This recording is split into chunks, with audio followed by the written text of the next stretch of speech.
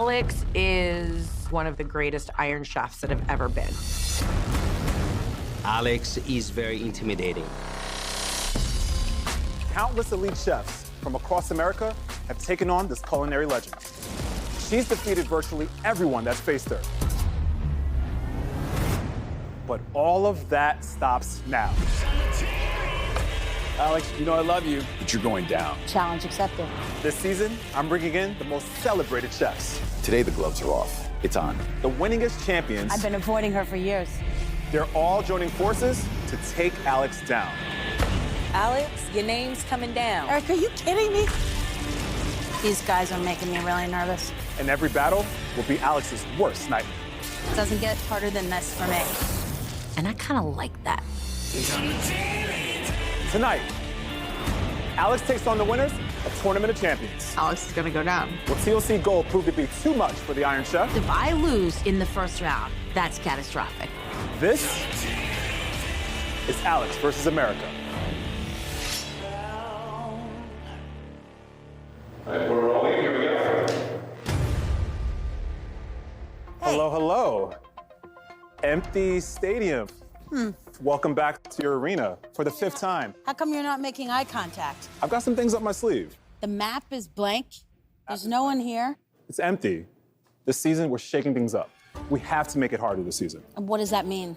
These are the chefs and themes that you probably don't want to face. I'm talking about America's Culinary All-Stars, a group of celebrated chefs so feared that they think they have what it takes to take you down. Bring it on. The chefs we have today are looking to add another notch in their belts. Another notch. You ready to meet the first one?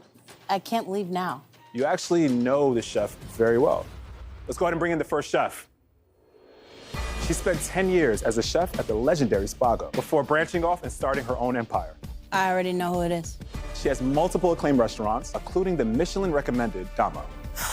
She's one of the most winningest chefs in all of the Food Network competitions. Alex and I are really good friends, and we actually said that we would never compete against each other, but we are. It was an honor to cook in the kitchen with her today, but I came to win.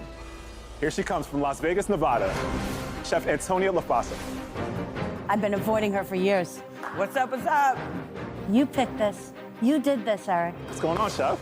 How are you? It's good to see you. It's so strange to be in here as a competitor. I've been here every season as a judge. Obviously, you two chefs know each other well. So 10 years ago, we competed on grocery games together. Ah. And Alex came over to me, just so you know, we're gonna be friends. I love the... And no one's gonna be able to tear us apart. And it's remained true 10 years plus later. This could be the end of our friendship in just a few short hours. So Antonia has never competed on Alex vs. America. Right. And honestly, she was never going to.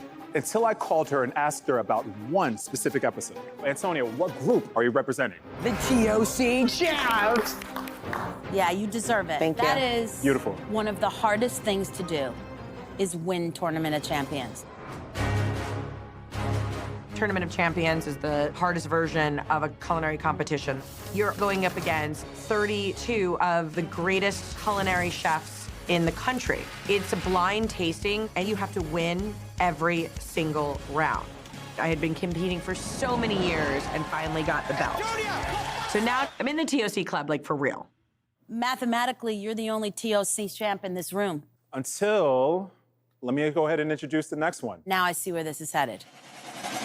She is a 4-time James Beard nominee for Best Chef Northeast, a wildly successful restaurateur, and she's a fellow Chopped judge.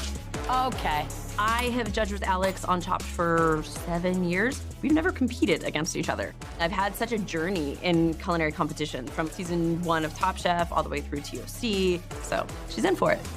The winner of Tournament of Champions 3, Chef Tiffany Faison. Let's go. Oh my God. What's going on, Chef? Hi. What do you know about Tiffany? She's a great authority on Chopped. It's nice to sit with someone who can join something that's been on forever and act like she's been there the whole time. Thank you, Chef. So Tiffany, how do you feel coming to Alex vs. America as a TOC representative? It doesn't matter. This is super intimidating. Extremely, this is scary. yeah. So, Eric, I'm sensing a theme. We have one more chef to fill out this team. This chef won Top Chef Boston in 2014. She's worked in the kitchens of Wolfgang Puck, Marcus Samuelsson, and Michael Voltaggio. Wow. Her restaurant, Nightshade, was named one of the best restaurants in America. Alex has judged me in numerous competitions, so we know each other pretty well. This is the season where Alex is gonna go down. The winner of Tournament of Champions 4, Chef Mei Lin. There she is. Whoa. Chef Mei, what's going on? How are you? How are you? Good to see you. Great Chef, to see you've you. won Top Chef, you won Tournament of Champions. How does it feel to be here? I mean, it's just an honor to be here to cook in this arena. Wow.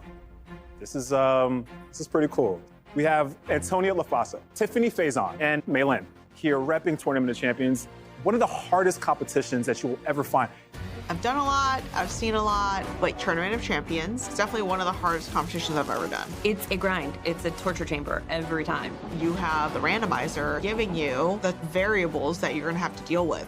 My TOC belt lives in a frame, of course. The win is extraordinary. There's almost nothing like it. It's really and truly was one of the best days of my life. So Chef Alex, say hello to your first nightmare of the season. You versus 3 TOC champions. All right, let's get to it. Here we go. Season 5, I'm ready to go. My name's up there, I'm proud of that. This is my house, and I'm gonna defend it with every bit of competitive energy that I have. So chefs, welcome in. This is a 2-round culinary showdown. First up, the survival round. All 4 of you will prepare championship-worthy dishes, and our 2 judges will rank them in a blind tasting. The top 3 chefs move on to the money round and have a shot at 15 grand. And the chef that comes in 4th will unfortunately be eliminated. Since Alex has home court advantage, I'm gonna give the 3 of you a huge advantage in this round. I'm gonna go ahead and let you 3 decide the details of your first dish. Okay. Now, Alex, you have never been eliminated in the first round. Will today be the day? Potentially. Let's find out. In TOC, the first ingredient is always the protein.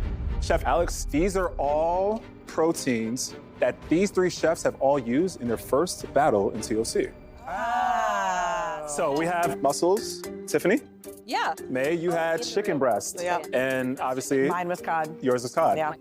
Alex, do you care? I always want chicken. Really? Really? Yeah, whatever happens after that, you got chicken. I would like either the cod or the mussels. I would like to nominate cod. I'll Ooh, do 2 cod. for cod, 3 for cod. Why? It's super There's versatile. Cod is our protein. I'm pretty sure you know what comes after protein. Well, produce. Antonia's avocado. Tiffany's cabbage, or May's button mushrooms. I go cabbage. Cabbage. I'm fine with cabbage. 2 for 2. I love cabbage. So you're happy with cabbage? Love it. The third cloche, which is Oh, here we go. style. Grilled for Tiffany, nutty for May, We're not using grilled. and sweet for Antonia. I would like to stay in nutty or sweet. I don't want grilled.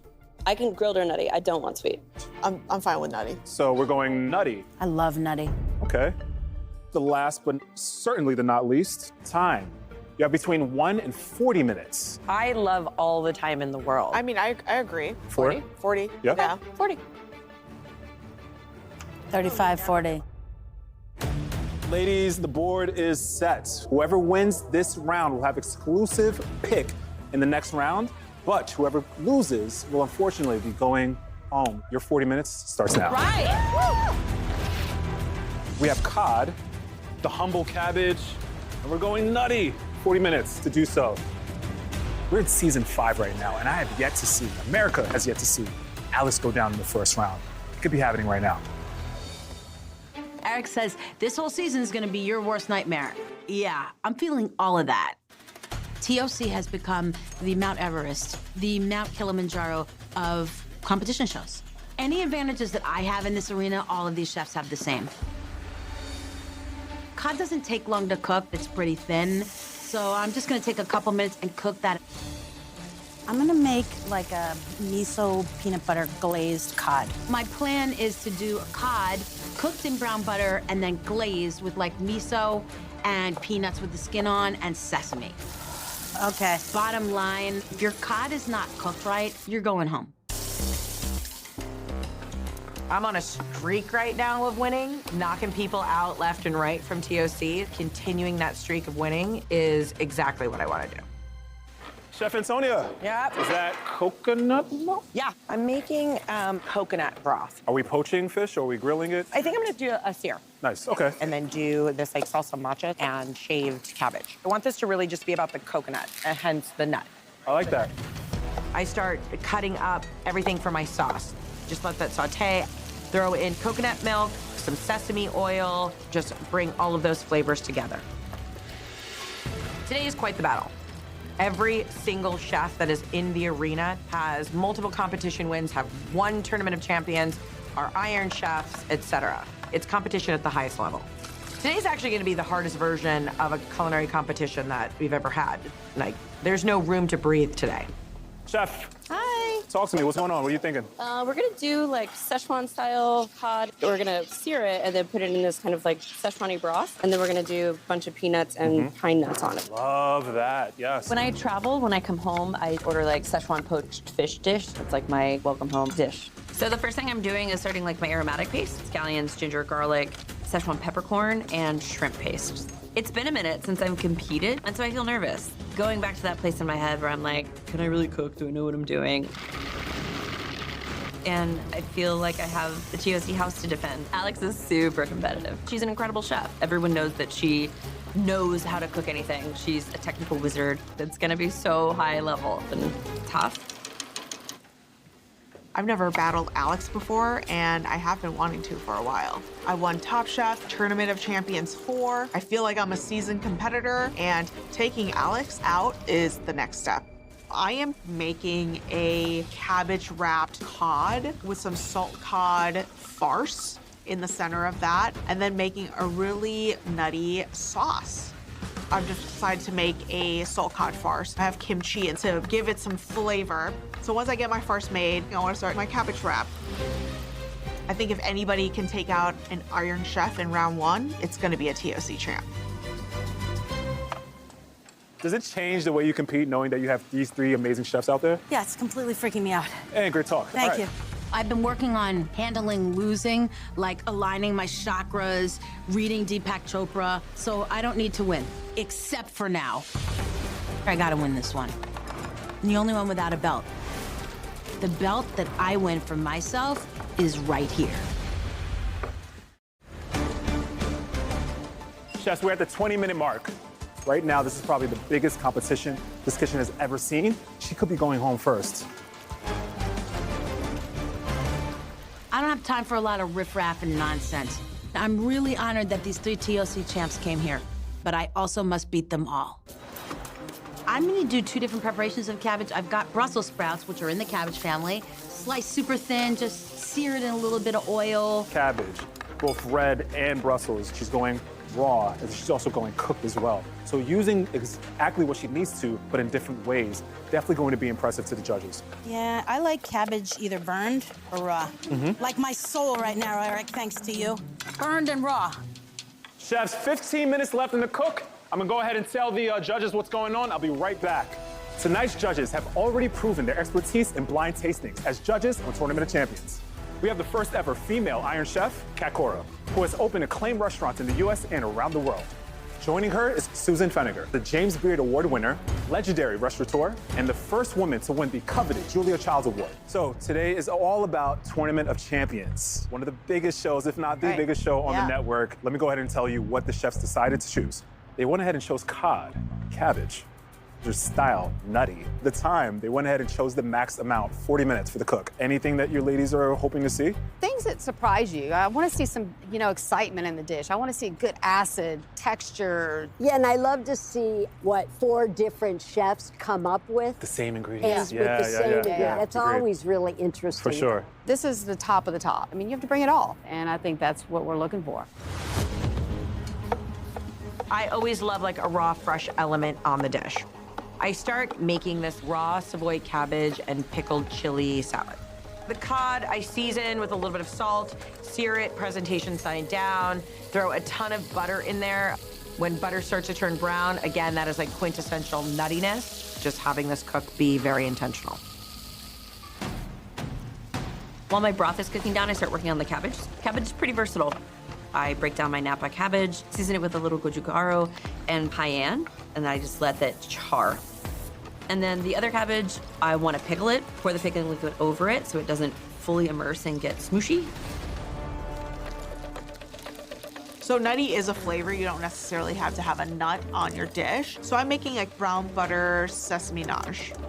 Are you just using sesame or there's another nut element to your dish? Sesame and brown butter. And brown butter. Nutty. Nutty is very subjective. I am hoping the judges can taste the nuttiness in my dish. The judges are eating this blindly. It is gutsy not to put a nut on the plate when nutty is the theme. Chef Mei Lin. Oh, I love her dish. She looks amazing. Oh, Chef Tiffany, that looks so good. Oh, hey. Hey, Howard. Let the nut burning begin. My plan for the nuts is to do a peanuts with the skin on them. The more I compete, the more competitive I feel. It's like coal in a furnace. It's not always easy. It's not pretty, but I don't have any choice. This is just my DNA. I'm gonna do like miso glaze with like rice wine vinegar, red wine vinegar, and soy sauce into a pan, and I just start reducing it and cooking it. To me, it's about driving home the nutty. I start making this nut topping. This is what I love about competition. When you have chefs, their abilities are so high, every little piece matters. So I just want to use the cod in multiple ways. Roasting my cod and then doing like a salt cod and poached cod rice. There's no one in this space that's not crazy competitive. I think the key to competing at a high level is really being able to hold a lot of things at one time. Ingredients, technique, time. It's a juggling act. All of the balls have to stay in the air. Mei Lin, we have 8 minutes left. Is the cook going as planned? Cook is going great. I'm gonna grill my maitake mushrooms. Once they've gotten some color on them, I get them into a pan with some brown butter just to infuse a little bit more nuttiness into my dish. If I win the $10,000, I'm gonna go on a honeymoon. We haven't been able to do that. Looking forward to doing exactly that. Chefs, we have 3 minutes left. I wilt my Brussels sprouts, and I just put those on the side of the plate. So I get the cod and then glaze with miso and peanuts. With these chefs here, I'm feeling a little bit like an underdog. If you've been chewed up and spit out by the randomizer and beat it at its own game, this is like cakewalk. Just putting a little bit of that broth at the bottom of the bowl and then taking the cod, placing it right there in the center. You don't necessarily need to win the first round. You just need to not go home. My rice goes into my little side dish. If I were to put the rice on the bottom, the rice would get lost in the broth. I definitely want one of the three of us to beat Alex. I'd love to take her down in the first round. It's never happened. We're all incredible chefs. One of the three of us could maybe do that. 30 seconds left in the cook, chefs. 30 seconds. First, I get the cabbage roll. Place 2 pieces of the maitake mushrooms on opposite ends. The crispy Brussels sprout leaves right on top of the cabbage roll. I'm hoping that the judges get the nuttiness. 5, 4, 3, 2, 1. That's about it, chefs. Hi, what'd you make? Delicious, beautiful things? I did. Oh, that's so pretty. Pickled. Gorgeous dish. Damn. Amazing. Rice. This is beautiful. Okay, it's all right. Looks like you. Thanks. If I were judging, I would know this was your plate. You would? Yeah. Gorgeous. Oh, It's beautiful. It's Yeah, all right. No, it's not. No, it's beautiful. Now the scary part. Chefs, before I kick you out, I'm gonna ask you to kindly head back to your station, and it's time to write the description of your dish on your card. Then after that, I'm gonna have to ask you to get out so we can bring in the judges to start the blind tasting. Well done.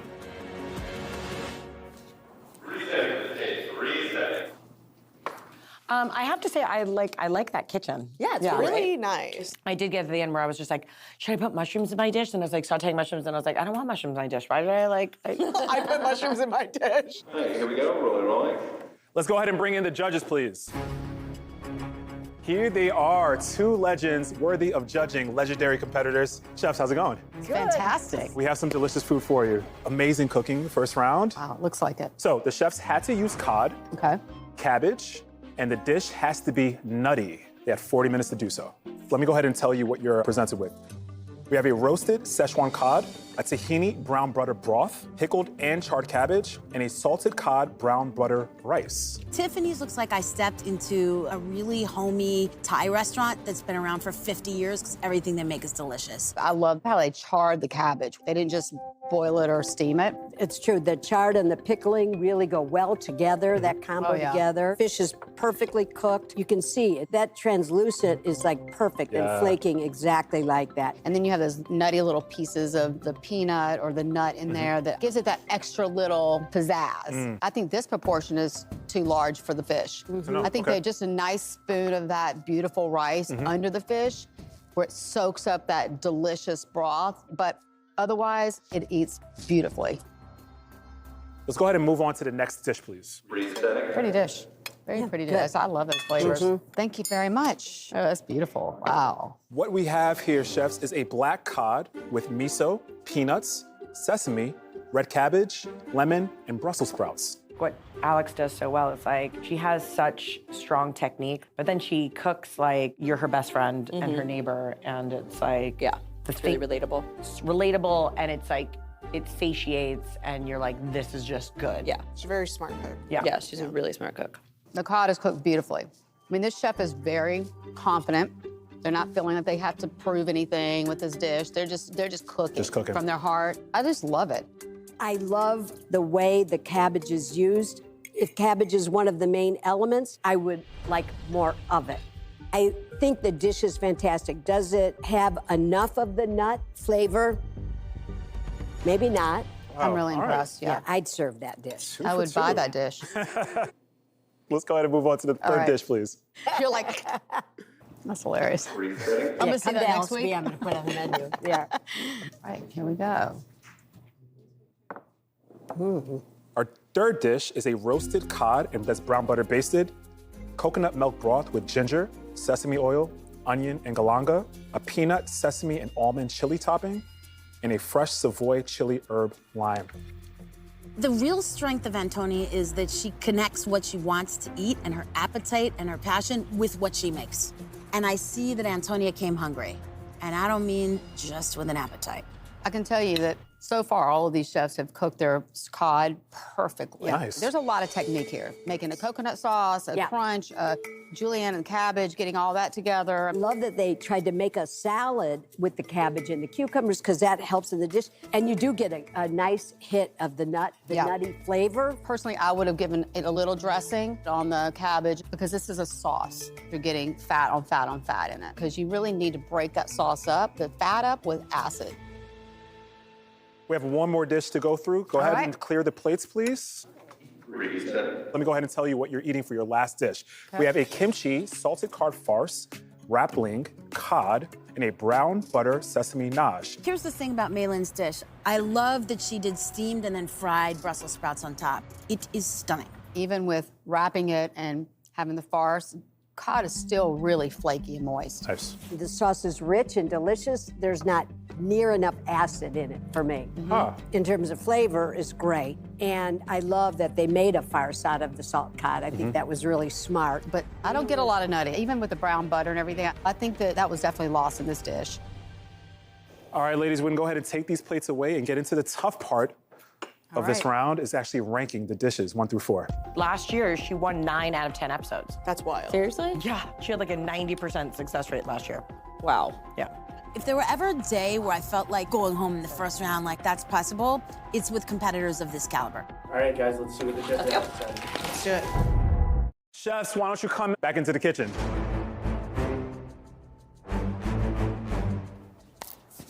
All right, chefs, let's just get right to it. There were 2 legendary chefs that were tasting your food.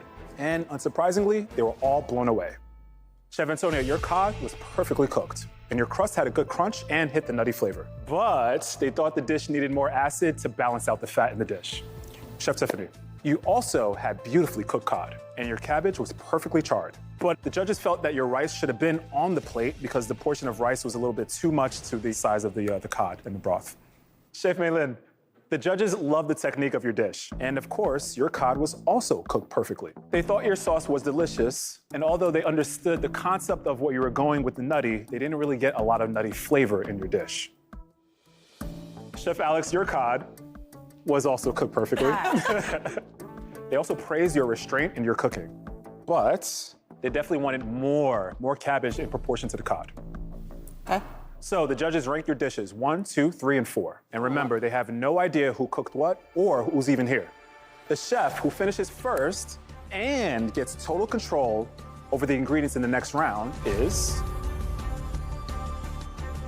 Chef Tiffany. Well done. Shut up. Oh, I thought I was going home for sure. Nice work. Congratulations, Chef. Thank you. And the next chef who is safe and will be cooking in the next round is the newest member of the champs, Chef Antonia.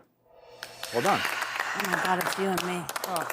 Sadly, that means either Chef May or Alex will be headed out the door and not be cooking in the next round. Am I gonna ruin my record here? It's a hard thing to kind of come out here every night and risk losing. That's kind of where I get my self-worth. It's my show. My name is up in lights. If I lose in the first round, that's catastrophic. So the chef that would not be cooking with us in the next round is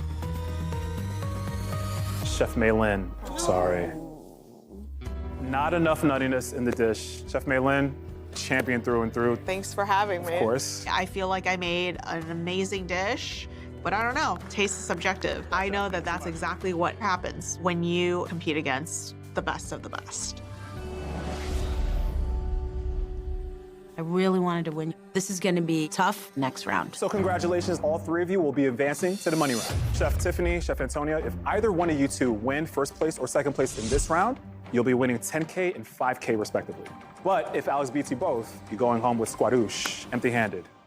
Tiffany, you do have full control over all 4 cloches. Were there 4 cloches before? No, 3. I don't think we've ever had 4 cloches. So if I'm in control, I'm gonna get rid of 3 of them. Cool. Not quite. Chefs, before we get into the money round, I have one more twist for you. No. What do you got, more cloches, Eric? Please bring in the randomizer. Not funny. That's not funny. All right, I was playing with you. I'm just joking. Then why are None the of this lights is and the funny. smoke going off? Like, this is hard enough. Now let's get for real. Let's do it. Second round, money round. As we all know, TLC always starts off with the protein. We have a venison tenderloin, quail, and there's monkfish here.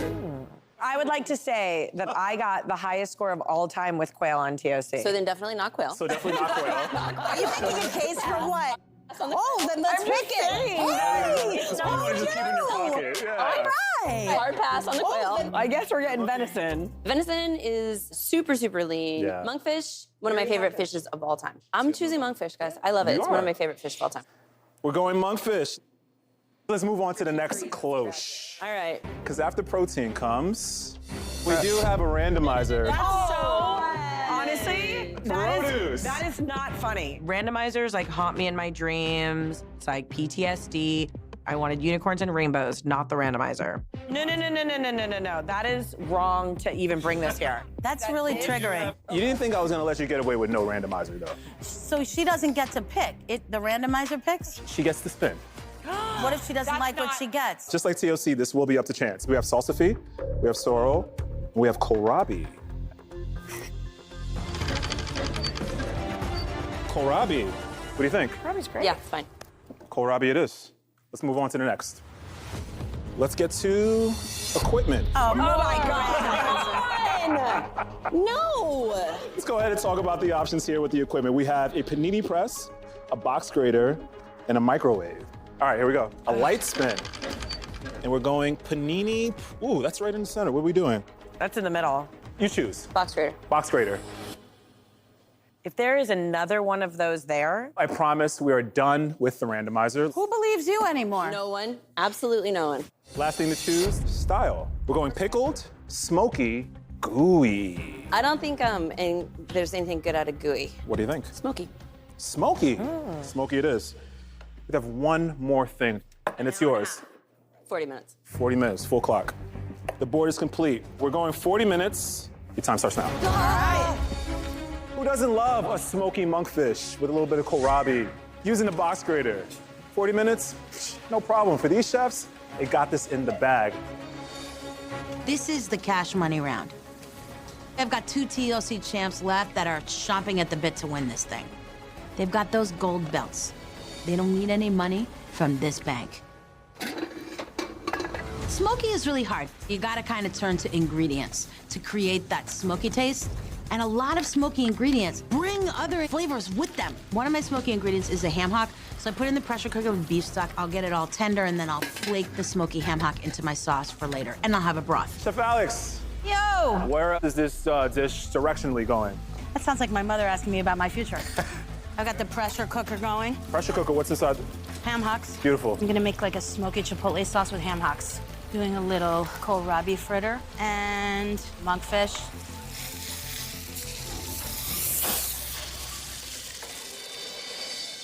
Monkfish is like the lobster of the finfish world. So it has like the texture of lobster. So it's like you can't cook it too quickly, but you need to get a sear on it.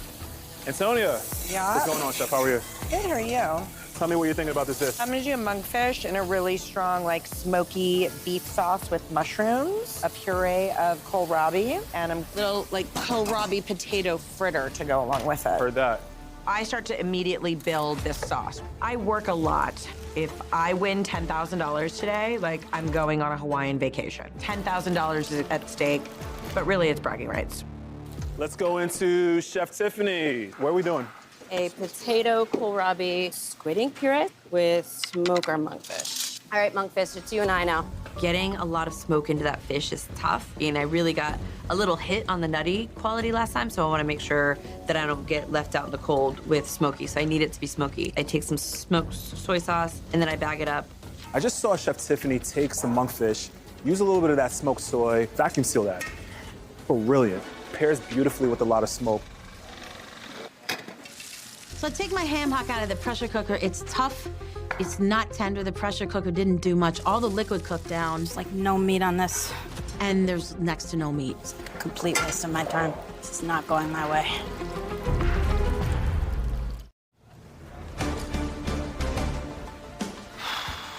How are we feeling, Chef? The ham hock was a complete waste of time. Why is that? Because there's like no meat on it.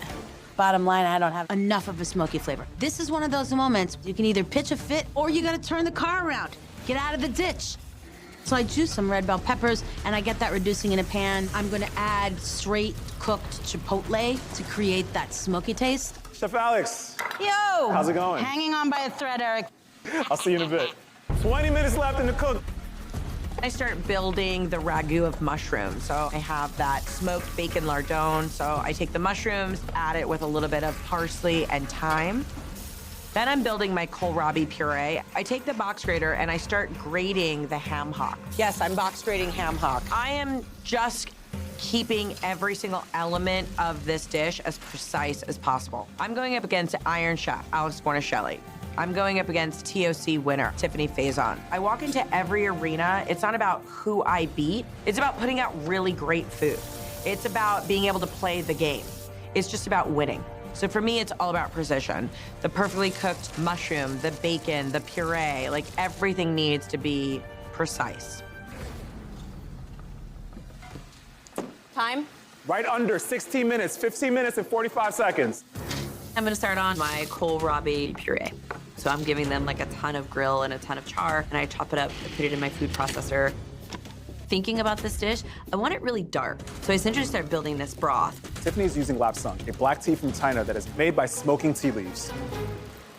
I'm so nervous at this point because if one of us comes in second and Alex comes in first, we get no money. It needs to be me and Antonia 1 and 2, no matter how that works out.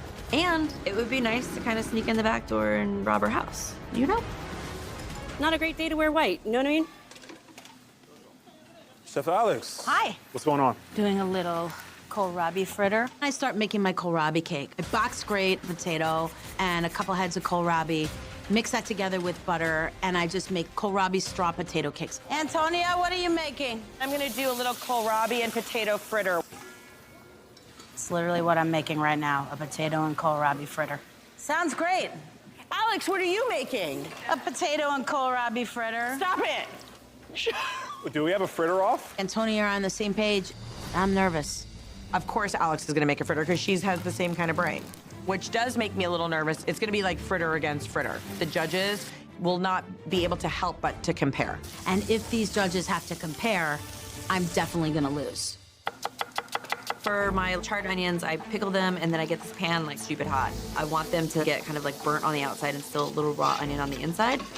The first round, it was great to get the win. Now this is for like the monies, and I would like the monies. 2 minutes, chefs. On the plate, I've got the mustard chipotle, the red pepper chipotle, and then kohlrabi cake. I love my friends, but I want to win against them, and so I'm putting everything in this. And yeah, this round is intense.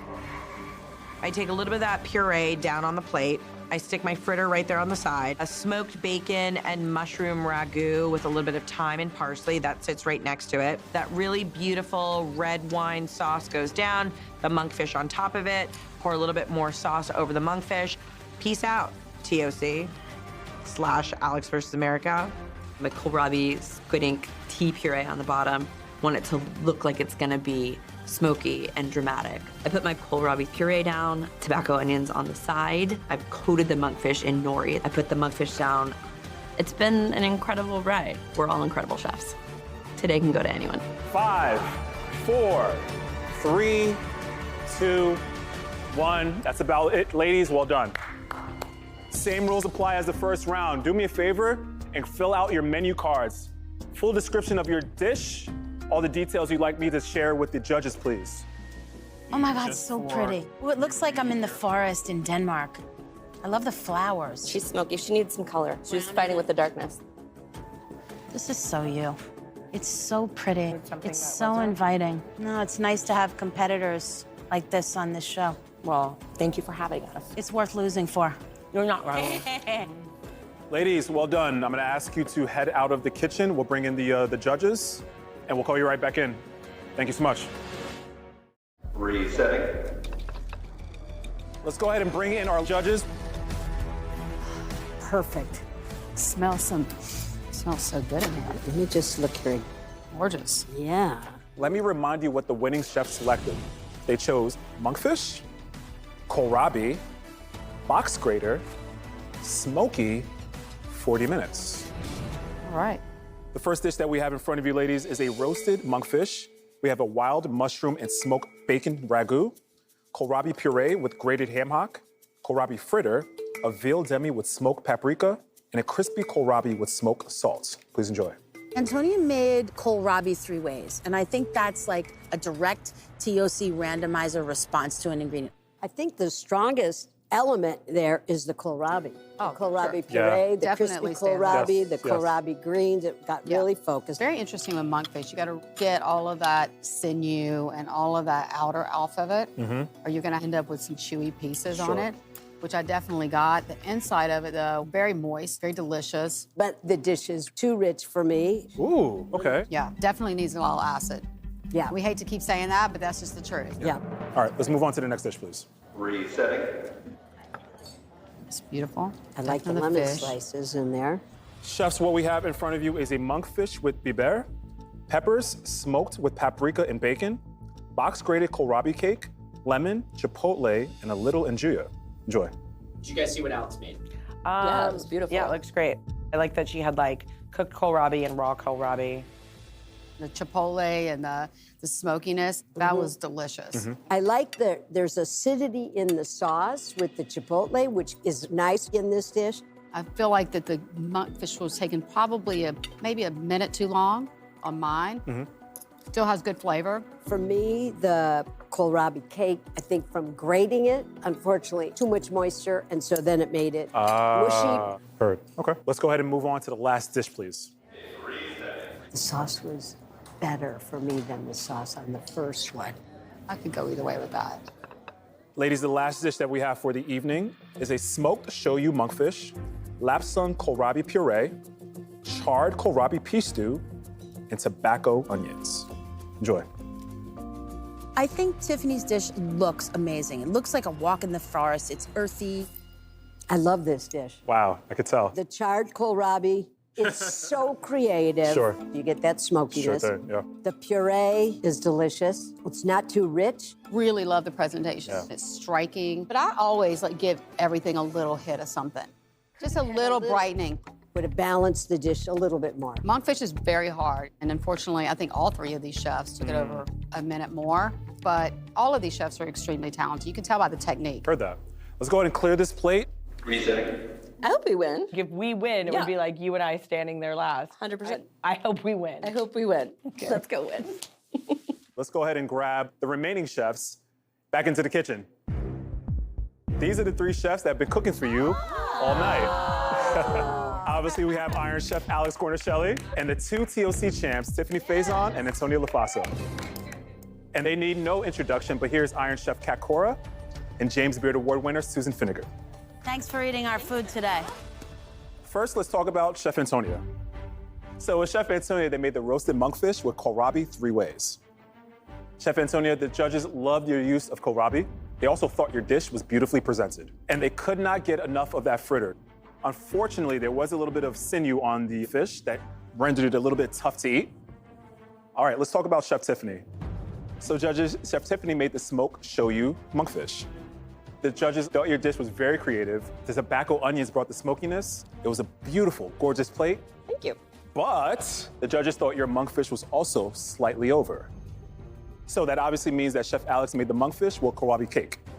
The judges thought the smokiness of your dish came through in a big way. However, your monkfish was also slightly overcooked. Really? And the kohlrabi cake was a little bit mushy. Chefs, the judges ranked these dishes not knowing who made what. I'm going to announce second place. The chef who finishes second is the TOC 6 champ, Chef Antonia. Well done. I'll take second. Thank you. So, Thank you very much. here's what that means.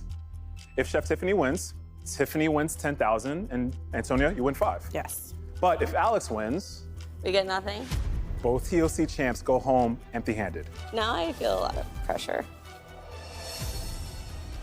So the winner of Alex First Tournament Champions is TOC 3 champ, Chef Tiffany Faison. Well done. Thank you. Congratulations. Thank you. Congratulations, Tiffany. You won $10,000. Antonia, you're going home with $5,000. Thank you. We're in rare space right now. This rarely happens on AVA. I wanted to win so hard, and I failed. I feel like crying, honestly. The season's going to be wild. Congratulations, Chef Tiffany. So thrilling for sure, but I also just feel this like incredible, this immense relief to like beat the other 2 champs. But I'm still here. I'm still standing. I don't know what else Eric has in store for me this season, but let's do this. Alex is one of the greatest Iron Chefs that have ever been. Alex is very intimidating. Countless elite chefs from across America have taken on this culinary legend. She's defeated virtually everyone that's faced her. But all of that stops now. Alex, you know I love you, but you're going down. Challenge accepted. This season, I'm bringing in the most celebrated chefs. Today the gloves are off. It's on. The winningest champions. I've been avoiding her for years. They're all joining forces to take Alex down. Alex, your name's coming down. Eric, are you kidding me? Tonight, Alex takes on 3 legendary chop judges. I have come to her house to beat her. Will Alex be the one on the chopping block? It doesn't get harder than this for me. And I kind of like that. This is Alex versus America.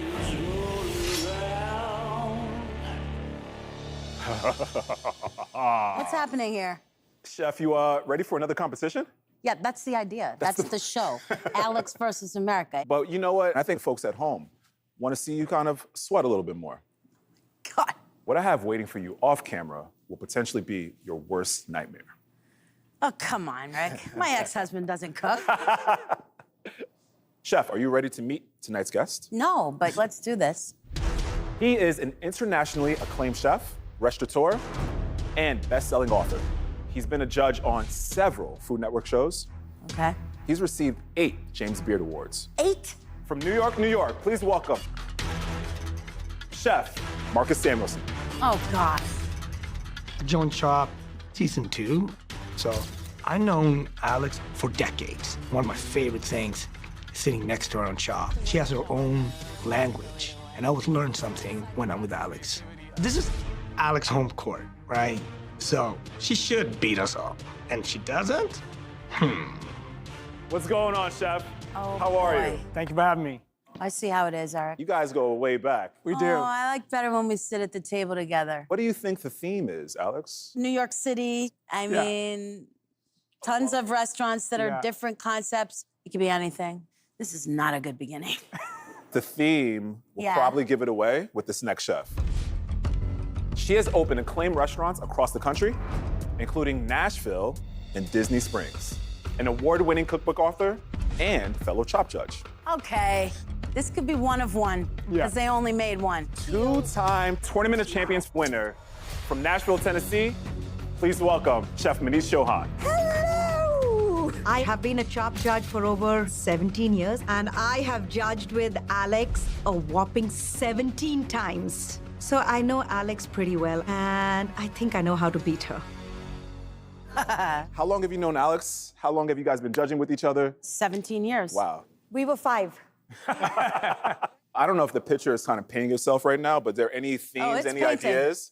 Rembrandt, Picasso in the house. I'm gonna say it's a Chop judge showdown here. Yes, yeah, it wow. is. You would be right, Chef. It is absolutely a Chop showdown. The hardest part is that we're all friends, you know? It's true. This makes it harder at the Christmas party. It's gonna make it a lot harder when you see who the next chef is.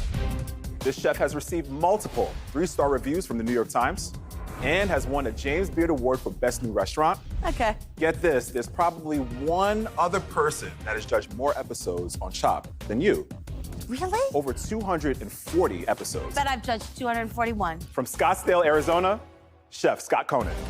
Wow! Oh my God! I really can't believe this. I've known Alex for over 25 years now. I think I did the second or third episode of Chopped in season 1. And if you look back at those tapes, I think the one thing that you really realize is that I just get better looking over time, which is really incredible. If there's ever any question whether or not I love you, just look back to this moment. Because you know the last place I want to be is on this side of the table. I do. I think a lot of chefs step away from cooking. Maybe some idea of success is not cooking all the time. But if you want to come and play somewhere like this, there's no sous chefs. There's no one to hide behind. It's just what you made.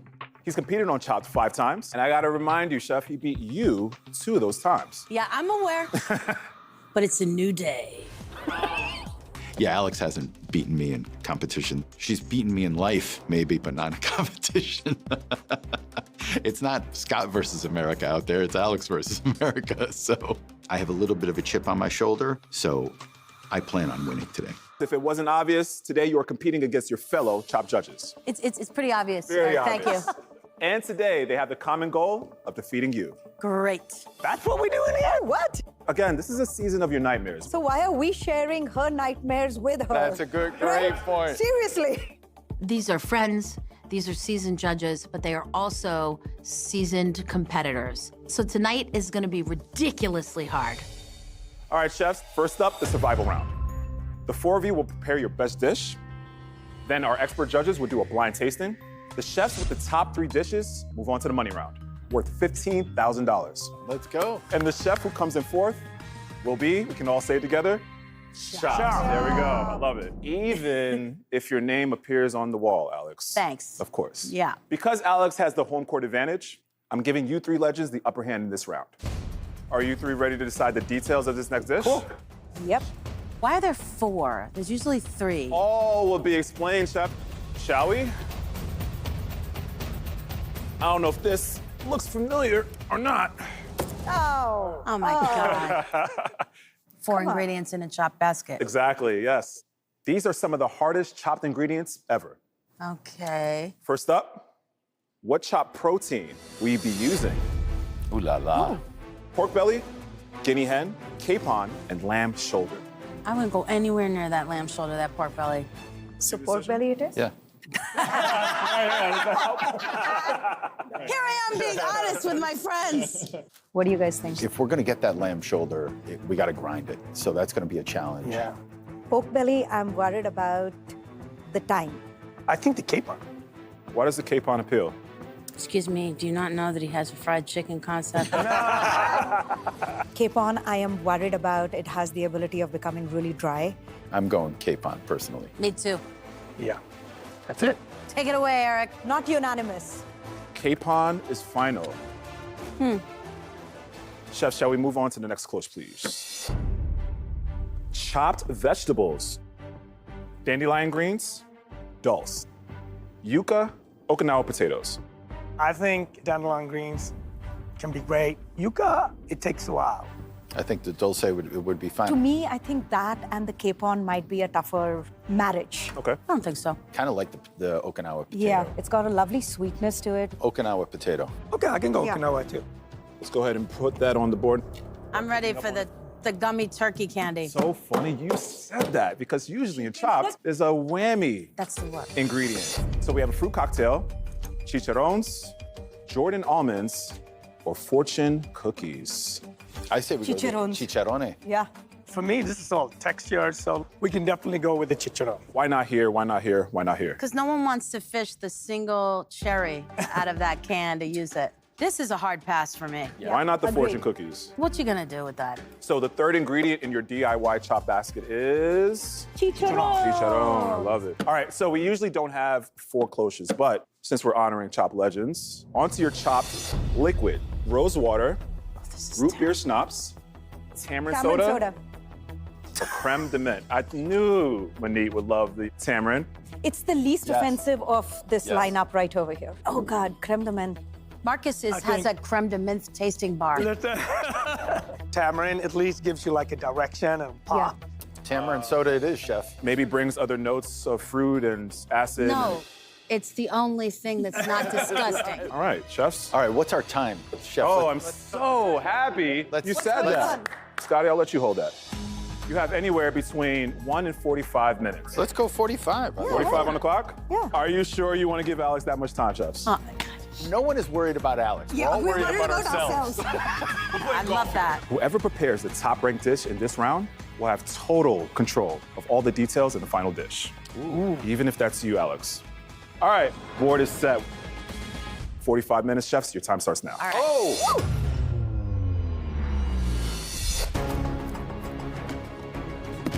Let's go over to the basket and see what's up. Capon is a male chicken, Okinawa sweet potatoes hailing from Okinawa, Japan.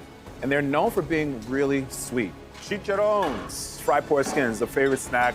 The tamarind soda, this is a lot more fruitier, a lot more tangier. 45 minutes on the clock, let's get to it. Chef Alex, how are you feeling? It doesn't get harder than this for me. These are people I've known for 20 years. Scott is known for traditional Italian cooking. Manit, no one combines spices the way she does. And Marcus is really all about technique. I don't think any of us, when we came to the Chop set those first days, ever imagined that we would still be sitting together on the same show. And you know, that creates a kinship, a bond. This is going to be fun. Okay, I got this from Nico. I'm thinking it'd be so like me to roast the capon and stay true to my French roots. But who wants to do that? So my plan is to go for craveable delicious. I'll make fried capon, tamarind soda glaze with fried potatoes.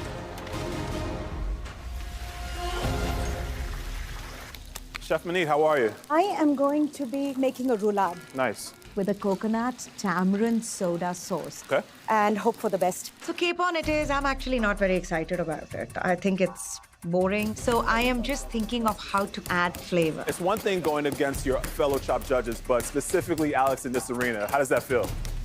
It probably feels the way that she's like handling that capon right now. Yes. Capon does have the ability to become very dry. So I take some of the chicharrones and microplane it so that has a little bit of the porky flavor. Okay. The filling has cream cheese with some chopped cilantro and mint. And fry it so it is nice and crispy. Manit, how are you doing? Are we still friends? We'll always be friends. I hear your teeth are clenched from here. Chef Marcus. What up? What are you thinking about doing? A play on a capon meatball, actually. Beautiful. The reason why I was chef is really because my grandmother Helga, she was a good cook. So when I saw the capon, I'm like, I can really do a high-end version of Swedish meatballs. So capon, meatball roulade with tamarind sauce, with Okinawa rustic mash. Roulade is really like a roll. So you make a mousse and then using the capon skin, rolling it like a meatball. I think Chopped Judges is a perfect family. We've known each other for a long time, and we all want to outshine each other. As a chef, you want to always go up against the best. I cook kind of fancy Italian food. So I want to take something that was really traditional and twist on the classic. I'm gonna do a sweet potato gnocchi with ricotta, do a capon broth. Yep. We'll see. Immediately, I start that capon broth. You're gonna have to get this fabricated and cooked very fast. It's a thick piece of meat. Talking about my meat, bro? What's going on? I threw a little bit of garlic, thyme. I'm glad that we landed with the tamarind soda. I just reduced that down till it was like a syrup. I'm gonna add it to my capon broth and figure out a balance of flavor. Alex, I'm shameless. I'm using chicken base. You love it. I love Alex. We are literally like family. I think when I beat her, she's gonna be really upset, and I'll relish that. I'll relish that moment. Watch it. Exciting to watch this today, seeing legends. This is one of the craziest battles that you will ever see here in this kitchen. Ain't that the truth? 29 minutes left, 29. All right. Leave us alone, would you? Not only are these amazing Chopped judges, they are very accomplished competitors in their own right. Chef Manit is a two-time TLC champ, and Chef Marcus and Chef Scotty have both recently won on Bobby's Triple Threat. Settle down, Ajapong. Chefs, keep cooking. I'm gonna let the judges know what's going on. Our judges are sequestered in their trailers, so they have no idea who cooked what or the impressive culinary talent involved. But both these chefs are powerhouses themselves. Jonathan Sawyer is a James Beard award-winning chef from Chicago who's gone on a winning spree since defeating Alex in season 2. Our other judge, Antonio LaFaso, is a Michelin-recommended West Coast restaurateur and the winner of Tournament of Champions 6. What's going on? Hey. Thank you so much for being here. Yes, yes, yes. It's all about Chopped today in the kitchen. Nice. It's a classic. Tell me about like the anchor that Chopped is when it comes to just being a show. It's for sure the host that we all know and love. Ted? Yeah. You hear his voice and you're like, Chopped is on. Chopped's on. You know? Yeah. But then also it's like the judges. Like as soon as it pans to that table, you're like, who's gonna be sitting at those all chairs? you worry about. Yeah. I competed and judged on it. I mean, it's just an absolute honor to be on a show that's like a million episodes in. Yeah. It's really, really cool just to kind of have that spirit of Chopped in the Alex vs. America kitchen. Marcus, you're awful quiet over there. I am, I know. I'm like in it right now. When I cook, I don't think about anything else but just my dish. So I took Okinawa potatoes, cooked them in broth, some bacon. It's almost like rustic mashed potatoes. The next thing that I'm going to make is a coconut tamarind soda sauce. Chef Manit, is everything going according to plan? Absolutely not. Of course. Tell me what's going on then. Lots. Good talk, good talk, good talk. I don't like talking when I am cooking. I have to concentrate. Chef, come over here and talk to me. Nobody else wants to talk to you, bro. Scott is a chatty catty, yeah. Where are you going? I have white, dark. I have thighs cooking. Nice. Next thing I'm gonna do is work on the gnocchi, and I put those Okinawa potatoes directly inside. 1-4, 14 minutes left in the cook. Holy, I'm feeling stressed. You've done it all, Chef, but if you have this win under your belt, what does that mean for you? We're all proud here. We want to make sure that we come out on top because of that. Yes, Chef. I've got these fried Okinawa sweet potatoes. I'm cooking down the tamarind soda to like a syrup so that this spicy sauce for my chicken is sticky. And I add gochujang. Alex, since you became a judge, why do you still compete? This is fun. I have to find the fun in this. For now. I only think that this unquenchable thirst makes me cook more and more. And if you practice your craft more and more and you don't let it get away from you, you can only get better. I sink my teeth into cooking like a dog in a mailman's leg, and I'm not letting go. With this, I needed a beautiful sauce. I took shrimp shells, chicken stock, a little bit of fish sauce, tons of tamarind soda into that. Just reduce that down. What component are you working on right now, Chef? It'll be the Okinawa. Huh. There'll be a little bit of rice. Oh, I see. Beautiful. Okay. I mean, there are a lot of components going on over here, but working with Alex for so long on Chopped gives you a great insight about who Alex is as a chef. Her handle on flavors is incredible. But that being said, I have come to her house to beat her. Oh my God. It's beautiful. You're beautiful. Now you. I think this is jokey and sweet, and we've all known each other forever. But with people like this, there are two things that matter. One, not losing, and two, winning. And they're not the same thing. 3 minutes, 50 seconds. I dip the capon pieces in the gochujang sauce, and I'm gonna roll in the chicharrones. It's like extra fried chicken. Yeah. I start with just plating up a little bit of the rustic mash. I sliced up my capon. It came out beautiful. I'm really happy with the mousse. Put my gravy on top. I finish with roasted apple and the chicharron. Time? 2 minutes and 15 seconds. Thank you. So I put the gnocchi down on the plate, and then I added the broth. And then I took the chicharron and I put it directly on top. It's a pretty classic dish. I take the rice and the Okinawa potato pilaf, coconut and tamarind sauce. I take 2 slices of the roulade. Round 1 is all about taking out Alex. And who better than her fellow Chopped judges to team up to make sure that we give Alex a run for her money? 5, 4, 3, 2, 1. Well done. In front of you, you have menu cards. Write down your dish in full detail for me to share with the judges. Oh my God, look at you. Chicken fingers? Made chicken fingers? Should say chopped here. Should. All 3 chefs, if you don't mind, head it out. Appreciate it. All right, we're still rolling. Oh, this is so pretty. Really nice. Oh my God. This is so much work. A roulade. Ooh, Marcus. Decades of experience and technique. 100%. Yeah, they're all any bit as good as I am, if not better. So I'm gonna go think about that for the next 30 years, starting right now. I'll see you soon, Chef.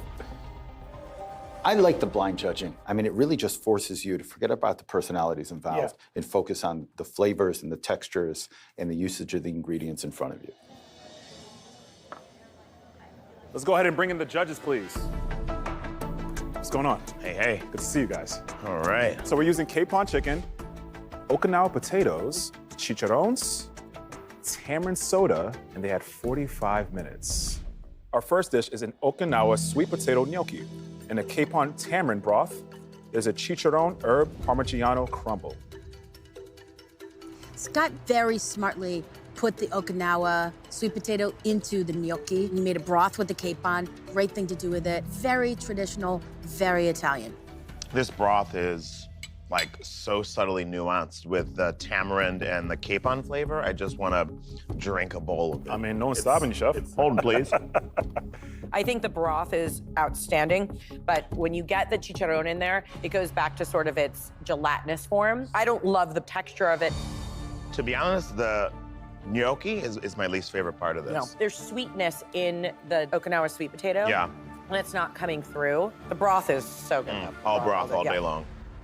All right, let's go ahead and move on to the next dish, please. Oh, a steak knife. I don't want to ruin it for you. We're not getting steak. Oh, I love meat. No, it's capon the whole way. Our second dish is a buttermilk fried capon with tamarind soda gochujang. We have some chicharron breading with a fried Okinawa sweet potato. I'm very relieved to have round 1 under my belt because we Chopped judges are a certain breed of chef. We just want to shut up and cook. And then when everybody eats our food, they shut up. Visually stunning. Stunning. The flavors are through the roof. The gochujang is amazing. Might be kind of hiding the tamarind a little bit. Sure. It's like the best chicken nugget you've ever had. The chicharrones on there is actually perfect. I love the Okinawa potatoes. They're perfectly fried, perfectly seasoned. There's so much going on. I am. All right, let's go ahead and move on to the next dish. I'm telling you, it's like so well fed here. So our third dish is a capon meatball roulade with tamarind sauce, Okinawa rustic mash, and an apple fennel chicharron salad. I feel like Marcus poached it, whereas Monique deep fried hers. Marcus loves his techniques. In terms of capon, this is my favorite capon. But that skin, like this is fully unrendered. You would need that. But I love the Okinawa sweet potato mash. Yeah. So let's talk about the use of the chicharron. Chicharron here kind of was just an afterthought, right? And really, it could have been utilized as that crunchy texture that we wanted to have on the outside of the roulade. I would like to see the tamarind be a little bit more forward in this. Yeah. All right, let's move on to the last dish, please. And for the record, we are nitpicking to the highest degree because every single one of the dishes are so good. Astounding. Chefs, what we have here for the last dish is a capon roulade stuffed with cream cheese, seasoned with chicharrones. We have a Okinawa pilaf, a coconut tamarind sauce. Yeah, I think one of the biggest gift of judging on Chopped has been figuring out what not to do as opposed to what to do. As soon as the dish came down, like it's visually stunning. The curry, I got tamarind immediately. But that tamarind sauce is really sweet. Okay. This rice Okinawa potato is just totally craveable. For this one, in terms of the capon, I respect the technique, but maybe it's a little dry. Talk to me about the use of the chicharron. I'm distinctly getting everything but the chicharron. Seems like you had a lot of delicious food first round. Yeah. But chefs, someone's gonna have to go home. Yep. Oh, Lord. It's gonna be tough. Let's go ahead and bring in the Chopped judges, please. This is nice. So normally, you chefs are on the other side of this table. How does it feel right now? It sucks. Not great. Kills me to put any of you four on the bottom, but it was blind and the judges said what they said. So, unfortunately, the bottom two chefs, Chef Manit and Chef Marcus. Chef Marcus, the judges loved the flavor of your dish, especially the rustic mash. They were extremely impressed with the texture inside your roulade, but unfortunately, the skin on the outside wasn't as rendered as they wanted it to be. Oh, that's fair. We'll move on to Chef Manit. The judges thought that you had a craveable combination of flavors. The tamarind really came through, but the judges were missing the chicharron. Ultimately, they had to make a decision, and one was ranked last. The chef that's leaving us is the chef from New York, Chef Marcus. Thank you so much. Honored to have you here, Chef. I love you. Thank you. At this level, this is really difficult. It's really tough. But that's also what makes it really fun and special. But as a Chopped family, we will always be in each other's lives. So that obviously means Chef Alex, Chef Scott, you are on the top. The chef that has won the survival round is... Congratulations, Chef Alex. Well done. Oh my God. You chicken fingers. I can't believe I won. I've never won against Scott in a competition. Ever. Congratulations, you've all made it to the money round. Beautiful. This is the round with the big payday, but only if your dish outranks Alex's. Yeah. If you win first and second place respectively, you go home with $10,000 and $5,000. But if Alex beats your dish, you're going home with nothing. Nothing. Just a heart full of memories. Chef Alex, what's great for you is you get exclusive pick for all the details of this next I round. am the captain of the world. You ready to do it? Yeah. Remember how much you love us. I intend to listen to the audience of my peers, and then I may just ignore everything that I just said and do whatever I want. First up, as before, we have protein. But that's right, it's the unused choices from round one. Oh my God. You.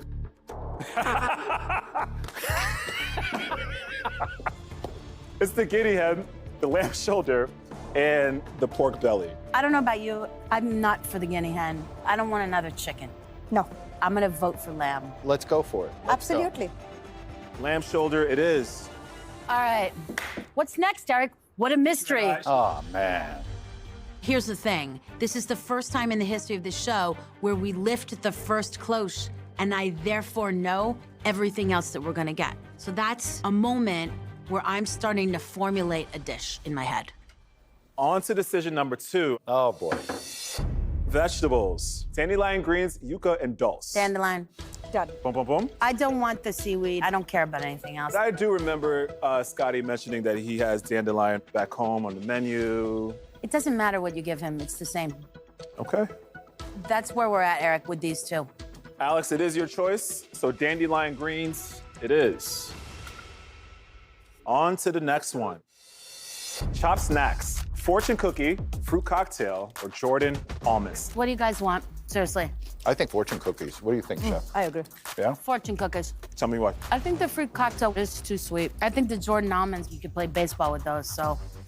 Fortune cookie? Yep. Fortune cookie. All right. This will be the toughest one. We have your chopped liquids. So bad. Rose water, root beer schnapps, or creme de menthe. Lamb and rose water. Yeah. I don't know, that rose water is rough. At least with the mint, there is mint that we can pull from. I'm gonna vote for the root beer. Great. Yeah? Tell us why, Alex. I think it's actually the only one that's remotely manageable. You're the boss. So root beer You're it the is. boss. You're Root the beer. boss. Before the board is set, there's one more variable. How much time can we have? Anywhere between 1 and 45, Chef. Alex, we love you. 45. So 45 it is. The board is set. Fortune cookies and root beer schnapps. Thanks, Alex. Your time starts now. Okay, let's go. Oh my God. Come on. In round 2, we usually give the chefs a whole set of new ingredients to kind of choose from. Not this time, but these are chopped judges. If anyone can make amazing food out of this, it's gonna be these guys. I'm gonna make a white lasagna with lamb and fortune cookies in the dough. I love it. I gotta calm down. You gotta pace it. You got it. If you go online and you look for a lasagna recipe that takes 45 minutes, call me, because there isn't one. But I'm gonna do it, because there are a lot of places to sink the ingredients. I need to make fresh pasta dough. I can put fortune cookie powder in there. No, I'm not confident. Normally, you would roll it, you would knead it for 10 minutes, you would let it rest for an hour. I'm just skipping all those rest stops. I'm taking the freeway straight to the drive-thru. Come on. That's gorgeous, Chef. Fortune cookie flour, nothing like it. You never heard of it? It's all the rage. Only an Iron Chef. This is like a house of cards. I either have a house or I have a pile of cards on the table. No middle.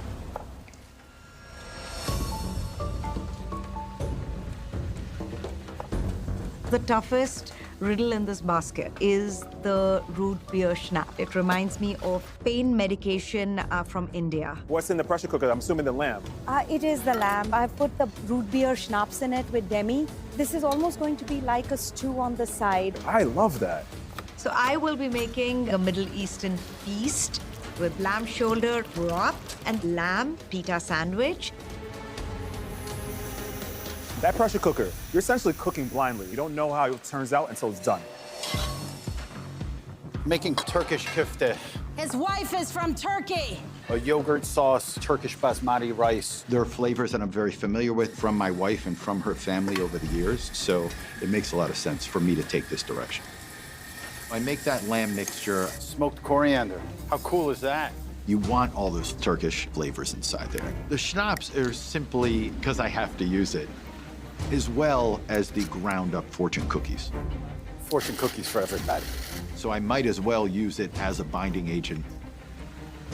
Alex, how are you? I'm just having so much fun. Ha! Almost convincing, Chef. Well done. Even though I won the first round, I've got to go deep. I love my friends, but I want to win against them, and so I'm putting everything in this. I gotta calm down. Yeah. I don't know why, I'm just like, not okay. Yeah, this round is intense. 30 and a half minutes left. 30 and a half. I'm just behind. This is hard. The pasta worked, but I still have a lot to do. This is a fortune cookie roux. Bechamel is a white sauce, and I think it'll be particularly delicious with the lamb. I sub in half-ground fortune cookies and then mix it into the bechamel. Chef, are you pressure cooking? And Yes. you're going with the grinder? Yes.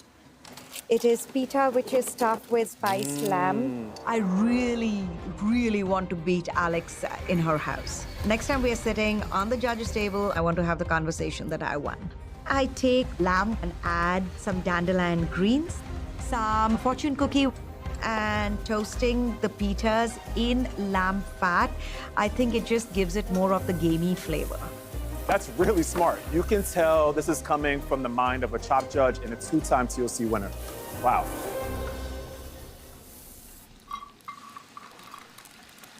Minnie, I'm gonna make rice, and I'm gonna impress you with my rice. I promise. One of these days you'll catch up, my dear. I'm working on it. Once I toasted that orzo, I added the basmati. I toasted a little bit again. There's a good amount of olive oil in that as well, which is very Turkish to do. My wife is Turkish. We have a home in Turkey.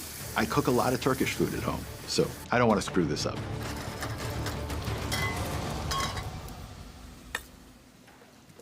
I chop some dandelion greens, a little root beer, and then I mix with an anchovy root beer schnapps vinaigrette for acidity. I'm assembling. So normally you plate the dish and you're done. This is the reverse. I gotta assemble the dishes and actually get them in the oven for at least a few minutes to bake. Next, I start making a kind of a zouk sauce. So I take some dandelion greens, some of the fortune cookies, lime juice. 11-11, chefs, make a wish. I wish I weren't here right now. How do you plan on using the dandelion green, chef? Have you figured that out? I'm gonna make a little jujuk, which is the yogurt sauce. I use the dandelion greens in 3 different applications. I add them directly to the yogurt. I'm gonna char some dandelion greens. Then I'm gonna make a little salsa for the top of that lamb kofta. I'm thinking I gotta find more flavors here. I wanted to use those schnapps a little bit more than what I had, so I charred tomatoes and just finished them with that root beer schnapps. I want to be better than Alex, and I'm sure she wants to be better than me, and Minnie wants to be better than both of us. That's the name of the game. All of us want to put our best foot forward and be considered the best at what we do. 3 minutes left, chefs, 3 minutes. Pressure cooker has been released, chef. Yes, it has. Beautiful. I take out the broth from the pressure cooker. So now I'm ready to plate. In the small bowls, I go ahead and put the zouk sauce. And then I put the broth, my pita sandwich. I'm actually really, really happy with my dish. The lasagna's out of the oven. I'm proud of what I did. I drizzle quite liberally root beer schnapps that I reduced right onto some fried prosciutto. You're gonna pop one in your mouth. That first bite, the judges are gonna taste that root beer schnapps, undeniably. 90 seconds left, 90 seconds. I think we're there. I plate up the rice. I put the kofta on the plate, and then I put the jujuk. I add a little dandelion salsa. There's a lot riding on this. I mean, I could beat Alex, and I could take my family on vacation to Turkey. Like, I need another reason for my wife to be upset with me. No, I can't lose this. 5, 4, 3, 2, 1. And that is about it, chefs. Well done. I'm not going to the gym today. Ooh, yum, mama. Oh my God, what'd you make? I made lasagna with dandelion, anchovy, lamb, and root beer. I don't know about you, but it's an old Italian classic. It's an old Italian classic. Same rules apply as round 1. In front of you, you have your menu cards. Write down the description of your dish. I'll call you back when the judges have determined a winner. Thank you, guys. All right, here we go. Eric and Alex, well rounded up. Chef. Yeah. Let's do it. So pretty, inviting. Scott got motivated and made a million things. Chef Manit. Oh my God. They approached it in a similar way, and yet so different. Correct, yeah. You Beautiful. as well, not too shabby. Thanks, Eric. Chef, well played. Sometimes I say this is a winning dish and I lose and vice versa. I don't know. I think Manit and Scott's dishes are stunning. It's anyone's game. Let's go ahead and bring in our illustrious judges, please. Illustrious? You like that, illustrious? Yeah. Welcome back, chefs. Thank you. Thank you. Of course. Let me tell you what the winning chef chose. Lamb shoulder, dandelion greens, fortune cookies, root beer schnapps, all in 45 minutes. Oh, cute. It is. We have a duet. So we have a Middle Eastern feast, a lamb arez pita sandwich with a root beer and dandelion souk sauce, spicy harissa, root beer schnapps, and garbanzo broth. Manit's dish, I think she made great use of the ingredients. I'm wildly obsessed with the flavors. I love the broth of this, but I actually don't like the lamb in it. Like, the lamb is pieces that are too big and they're not cooked enough. The lamb inside the sandwich, phenomenal. I don't know if they fried it in like lamb fat. Literally. Did they? Good call. Yeah. The pita is perfection. I love the zhug with the super bright green colors. Yeah. The fortune cookie. I love that it was used as a binder because it makes sense. I don't remember where the schnapps is because I don't taste it. Right. Let's move on to the next dish, please. Starting off strong. Oh, Starting yeah. off strong. All right. Chefs, what we have in front of you is a lamb shoulder lasagna with root beer schnapps with a fortune cookie bechamel. There's dandelion with anchovy, Grenache vinegar, with homemade fortune cookie flour pasta dough, and crispy prosciutto glazed with root beer schnapps. That's what that sweetness was. I The crispy just did it, I prosciutto. It's very smart in that you eat it. Yeah. You know that there's root beer schnapps in there. You forget about it for the rest of the plate. Heard. Well, that's perfect. Whoa, whoa, whoa, whoa. The use of the fortune cookie inside of that noodle is so smart. I'm actually like tasting that flavor of fortune cookie. Yeah. The dandelion actually helps so much throughout the dish. Yeah, high acid to cut through all the lamb shoulder and the bechamel. But like, I see the lamb, I know the lamb's in there. I want to taste the beautiful gaminess of lamb a little bit more. All right, let's move on to the last dish, please. I love crispy prosciutto. Love it. Oh, stop it. We're faced with the last dish. Is a lamb kofta. We have charred dandelion greens, a dandelion and herb salsa, charred tomatoes with root beer schnapps, a Turkish yogurt, and grilled pita. Please enjoy. I think Scott's dish looks beautiful. It's one of the most beautiful dishes I've ever seen on the show. The dandelion greens resting under the kofta is my favorite dandelion green I've had yet. So much flavor, so delicious. In terms of the usage of the lamb, this out of all the dishes has the most pronounced lammy flavor. Okay, wow, okay. But I don't think that the root beer schnapps comes through from the glaze of the tomato, and I don't think the rice is needed. Right. Let's go ahead and clear the table. This is what ends up happening. You have something that you actually love, but then you start picking it apart on gameplay. They're all delicious. They're all delicious. They're all executed well. This is really hard. Even when we're competing against one another after all these years of friendship, it's because it's fun. It's not fun, however, if I don't win. Let's go and get Let's this go. win. Let's go ahead and bring in the chefs, please. Hi, Scotty. Hi, Monique. Well, when they walked out, I was like, oh my God. Anytime that you get to be in the arena with sort of like the OG judges of Food Network, I get so excited. Yeah. I mean, you're eating your hero's food and then judging your hero's food, and none of them are ever going to talk to me again. Now we get it. Oh, what do you mean now we get it? What did we say? We hated everything you said in round one. We said wonderful things. It was so hard. He didn't tell us any positives. Shame. Really? Is that Yeah, true? that's what he said. All right, chefs, I'll make it fast. This round, Chef Monique made the lamb pita sandwich and soup. That pita was toasted or fried in that lamb suet was ridiculous. We nicknamed it Pita Perfection. Yes. However, the lamb in the soup wasn't cooked properly. Yes, we felt like the lamb, unfortunately, was a little tough. Let's go to Chef Scott. He made the lamb kofta and dandelion greens. The absolute best usage of the dandelion greens. Great bite. Unfortunately, Chef, they felt like your rice was a bit of an afterthought and that the root beer, unfortunately, did not come through. That means, obviously, Chef Alex made the lasagna. The fact that you use the fortune cookie and make pasta with them, we thought was brilliant. Not to mention the first bite was this prosciutto over the top that had this glaze of the root beer schnapps. Tasted great together in one bite. Let's talk about some of the low points. Yeah, I think in terms of lamminess, we wanted to sort of taste a little bit more of the lamb. I agree. All right, with that said, let's just do this. Chef Monique, Chef Scott, remember, if you beat Alex, you're going home with some money. If you don't, you're going home with nothing. So, the winner of Alex First Chopped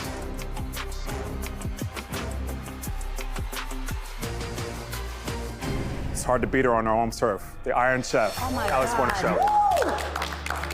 Oh, I can't believe it. Thank you. I'm proud of myself, but I'm also proud of these relationships. Chopped is something I will forever be connected to and grateful for. It made me the person that I am tonight, for better and for worse. And for that, I am eternally grateful. And these chefs, we did that together. I can't believe it's over. I'm so sad. Alex is one of the greatest Iron Chefs that have ever been. Alex is very intimidating. Countless elite chefs from across America have taken on this culinary legend. She's defeated virtually everyone that's faced her. But all of that stops now. Alex, you know I love you, but you're going down. Challenge accepted. This season, I'm bringing in the most celebrated chefs. Today the gloves are off. It's on. The winningest champions. I've been avoiding her for years. They're all joining forces to take Alex down. Alex, your name's coming down. Eric, are you kidding me? These guys are making me really nervous. And every battle will be Alex's worst nightmare. It doesn't get harder than this for me. And I kind of like that. Tonight, Alex takes on 3 titans of Thai cuisine in our most shocking competition yet. I've brought Team Thailand to take down Alex. You don't stand a chance. I am Thailand. This is Alex versus America.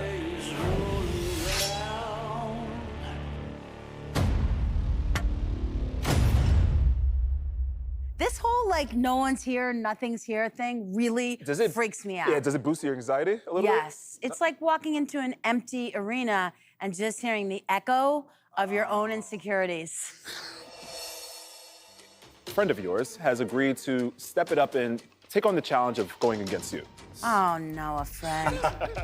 He is a celebrated master of Asian cuisine, an acclaimed cookbook author, a James Beard and Emmy-nominated culinary host who is named the first culinary ambassador of Thai cuisine. It would be amazing to send Alex home first. This really is a bucket list opportunity for me. It's gotta be Jet. It's the one and only Chef Jet Tila. I can't believe it! I cannot believe it! Oh, man. Hi! I've never been on this side of the room. Well, Jet, no matter what, as a friend, I love you. As a fellow competitor, TBD. TBD. I love you like my sister, but today I have to try to take you down. I'm assuming I can make my food and he can make his food. It's got to be harder than that. I know, but Jet is here to challenge you in a Thai showdown. Okay. Surprise! Oh, wow, okay. I'm gonna bring in 2 of the best Thai young guns in America to take you down. This feels like an ambush. Her restaurant has been inducted to the LA Times Best Restaurant Hall of Fame. Bon Appetit described her restaurant as perhaps the best Thai restaurant in the United States. Oh, wow. She beat you in this kitchen in a rice competition from Los Angeles, California, Chef Sugar Sangkami. I was super shocked that I beat Alex. I want to keep my streak going, I want to keep winning, and I want to keep beating Alex. You already beat me. What are you doing here? I'm back again. Yes. So for the next chef, he was nominated this year for a James Beard Award for Best Chef Southeast. He made Southern Living's list of the South's best new restaurant in 2023. And Alex, did you know you were his first culinary instructor? Wow. From Nashville, Tennessee, Chef Arnold Mint. This episode should actually be called Alex versus Arnold because I am Thailand. Arnold was my student. I know his skill level, so this is making sense. So much luggage in this airport today. And I just want to remind you, Chef Alex has never lost in the first round. We take down the boss, and then I take you both down. Yeah. We just need to take down Alex for sure. Okay, fair. I love it. Oh, boy. Well, Alex, chefs, tonight all about Thai food. You're competing against Alex and each other in a 2-round Thai showdown. First up, the survival round. The top 3 chefs move on to the money round, and chefs, that's worth up to $15,000. Now, the chef who comes in fourth will be eliminated. Step on down.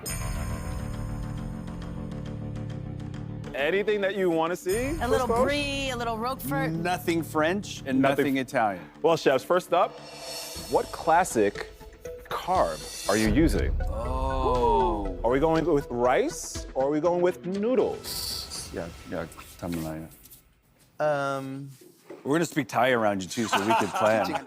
This is a team effort. Are you really not going to speak in English?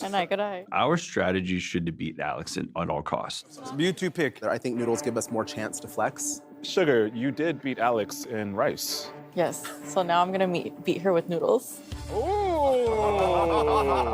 She's poking the bear. Noodles it is. Alex, how do you feel about noodles? I love pasta of any kind. Chefs, let's move on to the next clue. Okay. Spice levels. Oh. Are we going? Let's talk about the sass and spice level. We're going mild, represented by Alex Guarnaschelli right here. Oh, wow. I see how it is.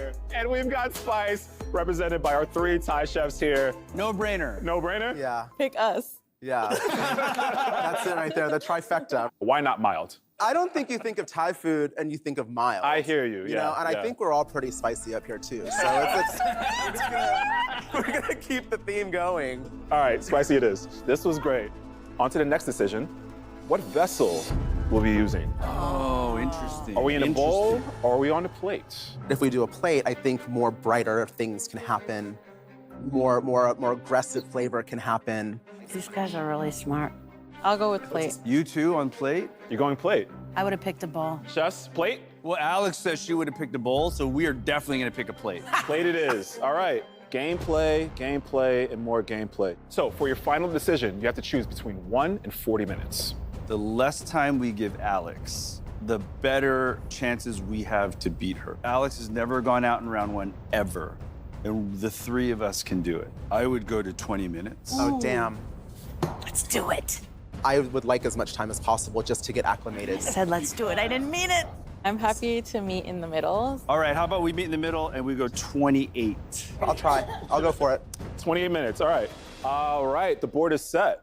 The chef who wins this round will have total control of all the details in the final round. But the chef who cooks the bottom ranked dish will be eliminated. And even if that's you, Alex. 28 minutes to make a spicy Thai noodle dish on a plate. Your time starts now. All right. Go. Get your balls and go shopping. Are you just grabbing what I'm grabbing? No. I discovered Thai food in my 20s. I eat it, I love it. It's spicy, it's funky. Do I know how to cook it? No. Can I replicate those tastes? What are you getting, chef? Let me see. What do you got there, chef? Oh, yeah. I'm gonna make chicken pad Thai because I've eaten it a million times and I love it. So I'm gonna recreate from taste.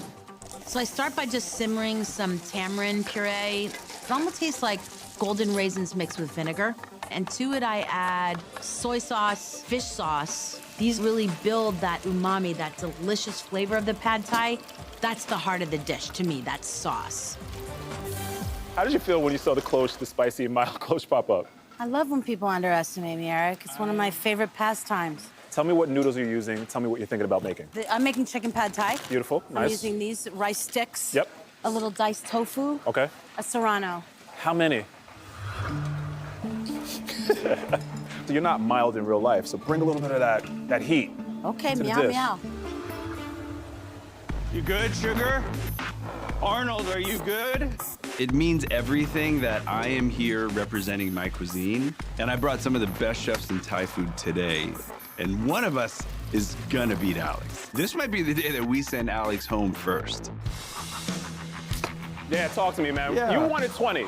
I would have gone down to 18. How many chances do you get to beat the champ? I'm making drunken noodles. Beautiful. Right, which is a street food. Yep. Not only am I the culinary ambassador of Thai cuisine, my family started Thai food in America in the 60s. Considering my history with this cuisine, the win is mine. Where are the fresh chilies at? For my spice level, I'm gonna do fresh Thai chilies, dried Thai chilies, dried chili powder, and sriracha. And this is gonna be the heat carrier. But it's gonna also balance heat with salt and sweet. I literally take Alex out to eat Thai food when she's in town. And Alex doesn't love, like, blow your head off hot. And if our judges are Thai, I think that's gonna play to our advantage. Uh-huh, good. I am making a Thai dish called Yum Mama. And Mama is an instant ramen noodles from Thailand. It's kind of like an herbaceous, seafoody pasta salad, but Thai. I used to eat this a lot coming home drunk when I was living in Thailand. Nice, okay. Did you blanch pork? I did. The thing about Thai food is everything that's vegetarian or seafood always has a pork element. An authentic pro move right there that you would only use or know if you come from the region. What a good idea to poach the meat. I was his teacher, now he's gonna be mine. I know this is Alex's arena, but she should be a little concerned. Jet's a really, really good cook. Sugar's pretty fierce, right? She's already beat Alex once before, and I literally grew up from a bassinet to now in my family's Thai restaurant. I bleed fish sauce. I'm here. I plan on cooking a dish called yam woon sen, which is like a glass noodle salad. I really love making this dish at home. It's very light, it's very fresh. Normally medium spicy to spicy, and I know that it will cover all the variables. Chef Sugar, what noodle are you using, number one? I'm using these bean Glass- thread noodles. Okay. I'm putting it with brown pork and some shrimp. Nam prik pao, nam prik pao. The big pow on my station. It really feels like 3 people collecting themselves as a group and working against me. And you know what? It rattles my cage. Next round, we battle each other. This round, we battle Alex.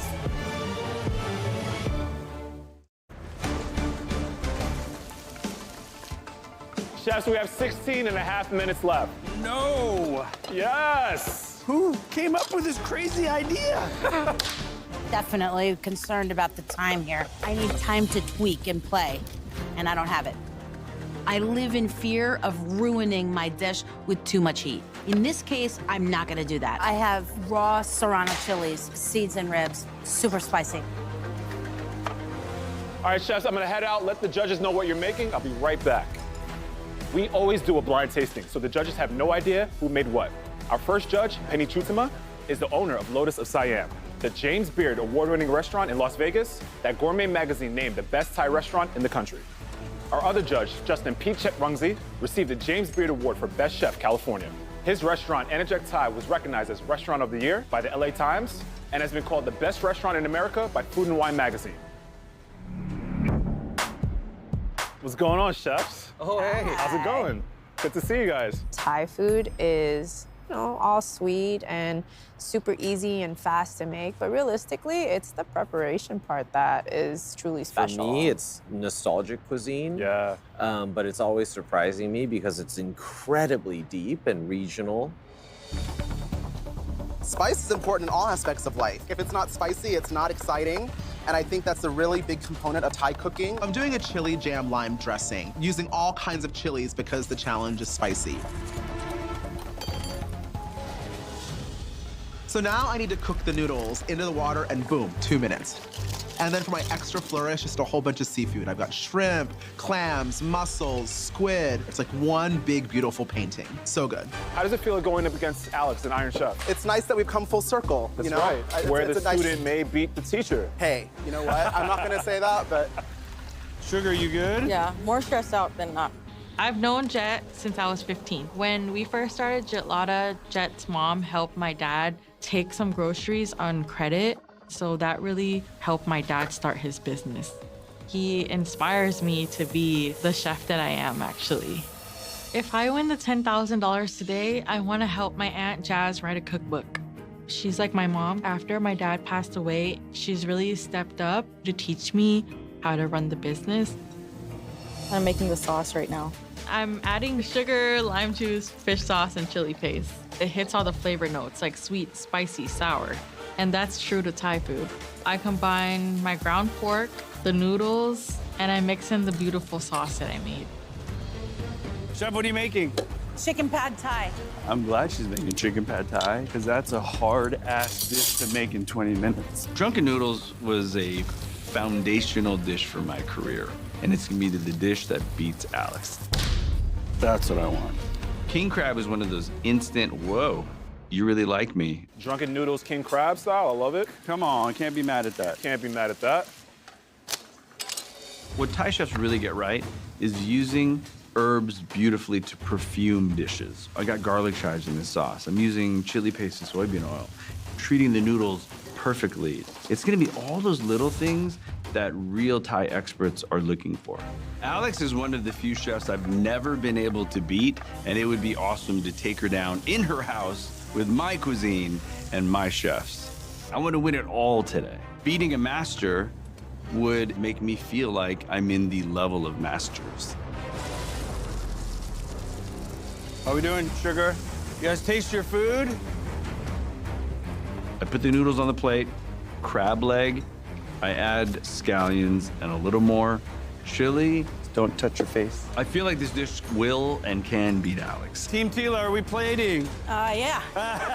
Make sure it's spicy. Make sure you have noodles. I simply put a tongue full of noodles on each plate, and then I spoon the chicken, the herbs, that dice of tofu on top. I pile all the rest on top, because now it's a matter of getting the noodles, the spice, and just having a composed dish.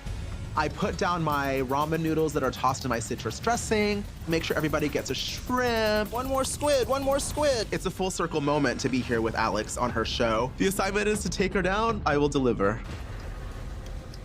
I'm trying to make sure that each plate has the right amount of ground pork, the right amount of shrimp. We do have a chance for the first time ever to beat Alex in round 1.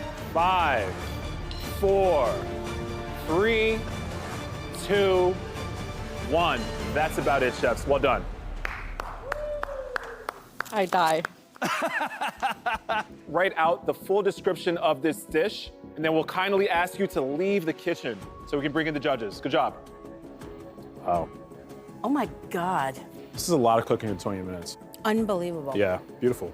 Chef Sugar, this also looks just as good. So interesting. Drunken noodles. This one I want to like nosedive into. Yeah, I agree. It's the crab and the style of noodle. All right. I've never seen 3 dishes so similarly interpret like an aromatic, herbaceous blend of different textures and ingredients, and I don't feel like I achieved that with my dish. Let's be real. You? Alex made pad thai. Yeah, it just looked like a fast home kit pad thai. It doesn't matter what it looks like. She's a master of flavor. Justin, Penny, what's going on? Oh, wow. Let me remind you what the chefs decided to choose. They went with noodles, making it spicy, and it has to be on a plate, all in 28 minutes.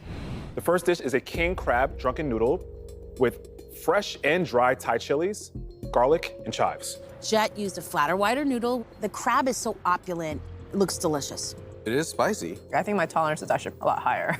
This would probably be my 5 out of 10. That's your 5? Yeah. Okay. Having king crab with pad ki mao is pretty awesome. It complements the noodles really well. Let's talk about the noodles themselves. I think it could be better because it's broken up. I think they might have overwalked it. But the flavor kind of, for me, makes up for that. All right, let's move on to the next dish, please. Our second dish, judges. Wow. And what we have in front of you is a Yum Mama instant ramen seafood salad, chili jam lime dressing, Thai chili, roasted chili, and Fresno. Please enjoy. This is probably my favorite dish every time I go back home. Wow, okay. Arnold's dish looks like a street fair. The colors, the vibrancy, it just looks authentic. This is not spicy at all. Huh. It's not spicy at all? No. You're going I'm for like dabbing my nose. I'm getting spice for sure. There's that dried chili, and then there's a little bit of the fresh Fresno. What do you think about the cook on the noodle? It's a little soft. A little soft, okay. The little ground pork The ads feels very Thai. I don't know. I'm getting spice, guys. I'm not crazy. I'm not crazy. Let's move on to the next dish, please. All right, let's try to reset the palate. You know what helps? What helps, yeah? Drink hot water. So weird, but it neutralizes it. Huh. Oh. What is going on? So we have a chicken pad thai with tofu, soy, serrano chilies. Please enjoy. It doesn't look visually Thai, but also aromatically, it doesn't seem very Thai. No. I'm worried just that my noodles are overcooked. I don't know if it's spicy enough. It's nice to see the peanuts gave it a nice bite with the dish. The chicken and tofu is actually cooked pretty well. I love the fried green onion, really nice texture. Nice. Pad Thai is sort of meant to be sweet. And then savory and spicy at the end. Okay. And this one, I would say, it's acid first, and then salty. There's no spice incorporated in this at all. I need to ask you.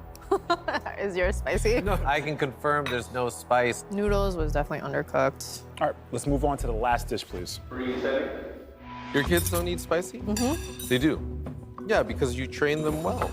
Ooh. I love this dish too. And last but not least, chefs, we have our fourth dish, Yum Wutsen. Thai spicy glass noodle salad with ground pork, shrimp, and peanuts. Sugar's dish looks beautiful. The noodles look saturated with sauce and flavor. I really want to eat them. Upon the first taste, you know that this is a Thai chef through and through. Tell me why. The immediate hit of spice, acid, and fish sauce. Boom. Boom. Right there. Right? Right in the T-zone, right there. Still not spicy. I would have personally put more herbs in. It's about to get spicier in here because we have to take these plates away and rank these dishes 1 through 4. Now that this round is over, I've seen where the bar is set. I see how high it is. And now I feel like I want another crack at it. I'll call you back in once we're done with the second cook. Good job, Awesome. guys. Thank you. Thank you. Appreciate it. I'm putting it in the universe. We're gonna beat Alex. We are. Let's go ahead and bring in the chefs, please. These chefs came in as a team. I think Jet came here to accomplish something, and he's going for the bullseye, and that happens to be me. So, chefs, the judges did rank your dishes 1 through 4. The top 2 chefs were Chef Jet and Chef Arnold. Well done. The chef that won and will have total control over the ingredients in the next round is... Congratulations, Chef Arnold. Well done. Wow. Arnold, how do you feel? Elated, actually. I'm very emotional. I cooked the food of my family and my people, and I wanted to do Thailand proud, so... Nice job. Thank you. So that obviously means Chef Alex, Chef Sugar, one of you 2 chefs will be eliminated. So the chef that unfortunately would not be cooking with us in the next round is, for the first time ever, I cannot believe I'm saying this, Chef Alex, you are eliminated. Oh my God.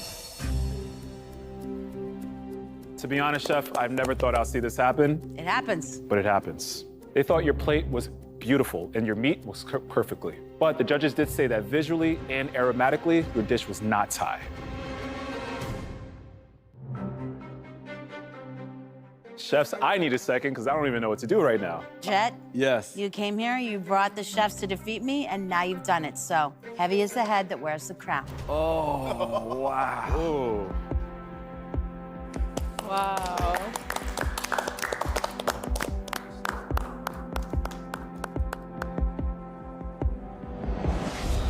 You guys have no idea what you just did. You especially, taking the champion on that. All right, I'm happy for them. I am. But I need a minute. Can I have a minute?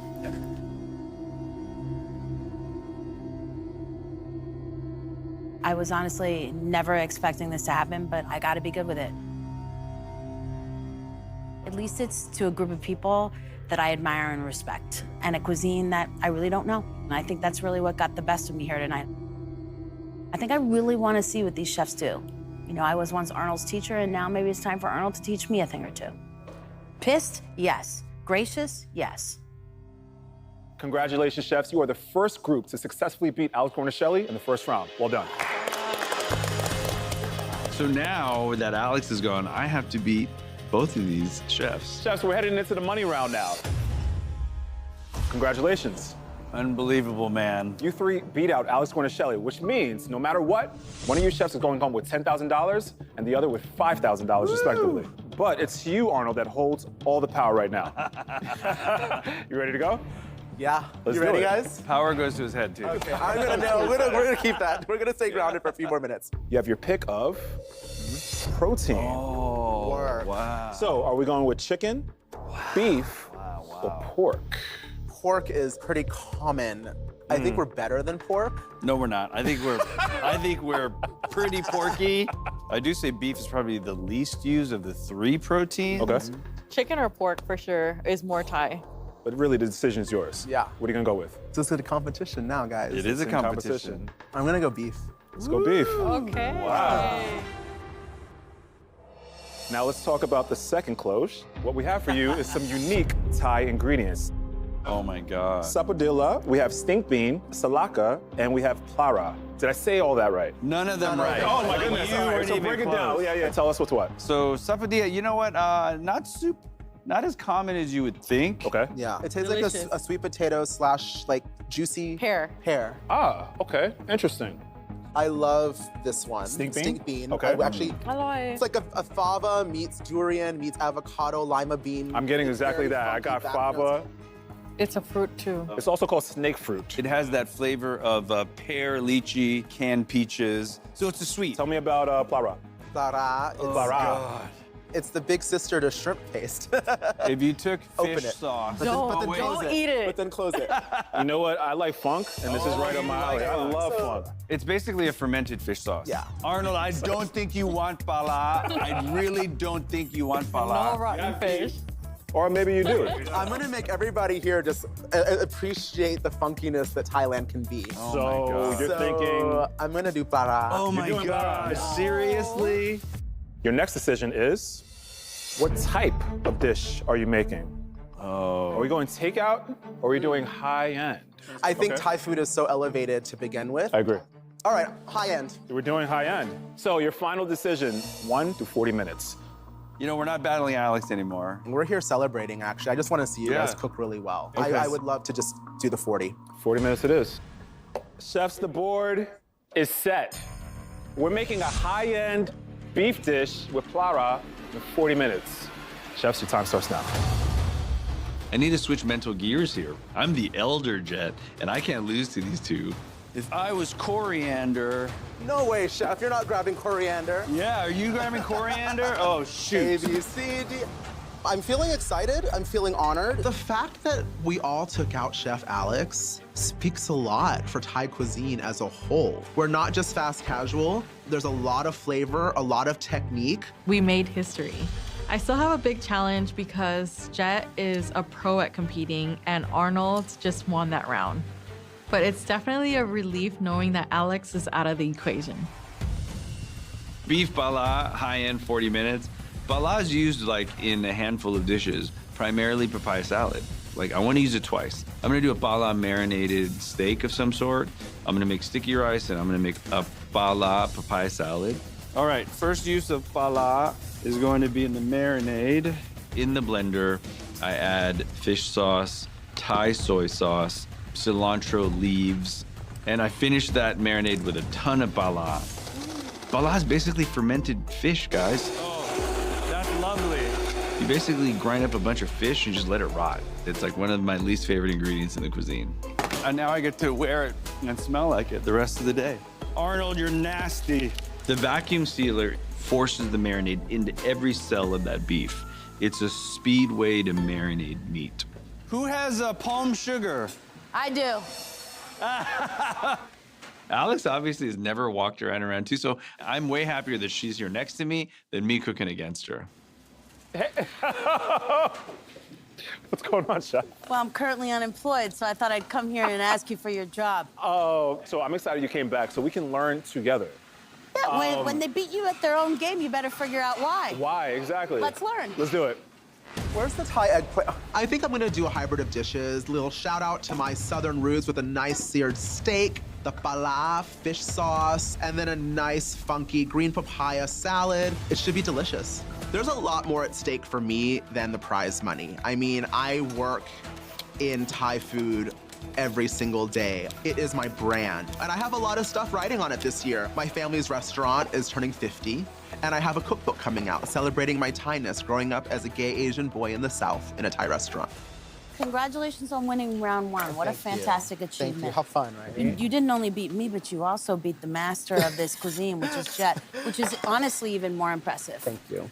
Thank you. So you Wanna chose this smell? ingredient. I did. Okay. It doesn't smell bad to me. It's like doing a Caesar salad with like an anchovy paste. I'm gonna put it in my next beurre Please. blanc. ทำอะไรคะ เสือร้องไห้ค่ะ Oh, word! Yes. She's doing her Tiger Cry beef salad, which is her signature dish from her restaurant. And I've been craving it ever since I saw her today. Very popular at Jitlada. Typically, our crying tiger is marinated overnight, but now I have to do a fast version. Some lemongrass, some soy sauce, fish sauce, and also some palm sugar. It brings out a unique sweet flavor to the marinade. I get my beef on the grill so I can get the beautiful sear marks, just like what you would see in a high-end restaurant. to my mind from here, it doesn't seem like they're charring enough. There is no substitute for competition experience. These ribeyes are much thicker than I realized when I grabbed them. I get them into the oven and I just hope that they cook right. It's easier to get rid of meat than to get rid of them, you know. You have to go up against I backed them. myself into a corner. How do you feel? I don't feel great because one of us comes from a region that eats pala and two don't. And I'm gonna let you guess who it is. Oh, He the totally person, set us the up. puppet master? Yeah, he did. Puppet Master set us up. This is Arnold gameplay at its finest. I need to make a salad. I need to make rice. Sticky rice is the traditional rice you eat with pala. It's like the bun on a hamburger. Hello, old friend. Hello, old friend. I feel like I've been fired from my own company. And now I have to make the dressing for the papaya salad. I actually take the leftover marinade from the steak and I add to it more pala, lime juice, and some sugar. It's really gonna come down to balancing pala. How are you doing over there? This salad needs to be bruised. Never seen a reverse mortar before? It's a trick Sugar, how are you using the para? in my dressing. I'm trying to make sure that the para isn't very strong. I know the judges will be looking for it, so I need it to be present but not overpowering. Spicy and stinky. Woo! Shrimp floss. You can't have bread without butter, and you can't have somtam without sticky rice. Salt. So I have to tackle this steak. I am doing a little bit of coriander, peppercorns, and a cumin. Just gonna render that a little bit. I pull the steak out of the sous vide bag, I get it on the grill, I get really nice char marks on both sides, but then I pull it, run it in honey and that coriander, salt, pepper, dry rub. It's a non-Thai technique that I think is kind of fancy. It's not cooking so fast. These things are thick. In order to finish these steaks in time, I'm gonna put them in a skillet so that they can cook faster. A little bit worried about Chef Sugar's steak right now. Whether you're in Thailand, whether you're in Jersey, whether you're in Africa, if you're not technically sound with the food that you're cooking, you're gonna be in trouble. I want to do a little bit of a Thai flex. I decide to do a son-in-law egg. I'm going to hard-boil the eggs and deep fry them. And it's a gift from the mother-in-law to the son, threatening that if he wrongs her daughter, his eggs might become deep fried as well. I wish I'd known about this dish many years ago. So I flip my steak. I've got a nice crunch to it. I slice it, and it's exactly where I want it to be, right over medium rare.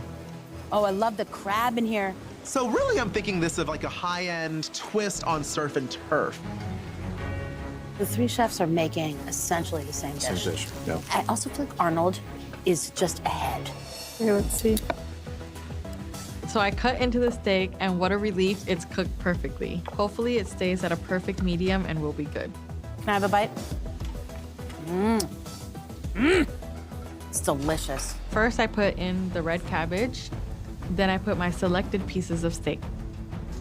And then I drizzled my sauce onto the steak. Now it's time to plate. I treat the pala sauce from the somtam salad into the bottom of the plate. And then I plate my crab and my papaya. Oh yeah, this is so stunning. Tuck that egg right in the corner, shingle the steak on top, very lightly with a little dust of shrimp floss. I've got a little basket of beautiful sticky rice as well. 2-minute time call, chefs. Thank you. This is fun. It's Not intense. panicking. You're just like hands in your pockets. Oh, there's a cucumber. I need to plate this cleaner than the two of them. I'm basically going for a tower plating. So I'm gonna start with sticky rice on the bottom, some crispy shallots. I'm gonna add papaya salad to that middle level, and I'm gonna shingle and beautifully cut these pieces of coriander beef. I think I've leaned into high-end the best of all three of us. 10 seconds, chefs. Let's do this. 5, 4, 3, 2, 1. What did you make with that? Wow. Wow. Very pala. Very pala. I hate this ingredient. Okay, look at you. All right, chefs, write down the full description of your dish, and then we're gonna ask you to kindly leave. Alex, you as well. Looks beautiful. Thank Are you you. happy with it? For the fine dining side. Yeah, looks good. Jet, that's delicious. Okay, thank you, chef. Crying tiger grilled ribeye. Why crying tiger? When you taste it. You mean you cry when you taste it? Yes. You went heavy on the shrimp threads and the crab, so you have a real surf and turf theme. That was my intention. I like that. Elevated, right? That was the surf and turf idea. Good for you. Good Thank luck. you. Thanks, chef. Beautiful work. Thank you. All right, chefs, I'm gonna kindly ask you to stop chatting and start making your way out of the kitchen. Good job. Oh, I'm so sweaty. And I smell like fish sauce. Thanks, Arnold Mint. My mission was to take her out. But now I think I hosed myself, and now you guys are probably gonna take me out. Let's go ahead and bring the judges in, please. Excited for this round.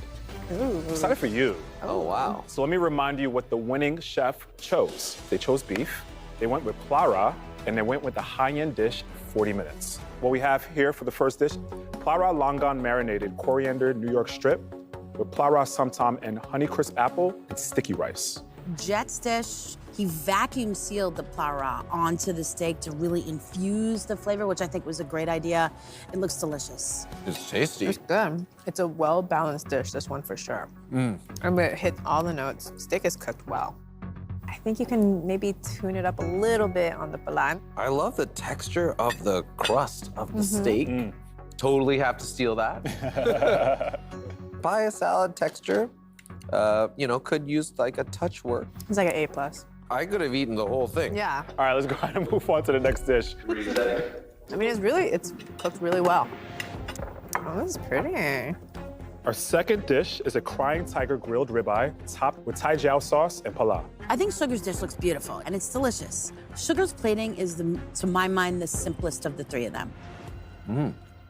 For me, I think the meat is a little too dry, but the sauce is really good.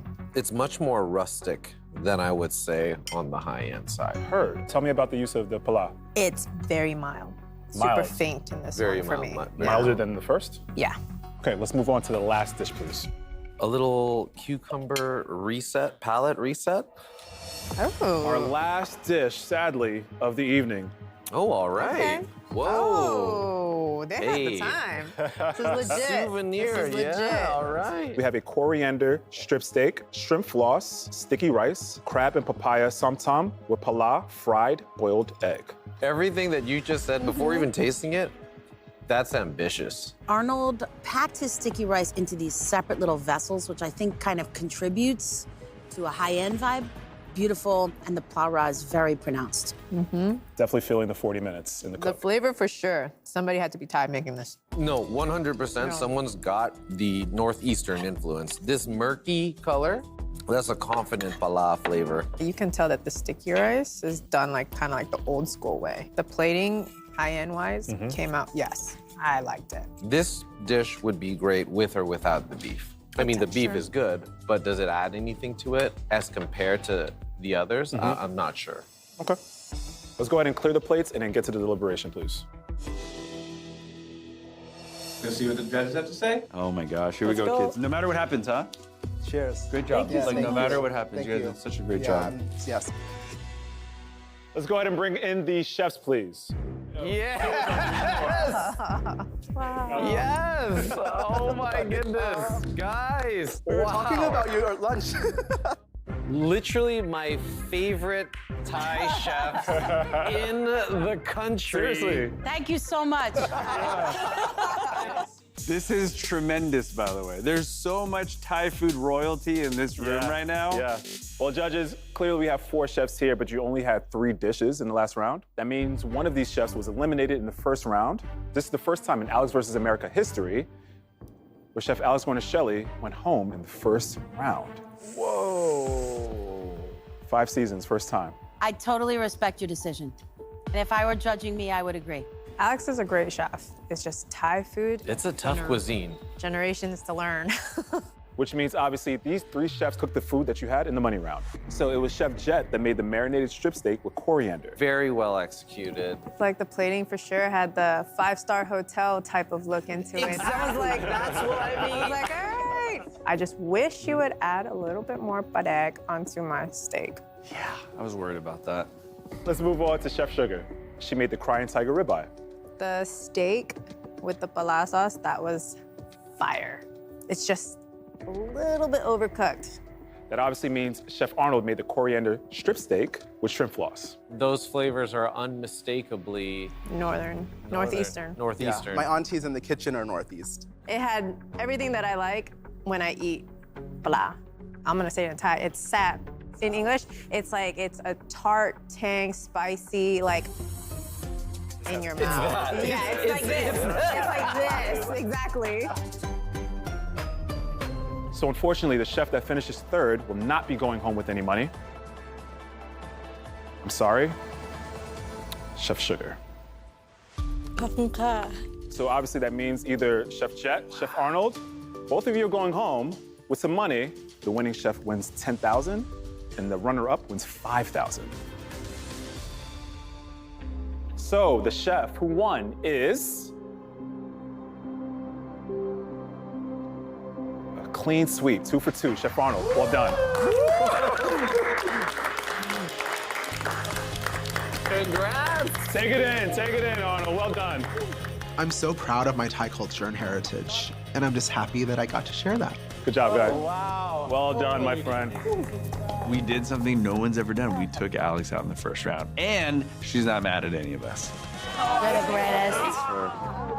Who says I mind? You said I mind. I said nothing. I said I was fine with it. Yeah, I'm good. We're good.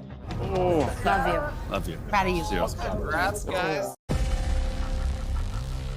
Alex is one of the greatest Iron Chefs that have ever been. Alex is very intimidating. Countless elite chefs from across America have taken on this culinary legend. She's defeated virtually everyone that's faced her. But all of that stops now. Alex, you know I love you, but you're going down. Challenge accepted. This season, I'm bringing in the most celebrated chefs to take Alex down. Alex, your name's coming down. Eric, are you kidding me? And every battle will be Alex's worst nightmare. Tonight, Alex battles 3 of the show's most impressive winners. I'm gonna beat Alex today, again. Will they score a repeat victory? It doesn't get harder than this for me. And I kind of like that. This is Alex versus America.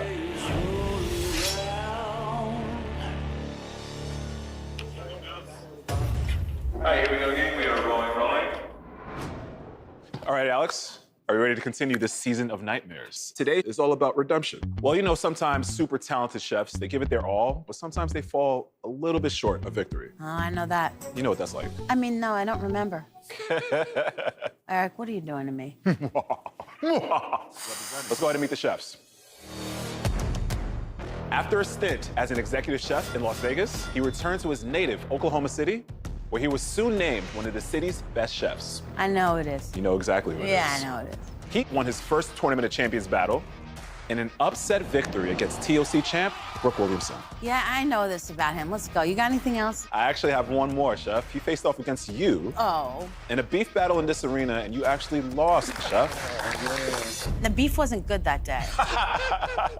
Let's welcome Chef Kevin Lee. This guy. What's going on, brother? How you doing? Great. Good to Stop see you. being so friendly, Eric. I love to see Kev, man. Good Look to at that see you. smile. Look at that face. Last time I was here, I felt like I had 0 chance to win. And now I'm back in her kitchen, feeling confident that I can take the win today. That's enough. Settle down. How's it feel coming back to the arena? It's like a full circle. Seeing Chef Alice cook, she really showed me what it takes to compete. Thanks for the compliment. I hope we have a different result this time. So that's right, Chef. The person that's getting a second chance is you. Ay. Let's go ahead and meet our next chef. Our next chef perfected her cutting-edge culinary skills in the 3 Michelin-star kitchens of legendary chefs, Dominique Crenn and David Kitch. I know who this is. She is formidable. She absolutely is. 'Cause she I took remember you down. I remember. Yeah. Well, you love going over that part, don't you? Absolutely. She took you down in a modernist food battle From Vail, Colorado, please welcome Chef Taylor Frankel. Chef Taylor, what's going on? Oh my God. Howdy. There's a reason Alex has this show. She is incredible at competing. Beating her again would be icing on the cake. And just in case, Chef, you don't remember, Chef Taylor beat you in both rounds. Yeah, I know. It's good to see some old faces. What's going on, Chef? It is Taylor. not good to see some old faces. All right, Chef, let's meet your final opponent. All right, Ajapong, get through this, man. This chef won the James Beard Award for Best Chef Great Lakes, and his restaurant was named one of Esquire's most important restaurants of the decade. Well, my restaurant's important too. And of course, he beat you and 2 of his fellow James Beard Award winners in season 3. Of course I know who this superstar is. Then you also know he's from Chicago, Illinois. Let's go ahead and welcome Chef Jonathan Sawyer. Hi, Alex. What an entrance! Thanks for having me back. Absolutely. Nobody beats Alex twice in her house. But we've won before, and I can win again. I gotta say, after seeing you in season 3, there has been like a second wind, man. It's been amazing to see you just take names right now. All right. And Settle down. And it all started here, so thank you. Love that. Chef Alex, welcome to your next nightmare. Yeah, I'd say. All chefs that have beaten you here in this kitchen. But the question is, can they do it again? You know what? I replay these losses all the time in my head, so I'm glad you have them here. I remember all 3 of these people. I remember them beating me. These are things I don't forget. They're like rings on the tree of my life. And I'm looking forward, honestly, to another crack at beating them the way I should have the first time. As you know, you're competing against Alex in a 2-round showdown. First up, the survival round. You'll prepare your best dish, then our expert judges will do a blind tasting and rank the results. The top 3 chefs move on to the money round, and of course, the chef who comes in 4th will be eliminated. Even if that's you, Alex. It's Would you squat down to my level there? It's eye level at this point. All right, chefs, I'm gonna give you 3 the upper hand in this round. You 3 alone will decide the details of this dish that you and Alex have to prepare. So chefs, step on up, let's get ready. For your first choice, what protein will you prepare? We just happen to have the proteins from your previous first round dishes. That's what I thought. The tri-tip from Kevin's first round, the fish and chips that earned Taylor the first place in her first round, and the Wagyu beef from Jonathan's first round. Yeah, I get it, Eric. They beat me and you're having fun with this. A little tongue in cheek. Got it. JS, what are you thinking, bro? I mean, when in doubt, Wagyu. Right? It's so versatile. There's a million things that the 4 of us could do with it. I'm in for Wagyu. I mean, I have a steakhouse, so I'm good with the Wagyu. But when in doubt, drive the sports car. Wagyu it is, chefs. Excited about that. Next up, we have interesting equipment that 1 or more of you used the last time you were here. So we have mortar and pestle, a soda and or whipped cream siphon, or a blowtorch. I want siphon. You are a modernist expert, so I can imagine that you have a couple of tricks up your sleeve with that. I like mortar, I like siphon, I like both. That's what I'm voting. You're voting mortar? I like siphon. I'm siphon vote. Alex, how do you feel about a siphon? I think it's the dumbest piece of equipment in the whole kitchen. Oh, really? What do we do? You can make whipped cream in 30 seconds. I can make whipped cream in 30 seconds with this. There you go. Old school. Siphon, it is. Here we go. What style, chefs, are we going with?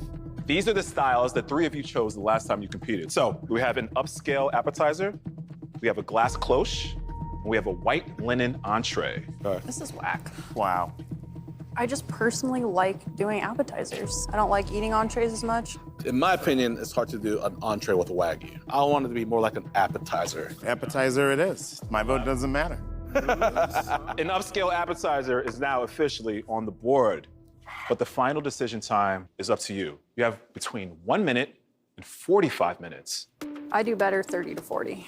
I'm okay with like 25. 25. Yeah. What are we doing? You're not happy. I don't think we need to choose such a low number.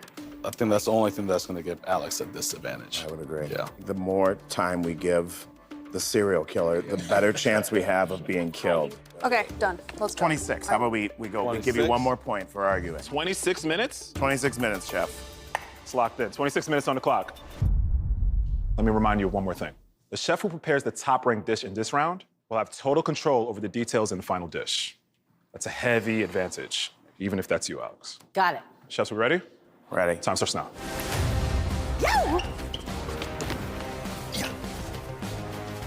26 minutes. It's gonna go by fast. Let's check out the board and talk about it. So we have Japanese A5 Wagyu here for the chefs. It's a beautiful cut. You can see all that marbling, a lot of fat. Fat obviously means flavor. We have a soda or whipped cream siphon. It's a pressurized canister that uses CO2 or NO2 to make foams or whips. I actually like the idea of upscale appetizer because generally you don't eat too big of a portion of Wagyu because it's so fatty and rich.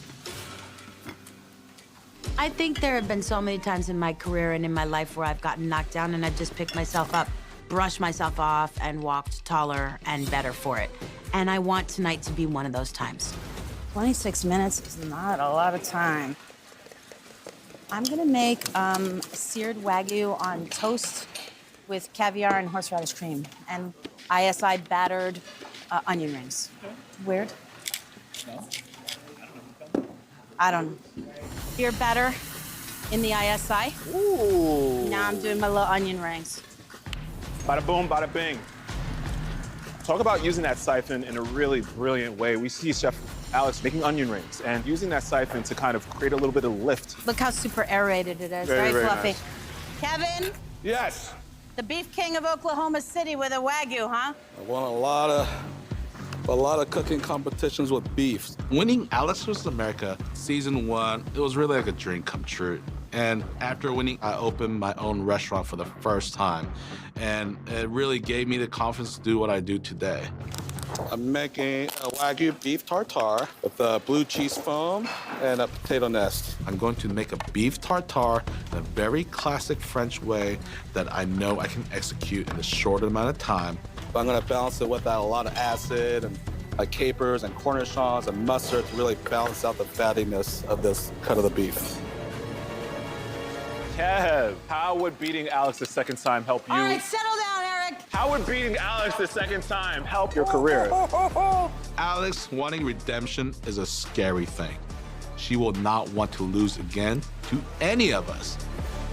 Taylor, Hey. you already butchered your Wagyu. Tell me what you have in mind. So I'm gonna Tataki style the beef. Love that. And then I'm gonna mince it up like think tartare. But I'm gonna make little shiso tacos with it. Ooh. How are we using the siphon in this one? Oh, I'm gonna do a bonito aioli. Beautiful.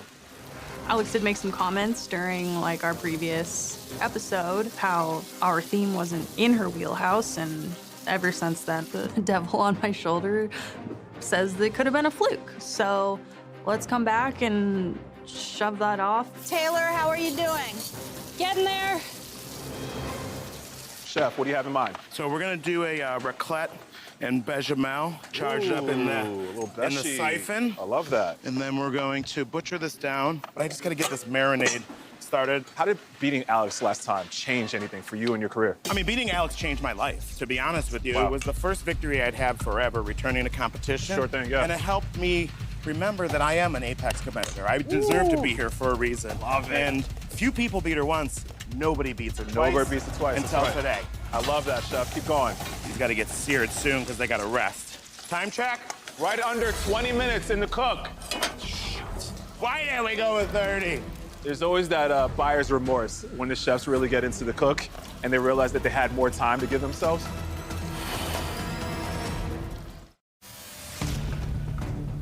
You know what's interesting about these three competitors is that I'd love to say, oh, I made a mistake. Oh, you know, my banana split didn't split. But quite honestly, these are three examples of chefs that straight up outcooked me on my own show. Look at that beautiful sear right there. That's exactly what we're looking for. I love the earthiness of a super prized mushroom like chanterelle. It's a marker for high end. I really want to redeem myself in the eyes of the other three chefs. It matters more to me than the judges. All right, chefs, keep cooking. I'm gonna go ahead and let the judges know what's going on. So because this is a blind tasting, the judges have no idea who's competing or who cooked what, but their culinary know-how is off the charts. Manish Chauhan is a two-time Tournament of Champions winner, acclaimed restaurateur, and a longtime Chopped judge. And Marcus Samuelson, an 8-time James Beard Award winner, whose internationally acclaimed restaurant empire includes Red Rooster Harlem and Have & Mar. Judges, what's going on? Thank you so much for gracing us with your presence here.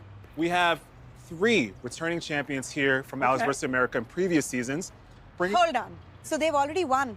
They've won in previous seasons. Season So 1, why season 2. are they subjecting themselves to this? More money. I know. If I would have won, I would never come back. I'm like done. That's it. Let me go ahead and tell you what they decided. Okay. So the first choice under the cloche, they chose Wagyu.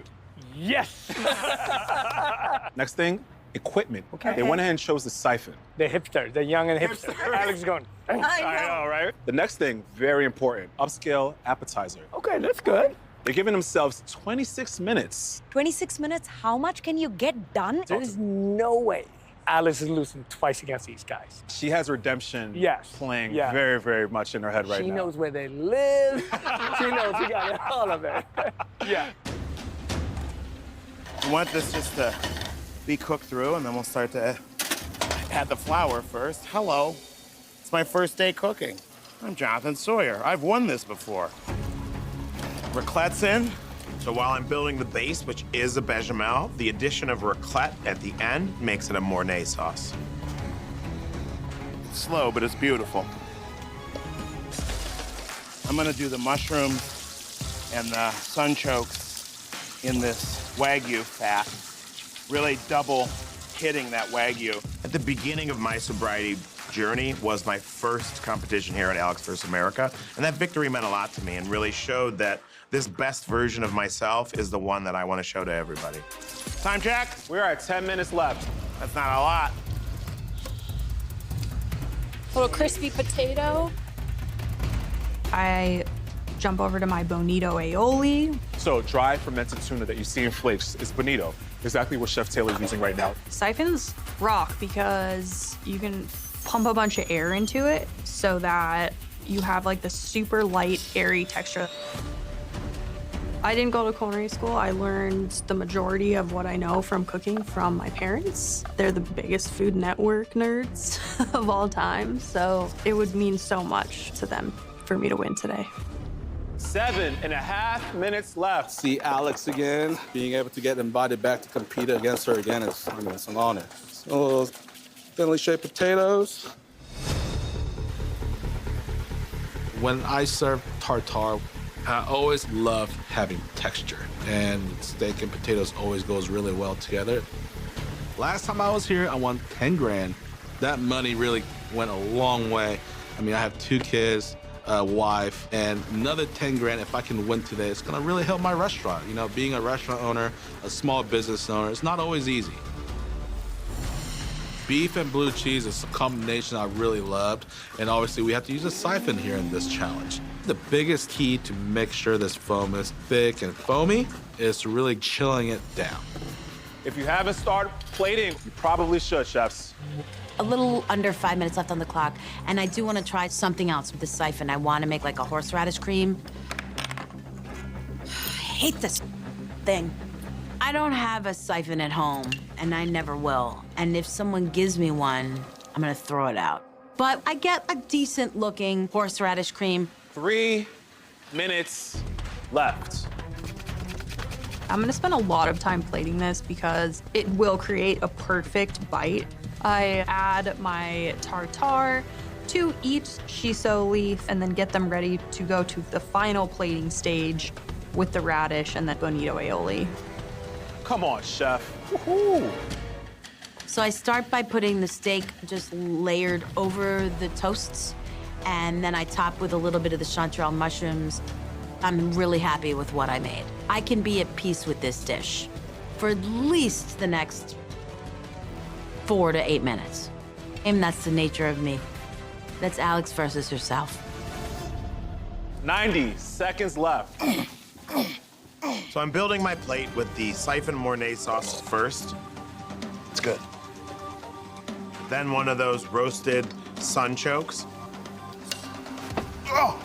And then the Wagyu steak. Just to the side, chanterelle salad with the watercress, oregano. 30 seconds left in the cook. Gently lay down my beef tartare. Then I'm going to break up some potato chips and I'm placing my caviar. I know it tastes great. I think it really comes down to my stability of my blue cheese foam. 5, 4, 3, 2, 1. That's about it, chefs. Well done. Good job, y'all. Good job. Wow, good job. Where am I? Do me a favor, write down the description of your dish in full detail. Everything that you want me to relay to the judges. And then we're gonna ask you to kindly leave. It's time to bring the judges in. Good job. Eric, did I lose? Chef. This looks so pretty.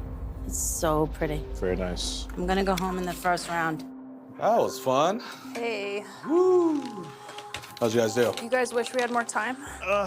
Gotta remember why this is so hard. Let's go ahead and bring in our illustrious judges. Legends. Welcome in, chefs. We're making an upscale appetizer using Wagyu beef. They have to incorporate the siphon and 26 minutes on the clock to do so. Wow. We have a Koju Dongjang Shoyu seared Wagyu, a raclette siphon mornaise, twice cooked sunchoke boiled in Wagyu, Wagyu pan roasted chanterelles. Wow, that's a lot. 26 minutes. 26 minutes? 26 minutes. And your pronunciation? Wow. I appreciate it. Thank you. I think Jonathan's dish looks supremely elegant.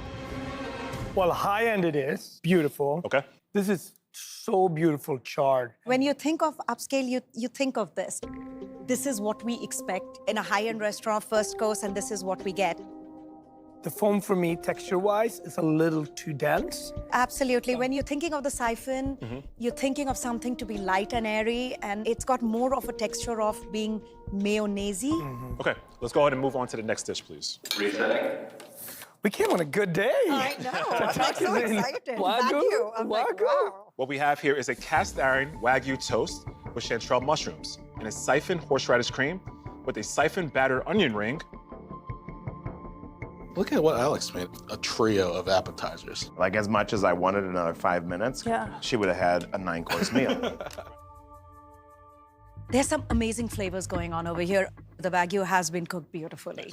I think chef here understands flavors so clearly with that horseradish. So it really adds so much sort of deliciousness to the dish. To me, there is fat on fat on fat on fat. This dish needs something to just brighten it up. Let's talk about the use of the siphon. So there's 2 ways. We have the horseradish cream and that batter. I think the batter is such a fantastic idea. And it's also an out of the siphon idea to use it, right? Let's go ahead and move on to the third dish, please. Resetting.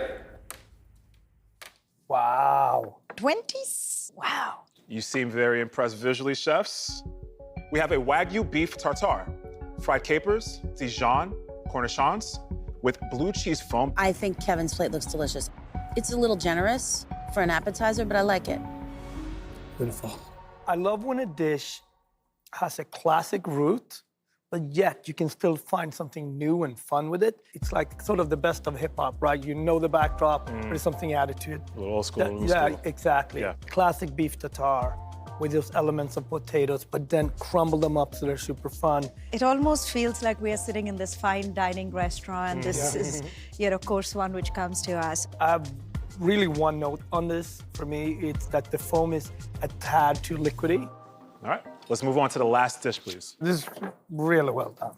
Chefs, our last dish of the first round. We have a Wagyu beef tataki tartare, shisho tacos, crispy potatoes, and a bonito yuzu aioli. Taylor's is very colorful, very vibrant, great textures, very refreshing, very light. Wow. Let's talk about how visually stunning this looks. To go ahead and get the watermelon radish, it has that crunch. And you heard that crunch, which was, I think, great. But then also bitter, which is so rarely kind of brought in a dish like this with the shiso. You get messier than you would in a fine dining. They're making us work for our food. But I'm blown away with the imagination. This is fun. I do think that the use of the siphon is probably been the best use of the siphon among the 4 dishes. Very nice. This chef understood the assignment. All right, let's go ahead and clear the plates and move on to the deliberation. Wow. That was great. It's gonna be a tough one. That was amazing. Now, we do remember, we have to rank 1 through 4. The first appetizer, the seared Wagyu, and the tartare, I think that was the third. kind of fit the framework of fine dining. I know Chef Minnie disagrees. Yeah, I do. Yeah, no, that's good. I do. To me, I think the last dish with the shiso, the use of the siphon, the use of the wagyu, the use of the 26 minutes. The dish for me that actually had the highest craveability was the mustard horseradish plate. You know, we've named all the 4 dishes. You did, right? You did. I know, chefs, you said that all of these dishes are amazing and impressive, but unfortunately, someone has to go home in this first round. What if we don't come up with an answer? We have to. These chefs have already beaten me once. If they beat me twice, do I deserve to be here? Let's go ahead and bring in the chefs, please.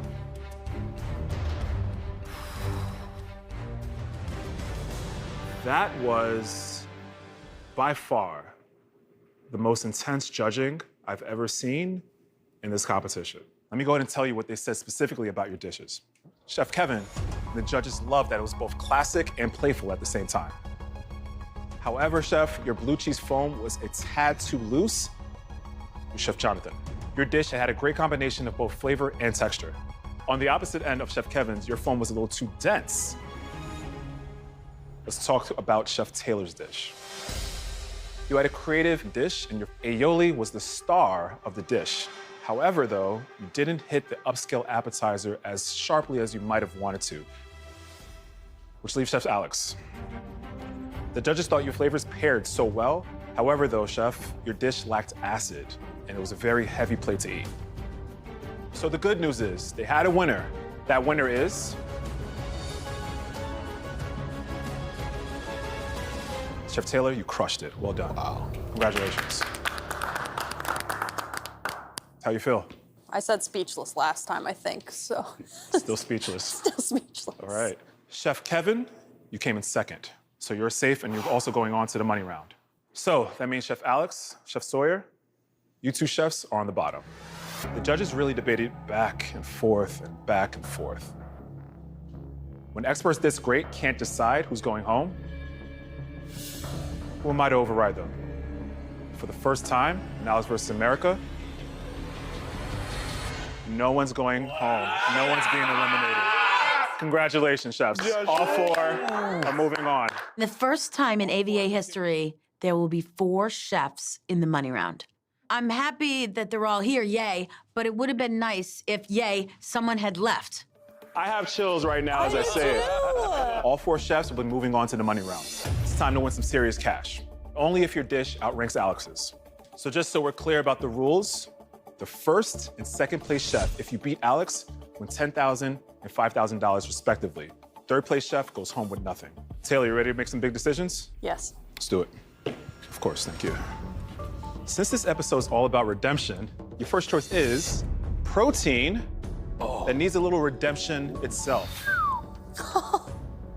Whoa. We have canned sardines, tofu, and chicken livers. Yum, yum, yum. Dude. This is a joke, right? No. Well played. What do you think, chef? I like tofu. I cook with it a lot, Okay. especially at home. And that being said, I'm gonna go tofu. I love that. I love that. A selfish chef. Tofu it is.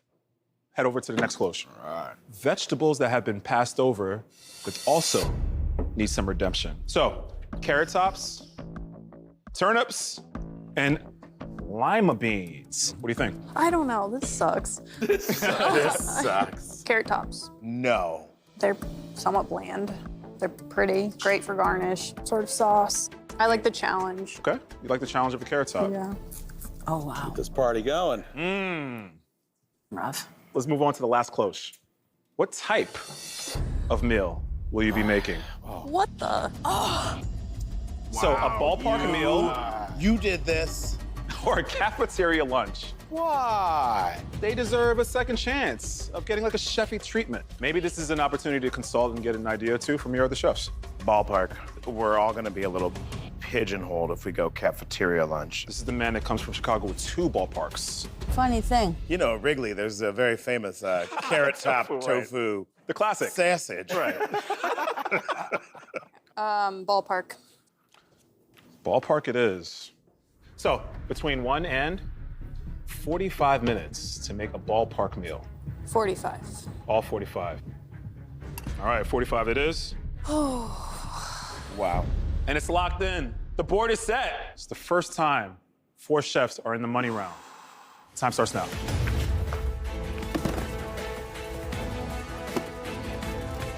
So typically, right, you're not seeing both carrot tops and tofu in your ballpark meal, which is why this is such a trippy sort of challenge for these chefs to kind of figure out. But well worth it. There's $10,000 and $5,000 on the line. Oh, I hate this. I am not excited about tofu and carrot tops, but it could be worse. Tofu, carrot tops in the ballpark. I'm gonna do tofu tots and ranch dressing with a lobster roll. Silken it. tofu twice. Where is the second time? In the mayo for the lobster roll. Ah, the base. Okay. This is silken tofu and mayonnaise and water. I like this direction right now. And she's got the lobster going. Good stuff. This, the money round, is where I want to take everybody. Because if I lose 2 rounds in a row, that's hard for me. Being in the bottom 2 in the first round has lit a fire under me. But there is no winner with ingredients like this. Whoever takes home the $10,000 really deserves it. Chef Jay. Yo. Tell me what you have in mind, man. We're doing chili cheese fries with a tofu chili and then a tofu whip that we're gonna make with carrot tops. Very cool. I mean, I'm here to make history. At the end of the day, nobody beats Alex twice, and I want to be the first one to do it. How's everyone doing? Terrible. Thanks for the choices, Chef. Scale from 1 to 10, how much do you hate me? I actually liked all the choices you made, Chef. Talk to me what you have in mind, man. I'm gonna make a Korean fried tofu sandwich. Ooh. I'm cooking the tofu and some like soy sauce marinade. I also got some chicken broth added onto this, so it really mimics the flavor. I want to show people that tofu can be just as good as any protein you eat. You know? I love that, bro. First time I beat Alex, I took that opportunity to open up my Korean fried chicken restaurant. So it's a little homage to my first time being here, but for the fried chicken part, I'm using the firm tofu. Tell me what you're thinking about making. Tofu Parmesan sandwich with carrot top ketchup. Okay. I want to create something that's familiar, something that people at a ballpark would order. So I go directly to like a tofu Parmesan sandwich. Not the options under the close you were expecting, I'm assuming? No. Thank you. You're welcome, America. I'm in this room of just these absolute titans, and I can't believe I won this first round. But I wish someone had gone home. Now I have to compete against these chefs again. I couldn't even knock one out.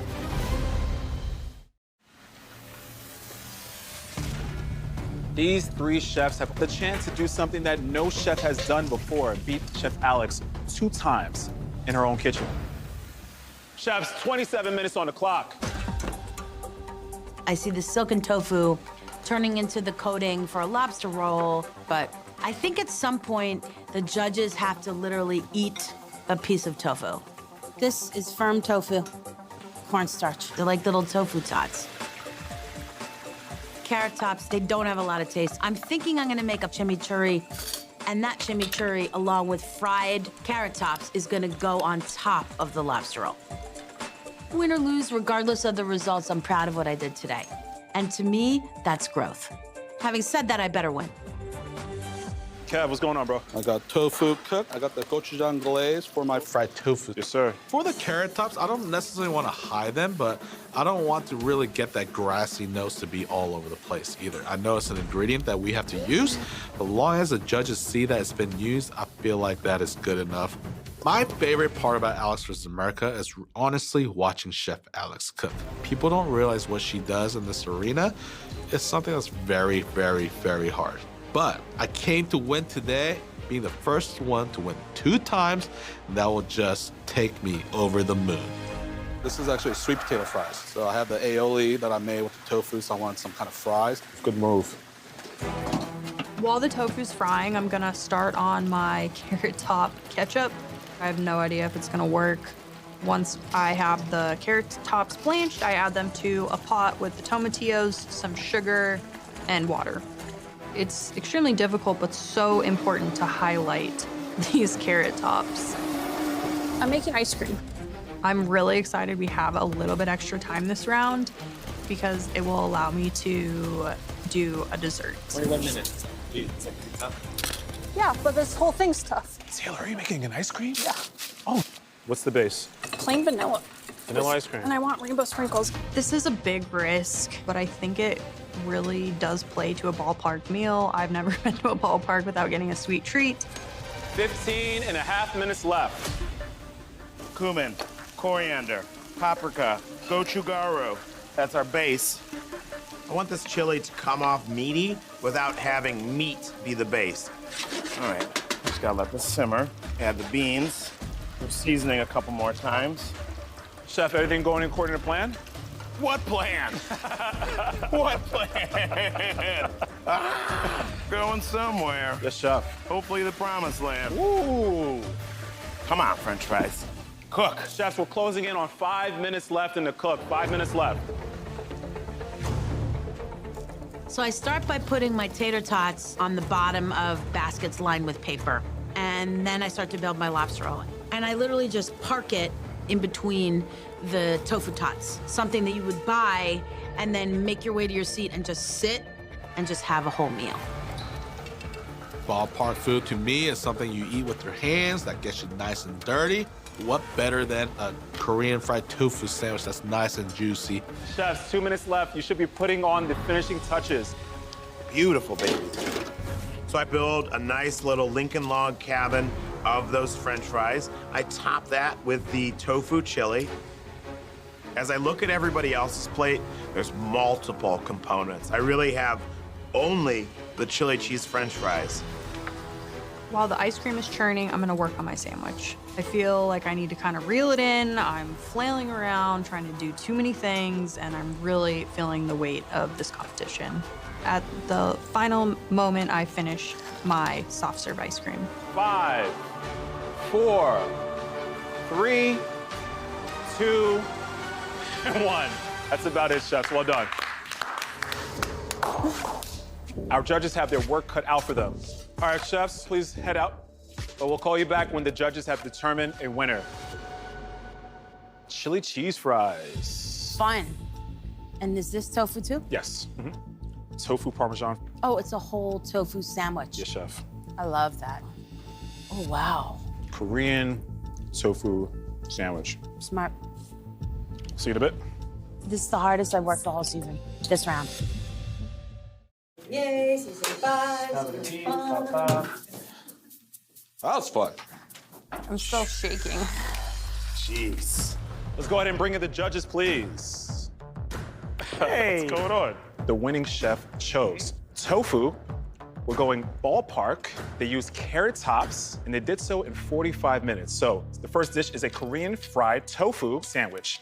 Carrot top aioli, slaw, salmon roe, sweet potato fries, a carrot top aioli. Kevin's dish looks like an umami bomb, straight up. You know, when you think of ballpark food, tofu is probably not even on the list. After tasting this, Yes, chef. I do think that tofu should be put on the ballpark Yes, menu. high praise, wow. This chef has managed to get the craveability in tofu. Delicious. Chef embraced the challenge. I'm at the ballpark, super fun. I wish the carrot tops were a little bit more prominent. Because they try to hide the carrot top, that has that overtone of bitter in it, the dish is too sweet. The one saving grace of the sweetness is the salmon roe. Does it scream ballpark? Depends what If it was caviar. Depends what seed. Okay, let's move on to the next dish, please. Thank you. That was interesting. Yeah. Like I was worried about tofu. Yeah. For the second dish, chefs, we have a tofu and carrot top chili cheese fries. Carrot top and silken tofu sour cream. I think Jonathan may suffer from the same problem I do, and that is that the center of my plate is lobster and not tofu. Is this the carrot top sauce? Yes, chef. Was it in it? The sour cream. It does not feel hidden here at all. I really, really love this use of U-City. If I get this at a big baseball game, I'm a super, super happy camper. I love the way the potatoes have been used. They are crispy on the exterior, they're creamy in the interior. But it was harder to kind of find the tofu as it is a potato-based dish for her. I do think that with 45 minutes, there could have been more done. Let's move on to the third dish. Our third dish is a lobster roll with silken tofu mayonnaise. There's a firm tofu tots. We have a carrot and carrot top chimichurri with fried carrots. I thought I had a great plate of food, and then I looked at Alex's lobster roll, and I was like, son of a gun. Who knew that Carrot Top should be on every ballpark in America. The tofu mayo, it's not good, it's amazing. To toss it with a lobster makes it really nice and elegant. The tofu curds on the side reminds me of a cheese curd, but it doesn't have that awesomeness that you get from a cheese curd. It doesn't eat as exciting as its mayo. Anytime you present two versions of the same ingredients, it's hard. Okay, let's move on to the last dish, please. Take me to the ball game. This chef is presenting a tofu parmesan sandwich, carrot top and tomatillo ketchup, and vanilla soft serve with rainbow sprinkles. That's awesome. Ice cream is very ballpark, and she went ahead and made ice cream. Chef is going for it. Green ketchup, sure. It's so much fun. It's really, really great. I do think that the tofu is too thick. It reads very dry. Love the idea of a soft serve, but this is overchurned. Chef went for it, and isn't it better to feel like go for someone like this actually trying? All right, chefs, we kept all 4 chefs in the last round. That cannot happen again. This is gonna be tough. Yeah. And the crazy thing is, all of us could beat Alex twice. That would be nuts. That's the goal. 1, 2, 3, in Yeah. some way, shape, or form. Let's go see what happens. Good job, chefs. Good luck. Let's go ahead and bring in the chefs, please. Oh. You're gonna know some of these chefs. Judges. The amazing talents that have beaten Alex once before. There are no people that I'd rather be judged by. That said, I haven't heard the results, so. Sure, of course, right. We'll go ahead and start. Chef Kevin made the Korean fried chicken tofu sandwich. Sandwich was delicious. Somehow managed to make tofu juicy. We did want more of the carrot top aioli. Chef Taylor made the tofu parm sandwich and the ice cream. 44 minutes, you used each and every second of it. Just had a little bit of issues in execution. Jonathan made the chili cheese fries. We love the fact that you took tofu and made it meaty. One thing that we actually wanted to see a little bit more of was probably more tofu, right? Which obviously means Chef Alex made the lobster roll. The lobster roll was so fantastic. The deep fried tofu on the side was okay. Okay. I'm just gonna rip the Band-Aid off and start with the bottom 2 chefs who are not in contention to win this round. Chef Jonathan, Chef Taylor. Unfortunately, this is not your day. Oh, we tried our best. Thank you so much, obviously, for stopping by. Really do appreciate it, Chef. Thank you so much. Good job. So great to have you. So great to see you again. Hit the road. And do remember, Chef Kevin, if you win, you're going home with $10,000. If you lose, you're going back to Oklahoma with nothing. So the winner of Alex versus the winners .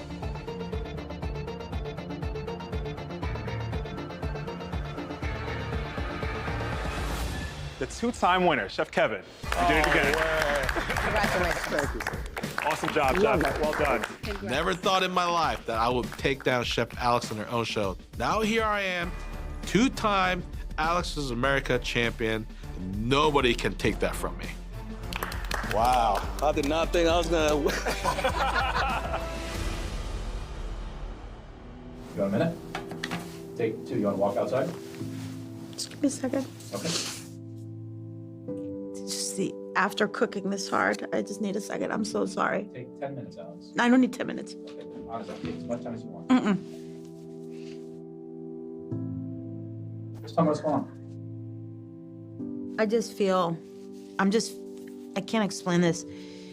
You know, when you do something physical for a living, it's just, sometimes it's the sheer physicality and the drive and the heart and the ambition behind it. It's just overwhelming. Losses stick with you. Alex is one of the greatest Iron Chefs that have ever been. Alex is very intimidating. Countless elite chefs from across America have taken on this culinary legend. She's defeated virtually everyone that's faced her. But all of that stops now. Alex, you know I love you, but you're going down. Challenge accepted. This season, I'm bringing in the most celebrated chefs. Today the gloves are off. It's on. The winningest champions. I've been avoiding her for years. They're all joining forces to take Alex down. Alex, your name's coming down. Eric, are you kidding me? Tonight, Alex faces off against 3 of her favorite chefs. My mission is to beat Alex. And friendships are put to the test. I want to be the girl that beats all the boys. Is that okay? This is Alex versus America.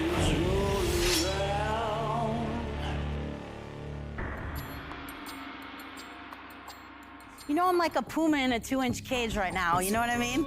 I don't know what's happening. You don't tell me, and you're so coy. You know, I always got some tricks up my sleeve. Okay, so what's tonight? What's this battle all about? 3 people that you love and admire Okay. dearly. Oh, no. You might have cooked with them, you might have hung out with them, maybe taken a trip with them as well. You know that cooking against my friends is the worst. That's so hard for me. It's like easy when you have a company barbecue and you're like competing against like your boss and your colleagues, right? Yeah. But it's a whole other thing when it's friends. Well, let's see if friendship holds true after tonight's battle. It will not. All friendships are off. Alex, let's meet your first challenger. He's opened critically acclaimed restaurants from New York to Miami to Beverly Hills and has received the coveted Michelin star. In 2011, he defeated notable chefs such as Marcus Samuelsson and you to earn the title of Iron Chef. Representing his home state of Massachusetts, please welcome Iron Chef Jeffrey Sakarian. That's right. Jeffrey Sakarian You're here to compete. in the building. In my estimation, this is the best chef on Food Network. Oh my goodness. I got to be real close with Alex when we started filming Chopped about 17 years ago. Since we were like white to rice, as the saying goes. We just have such fun together. You are just a master of elegance and flavor. I'm honored to have you. Thank you, Chef. So our next chef has worked in the kitchens in some of the best restaurants in Italy. He's won awards as the executive chef of a prize restaurant in his native Florence. I think I know who this is. He's founded a luxury event company that has produced high-end dinners around the world. Someone's coming for you, GZ, in the fancy space. But you probably know him best, Alex, as your co-host on... It's gotta be Chow House. Chow House, of course. Please welcome Gabe Bertuccini. Oh, my heart. Chef Guarnaschelli. Oh my God. You don't have to do that so vehemently. Alex, how are you doing? Hi. I know Alex very well because we host one of our favorite shows, Chow House, and we get to spend a lot of time together. So we really became quickly great friends. I know Alex obviously is one of your mentors, but is this a moment where the student becomes the master? I don't know if I become the master. I just want to beat the master. I like just it. want to Yeah, outcook the that's master. fair. And not only Alex, I mean, Jeffrey, come on. This is really like 1 versus 3. We'll see what the third one is, but... We're gonna see who's gonna say chow tonight. Right? Chow, chow, chow. Our last, but certainly not least, chef, has written over 14 cookbooks. I can't take any more. Including back-to-back New York Times bestsellers. His legendary New York restaurant has earned him 5 James Beard nominations. Nominations. Chef Alex, this is a chef that you haven't competed against often. Okay. But in one of your biggest tournaments in Guys Grocery Games, he beat you. He did? He did. Go back to the tape. Please welcome the legendary Chef Rocco DiSpirito. There he is! What are you guys doing here? Oh my God. I've gotten to cook with Alex a few times in competition, and I've beaten her twice. We might be close friends, but she's definitely not letting anyone off today, especially not me. A little revenge is coming, I think. Rocco's one of those chefs that have gotten so much praise, so many awards, so many accolades. We listen to what you say, we admire it, we follow it. This is so nice. Yeah, no, I but thought it's we're coming true. here to battle. Yeah, it's so nice to have this warm, fuzzy moment. Now I'm gonna set the place on fire. So tonight, Alex, it's not your traditional themed episode. Great. This is just Alex versus 3 chefs who you admire very much. That's true. For now. So chefs, this is a 2-round culinary showdown. First up is the survival round. All 4 chefs will prepare your best dish. And then our expert judges will do a blind tasting and then rank the results. The top 3 chefs move on to the money round. And gentlemen and lady, that can be worth up to 15 grand. Ooh. But the chef who comes in fourth will be eliminated. So because Alex has the home court advantage, I'm giving the 3 of you the upper hand in this round. You 3 alone will decide the details of the dish that you're about to prepare. Gentlemen, you ready to battle? Yes, definitely. Let's good. Let's do it. For the first close, since you're such high-end chefs, Oh, I picked very chefy ingredients. Look at that. So we have colatura, which is Italian anchovy sauce, as you all know. Yes. Love. Black garlic, Oh, really? I love black garlic. or uni, sea urchin. Black garlic. We don't need black garlic. Bye-bye. Black garlic is kind of fermented and funky. No thanks. What are you gentlemen deciding on? I can't believe I'm saying no to uni. I would go with colatura. Me too. Does colatura do the least amount of harm? Yep. Okay, this is the way to go. Colatura. I say you just let her off the hook because Alex does not like black garlic. But colatura it is. Oh my God, what's gonna happen here? So in the spirit of being chefy, here's some equipment that you have to choose from. So we have a vacuum sealer, a handheld broiler, or a smoking gun. Smoking gun is sometimes unnecessarily used. Alex, do you like smoking gun? You know what I like the least? What? Have you tried to use a handheld broiler? Yes, You like it? I do. I light my cigars with it. The vacuum sealer gives us the most options. You can put the colatura in the bag. And then marinate Vacuum, something. yeah, exactly. Quick marination. Vacuum sealer? Yeah, let's do vacuum sealer. Yeah. All right. Vacuum sealer. Last thing to choose. Oh boy. Where is this dish being served? Are we going oceanfront patio? Yeah. Are we overlooking a vineyard? Or bright lights, big city? Whoever came up with this didn't really think it through. Because I have a condo in New York and I have a condo on the water. And I live in Venice Beach, but I'm from the And I have a vineyards. massive vineyard. We're trying to give you some inspiration where you can steer the direction of this dish. Okay. Bright lights, big city. It's a dish you'd serve in New York, in Paris. Oceanfront, casual, like Casual. a fish, some sorts of I would like, say you know, that's so, where yeah. you go. And then, of course, vineyards, it's rustic, right? Very so you're rustic, I looking would for say like, so.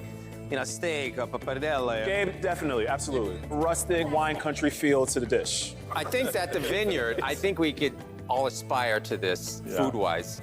All right, Jeff, I'll agree with you. Smart. We decided, rustic wine country feel. Vineyard it is. Gentlemen, right. there's one more decision to make. Normally, I will hand this to you, but since you guys are feeling pretty good, I'm gonna just put 35 minutes on the clock.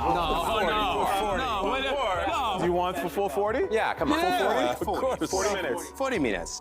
Gentlemen, the board is set. Oh, All right. my God. Chefs, your time starts now. Let's go. Good luck, guys. We're using colatura, vacuum seal, and we're overlooking a vineyard in 40 minutes. So colatura, the word in Italian actually means anchovy drippings. There's only 2 ingredients in this bottle, anchovies and salt. Oh, mamma mia.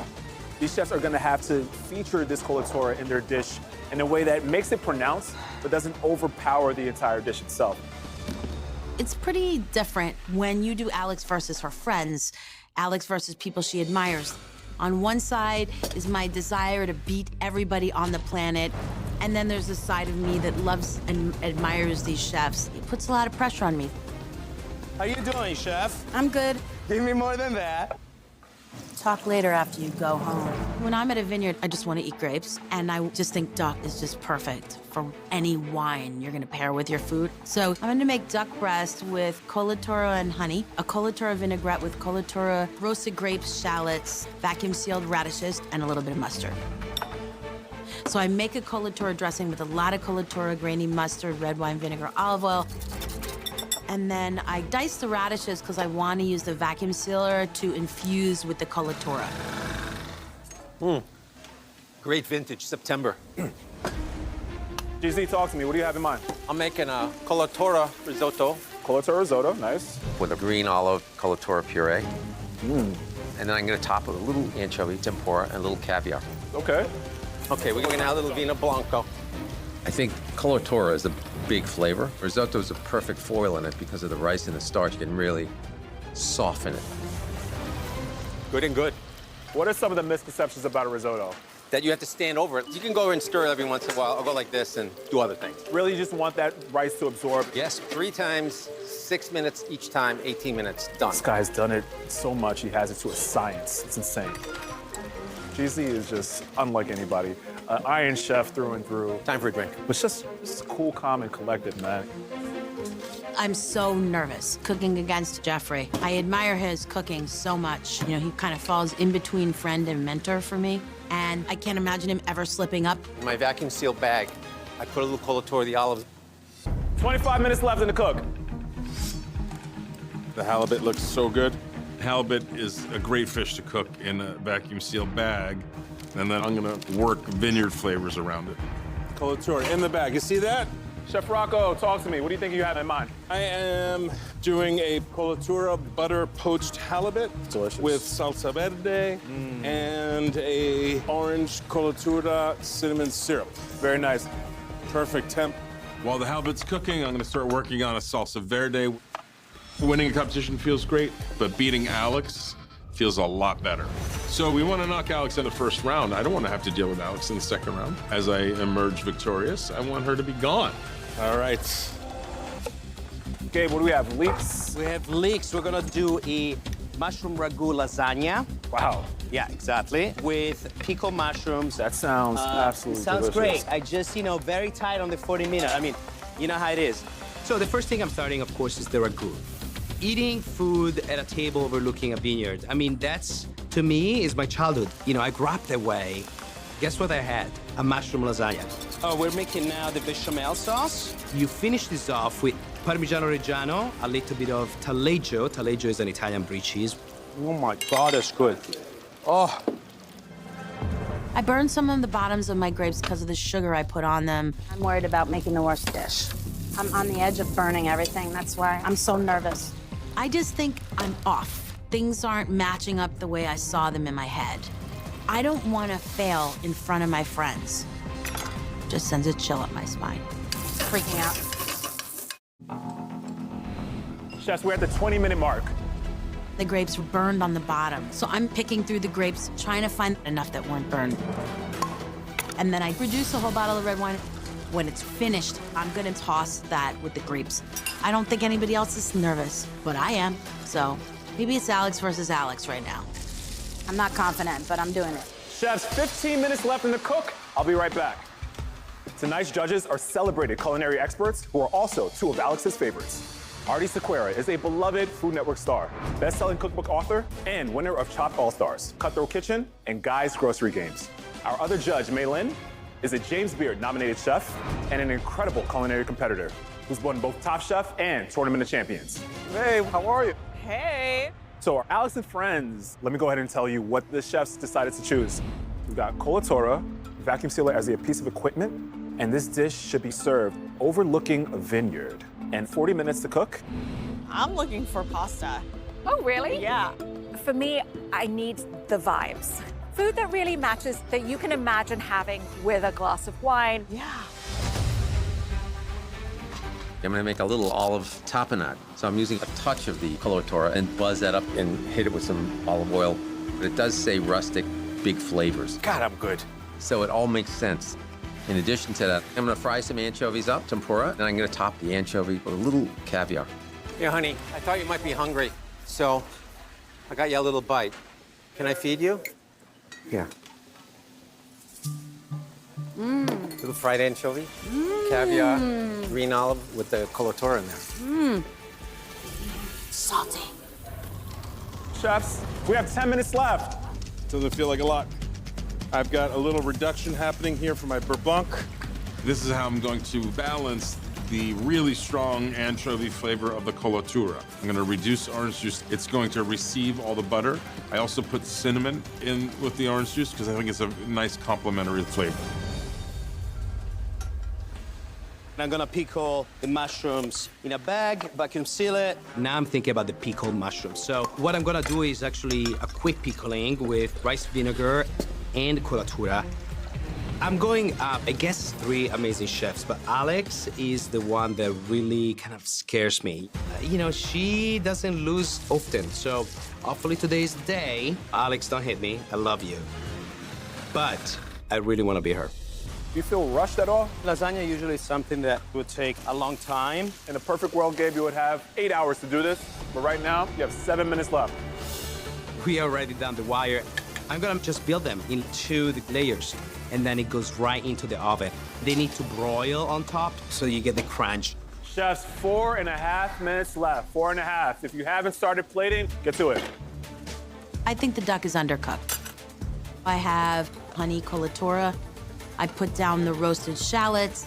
I put the duck on the plate in the middle, colatura dressing around it, the roasted grapes, a little of that colatura vacuum-sealed radishes. Sucks, I hate this dish.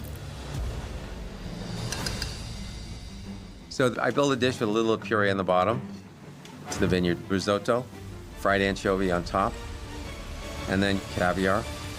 Chefs, we have 1 minute left in the cook. 1 minute left. I toss the Castelfranco in the salsa verde. I plate some of those pieces as a bed. I put the halibut on top. I cover the halibut and the beurre blanc with grapes. 30 seconds. 30 seconds left. Okay, take the lasagna out, put them on the serving trays. I take the pickled mushrooms and then I just throw them on top. 5, 4, 3, 2, 1. And that's about it, chefs. Well done. Good job, everybody. It's my worst dish. Do me a favor, please write down the full description of your dish and full detail in which you want me to explain to the judges. Oh my God, what did you make? Gently poached halibut. Look how gorgeous this is. Look at this. That's beautiful. This is How did this come stunning. out? My dish is very rustic. I made the mushroom liquor lasagna with colatura. Very earthy. What did Jeffrey make, risotto? Yeah, of course. Beautiful. All right, chefs. And I'm gonna ask you to leave the kitchen so we can bring in our guest judges. Never work with colatura. Never. So pissed. What's wrong? I hate my dish. Take your time. Take your time. Sucks. Take your time. I'm going like over here. Yeah. Take your time. This is really hard for me. I'm sorry. I'm disappointed. I don't like my dish. I want to go back, do it again, and I can't. How was cooking against Alex? Always tough. She made a beautiful duck. It looks beautiful. Mustard. She always makes something great. Yeah. We are rolling. Hi, ladies. Hello. Let me remind you what the chefs decided to choose. They chose colatura, vacuum sealer as a piece of equipment, and this dish should be served overlooking a vineyard. They had 40 minutes to do so. Wow. So our first dish is a colatura roasted risotto, anchovy frito, and a picholine colatura puree. Jeffrey really elevated the colatura by pureeing it with olives and sinking it into rice. That's really going to make the colatura the star. This is very rustic. I can picture myself sitting overlooking a vineyard for sure. And if you take just that aroma in right off the bat, you're like, there is colatura in here. Yeah. This chef knows what it's like to eat at a vineyard. But the one thing about this dish is it's an ultimate salt bomb. I almost need something acidic to kind of cut all of that. Yeah. A little relief. I would agree with that. All right, cool. Let's move on to the next dish, please. Resetting. Yeah, you were right, because when I took a bite of that caviar, I was like, boom, I'm in the ocean. Ooh, look at this, man. Wow. This is beautiful. What we have for you is a gently poached sous vide halibut with an orange colatura beurre blanc, red grapes Castelfranco, and salsa verde. Rocco made this beautiful halibut with radicchio and grapes. It is stunning. Looks like a flower. It's beautiful. Mmm. I mean, you don't usually think of fruit with fish, and I think it's beautiful. And you can smell the colatura in it, but it's restrained. I mean, you want to talk about confidence. This piece of halibut is perfectly cooked, which is really nice. The vacuum sealer, I'm assuming, was used for the sous vide. Correct, chef. Yeah, Okay. exactly. That's very smart. But it does feel luxurious. It's not quite the rustic feeling that you want from a vineyard dish. All right, let's move on to the next dish, please. Great cook on the fish, though. Oh my gosh. Very smart. Ooh, look at this pretty one. The third dish that we have in front of you is a roasted duck with red wine grapes, colatura mustard dressing with colatura radishes. I've made better dishes, and this was a dish that no matter what I made, it wasn't going to be good enough.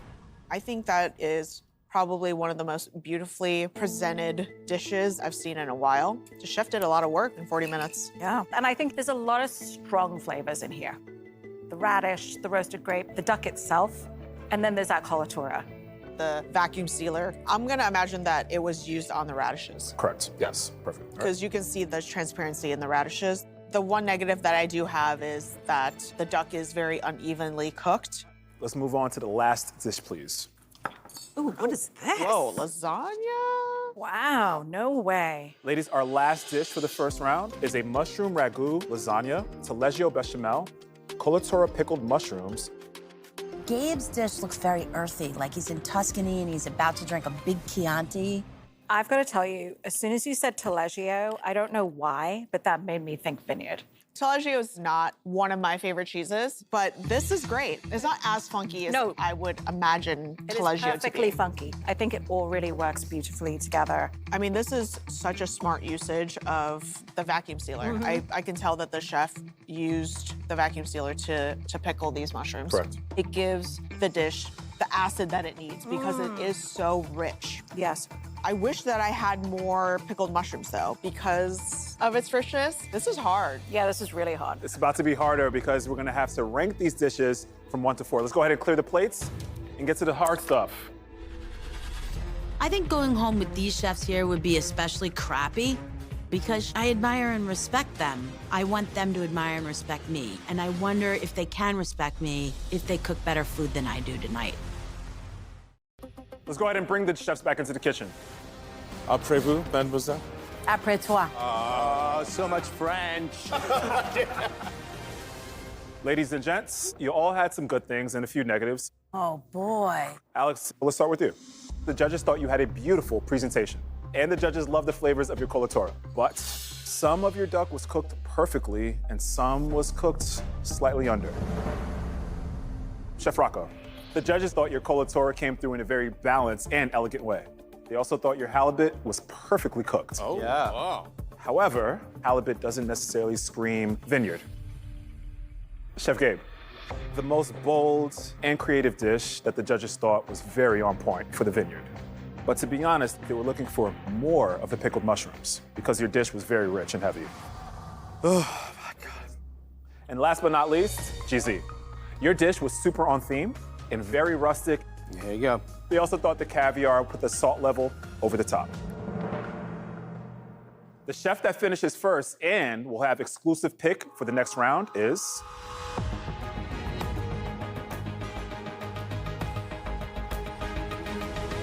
from the Italian vineyard, Chef Gabe. Congratulations. Very nice. This is amazing. Not only I beat Alex's dish, but also Rocco's and Jeffrey's. I mean, that says a lot. The dish that finishes fourth is...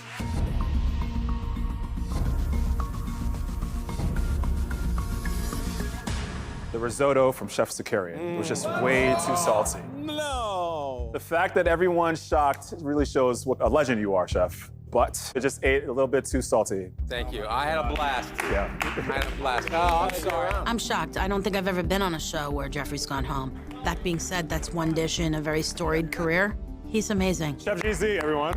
I hope the best of all those guys, and I do hope that someone can dethrone Alex, but it's gonna be hard for them to do it. I'm telling you, she's so good. So congratulations, chefs. You have made your way to the money round. Well done. So for the money round, if you come in first and second, you win $10K and $5K respectively. That's only if your dish beats Alex. Right. So Gabe, a lot of power, a lot of responsibility. I get to choose everything You get now. to choose everything. Oh, guys, look how the tables turn. Come on! So keeping up with the chefy theme, What's in here? your first choice is which late night chef snack you want to incorporate. Oh my God. Are we going with pizza, ramen, or ice cream? This is so easy. I'll go for the ice cream. Easy. But Really? Yeah, ice cream. Oh, tell me why. You can use it in, you can make a sauce. It's chocolate ice cream. I'm so sorry. Didn't see the chocolate. I agree. I don't know about the pizza. I have to scrape it around. I have to use, Come on. ramen comes dry with the seasoning. Correct. Then I'll do ramen. We're going ramen. All right. We're moving on to the next chefy selection. What? An after shift drink. Oh, okay. So we have an old fashioned, we have a Greyhound, and we have a margarita. This is really hard. Yeah, margarita I will take out, right? The lime, I don't think it works. They don't have limes in Tuscany, Eric. Greyhound, there is something about grapefruit that, grapefruit butter. I don't know why my head goes into scallops. The old-fashioned, you have very strong flavors, And right? delicious. But I don't really care because I think this is kind of all similar. I've seen Chef work enough to know when she says she doesn't care, she cares a lot. No, these are my friends, so I only lie 50% of the time. Okay, I made my decision, Eric. Talk to me. We're gonna go with the old-fashioned. It blends very well. It can go into the pasta, it can go into a barbecue. Old-fashioned it is? Old-fashioned it is. Okay, let's go. Seems like Alex walked you right into that one. All right, what's the third one? So this is about what type of chef meal you're gonna be making. Oh, okay. Are we cooking for a meal for staff before shift, or are we cooking for a critic during shift? It really boils down to this, casual or formal? I'm gonna vote. Okay, vote. I'm gonna cast my vote for family meal. Did you see how this works? I actually have the power of choosing, but look, we're all talking about As it. friends should. As friends should, Right? you know? What do you want? I know you want the other one. You know, Rocco, the first round, you basically made food critic dish. That dish was so beautiful. So this time, Alex is nice turn. So we're gonna go meal for family. All right. I can live with that. Thank you. Meal for staff. I hope you have hot dogs. Gabe is about to get the final decision. So you have everywhere between 1 and 40 minutes. Alex is amazing. Sure. But like, I cook against myself, so 40 it is. Oh, for all of nice. us. So we're going full 40. Chefs, your time starts now. All right, let's go. We have ramen, old-fashioned. These chefs are giving themselves 40 minutes, and we're going meal for the staff or a family meal. It's one of those meals where it's an opportunity to use what's left over in the kitchen, and all of that gets repurposed and cooked into a delicious meal for your staff right before service. I love a family meal. I'm feeling a little bit like an underdog. I really didn't cook well in the last round. To me, that means my head game is off, and I've got to get it back on track. In restaurant kitchens, there's a shelf in the refrigerator for staff meals. So I'm imagining myself in the refrigerator. What would be there? Chef, what do you have in mind? I'm gonna make gochujang bourbon fried chicken with ramen crust, and I'm gonna make pickles with the cucumber ends that are left over, and fried potato skins in it, because that's the peelings from the potatoes that would go in the garbage in a restaurant. I love that. That's really cool. I'm gonna make a quick pickle. So I drop some chopped dill with the cucumbers, and I put the ramen seasoning packets as if it was salt on the cucumbers. By the way, like all the good stuff is what I'm not using. And that's exactly what we were talking about. So I love the fact that Chef is taking this quite literally. We're not using that center cut. We're using those ends that we don't typically serve to our guests. My forte is not thematic cooking. My forte is more fine dining, so I like to stick to that.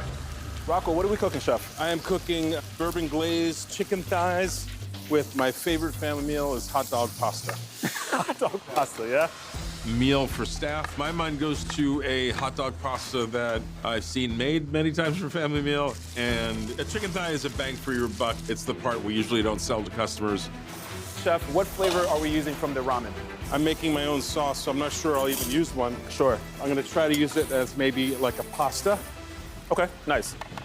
I start a basic tomato sauce, but this time I do it with my chopped up hot dog, which in this case is kielbasa. Alex and I are both chefs in New York City. Running restaurants in New York City is incredibly tough. So we are battle hardened. We're both still in the restaurant business, tough skinned, thick headed, stubborn, and we don't quit. It looks so good. So far, I have a pretty good track record against Alex. I'd like to keep that streak going. It even looks like family meal. Come on. 23 minutes left on the clock, chefs. We are making a rosemary bourbon glazed pork chop with the seasoning of the ramen. We're gonna do like a spicy chili broccolini. We're gonna make the glaze first.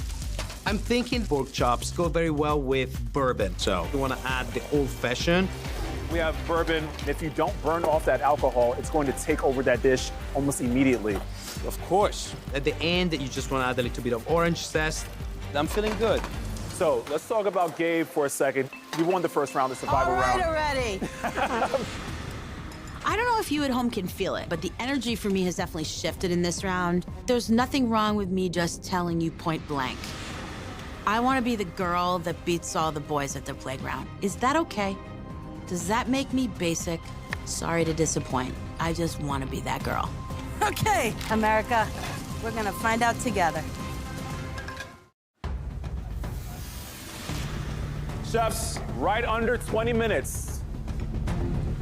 So I'm making fried chicken thighs. I put a spicy ramen packet right into the buttermilk dredge. I mean, there's so much ramen seasoning in here. It's an umami bomb, folks. Step back. I didn't hear noodles. Are you going with noodles or? I'm not serving cooked ramen. I'm gonna pulse these up raw and put them in my chicken breading. That's a very innovative way to use ramen. Then becomes a perfect base to fry some chicken. I'm gonna fry the ramen noodles separately. Fried ramen in oil. And then I'm double frying the chicken to get that crunchiness and the texture. And then I'll roll it in the ramen when I plate. Next thing I'm gonna do is work on how I'm going to incorporate the old-fashioned. All right, some for the show, some for me. All right, you know me, not happy until there's a fire. It's gonna be a bourbon glaze, perfect for a family meal chicken thigh. I add pineapple juice, super complementary to all the flavors that are going on. I also add date syrup and molasses. That bourbon makes a good sauce. Chef Gabe, how's everything going?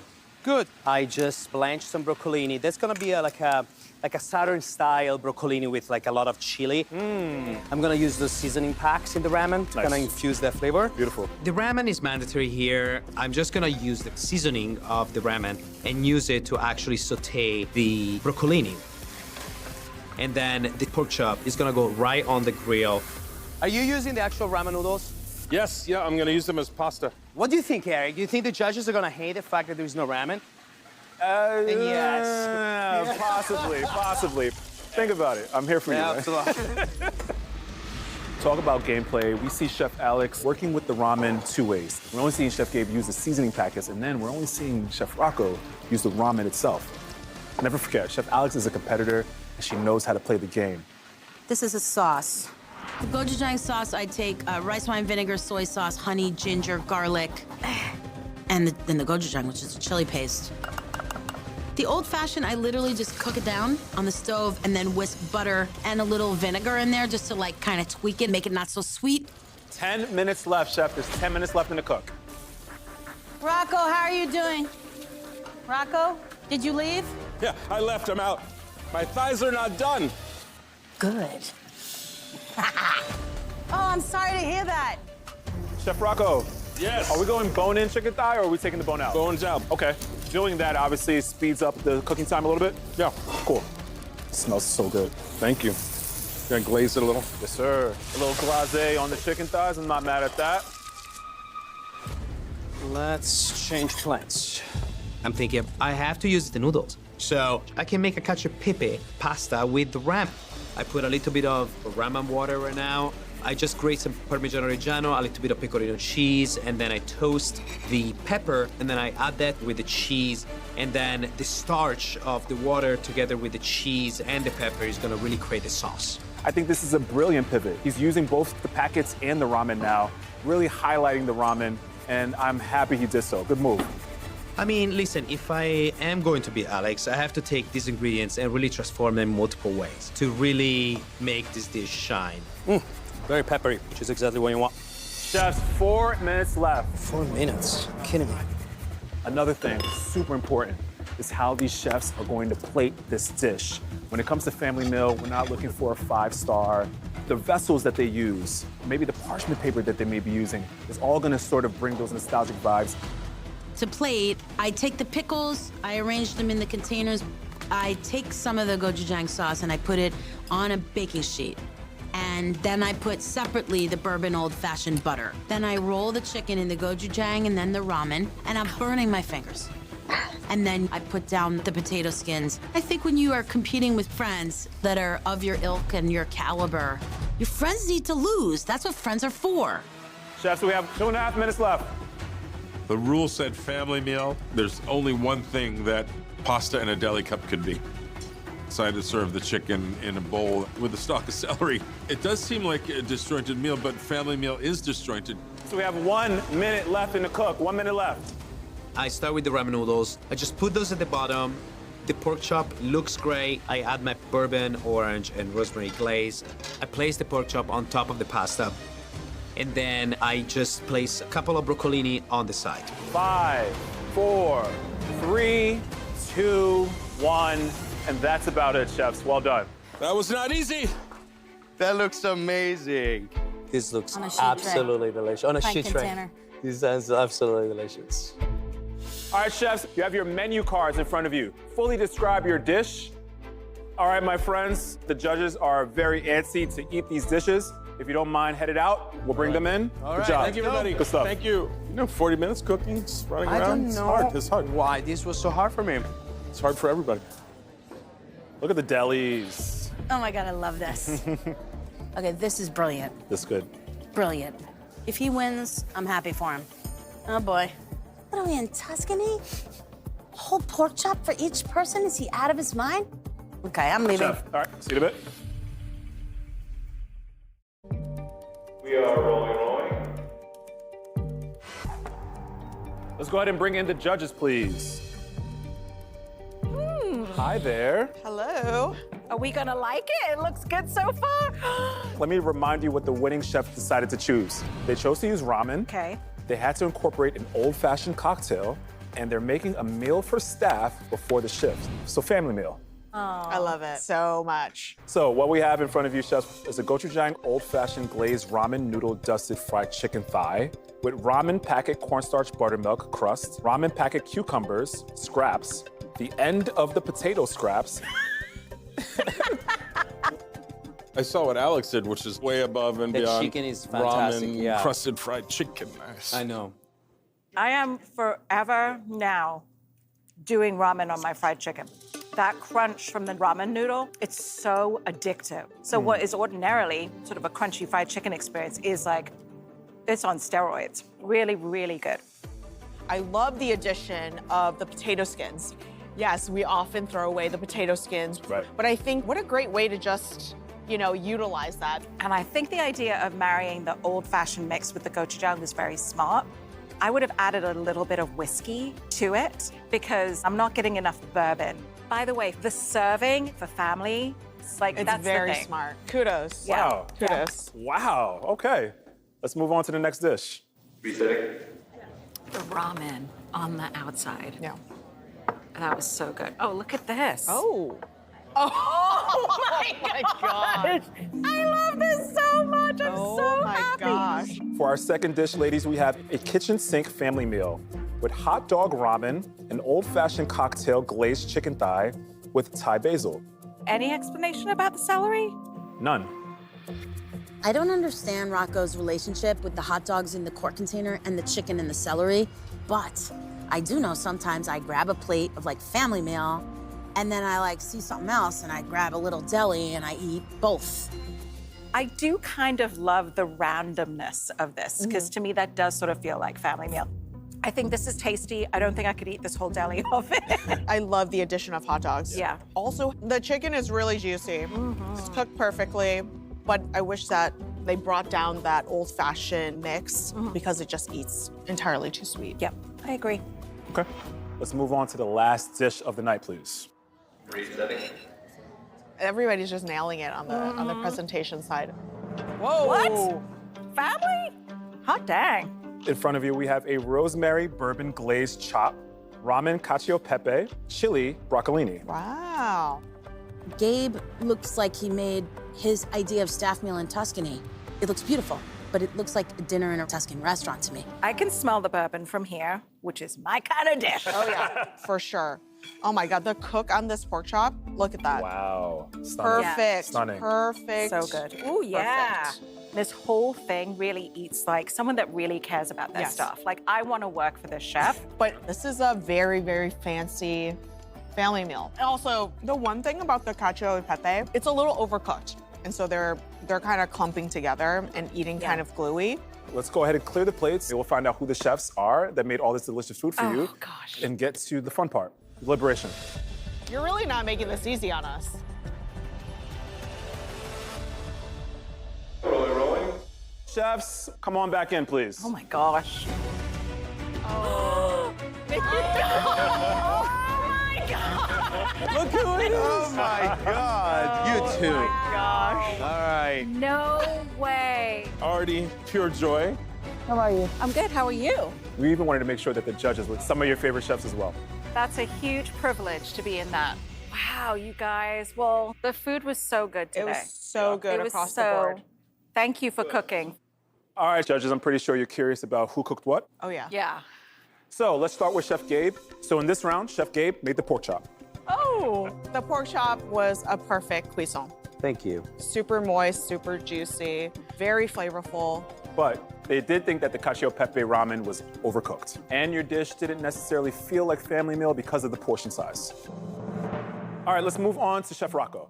Chef Rocco made the ramen hot dog and chicken thigh. Wow. It was really, really tasty. It was really good. Thank you. The chicken thigh was beautifully cooked. However, the chefs thought the glaze on your chicken was a little too sweet. So let's move on to Chef Alex. Chef Alex made the fried chicken. Well done. Such a great job with that. Yeah, the chicken was really juicy. Yeah, I agree. The ramen noodle on the outside of the chicken was something that I've never seen before and now will always want. But the judges thought that the gochujang overpowered the old-fashioned and the cocktail. I was plating it and thinking the very thing. All right, chefs, let me remind you, Gabe, Rocco, if you beat Alex, you're walking away with some money. But if Alex wins, you're going home with nothing.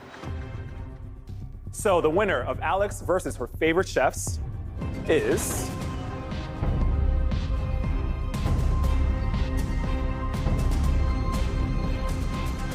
our favorite chef, Chef Alex Warner-Shelley. Oh my God. Congrats. Jeffrey, Rocco, Gabe, thank you. It's hard to compete against your friends, but it is a blast. But what's even more a blast is winning.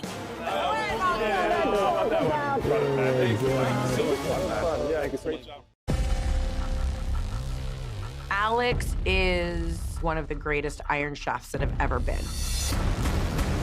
Alex is very intimidating. Countless elite chefs from across America have taken on this culinary legend. She's defeated virtually everyone that's faced her.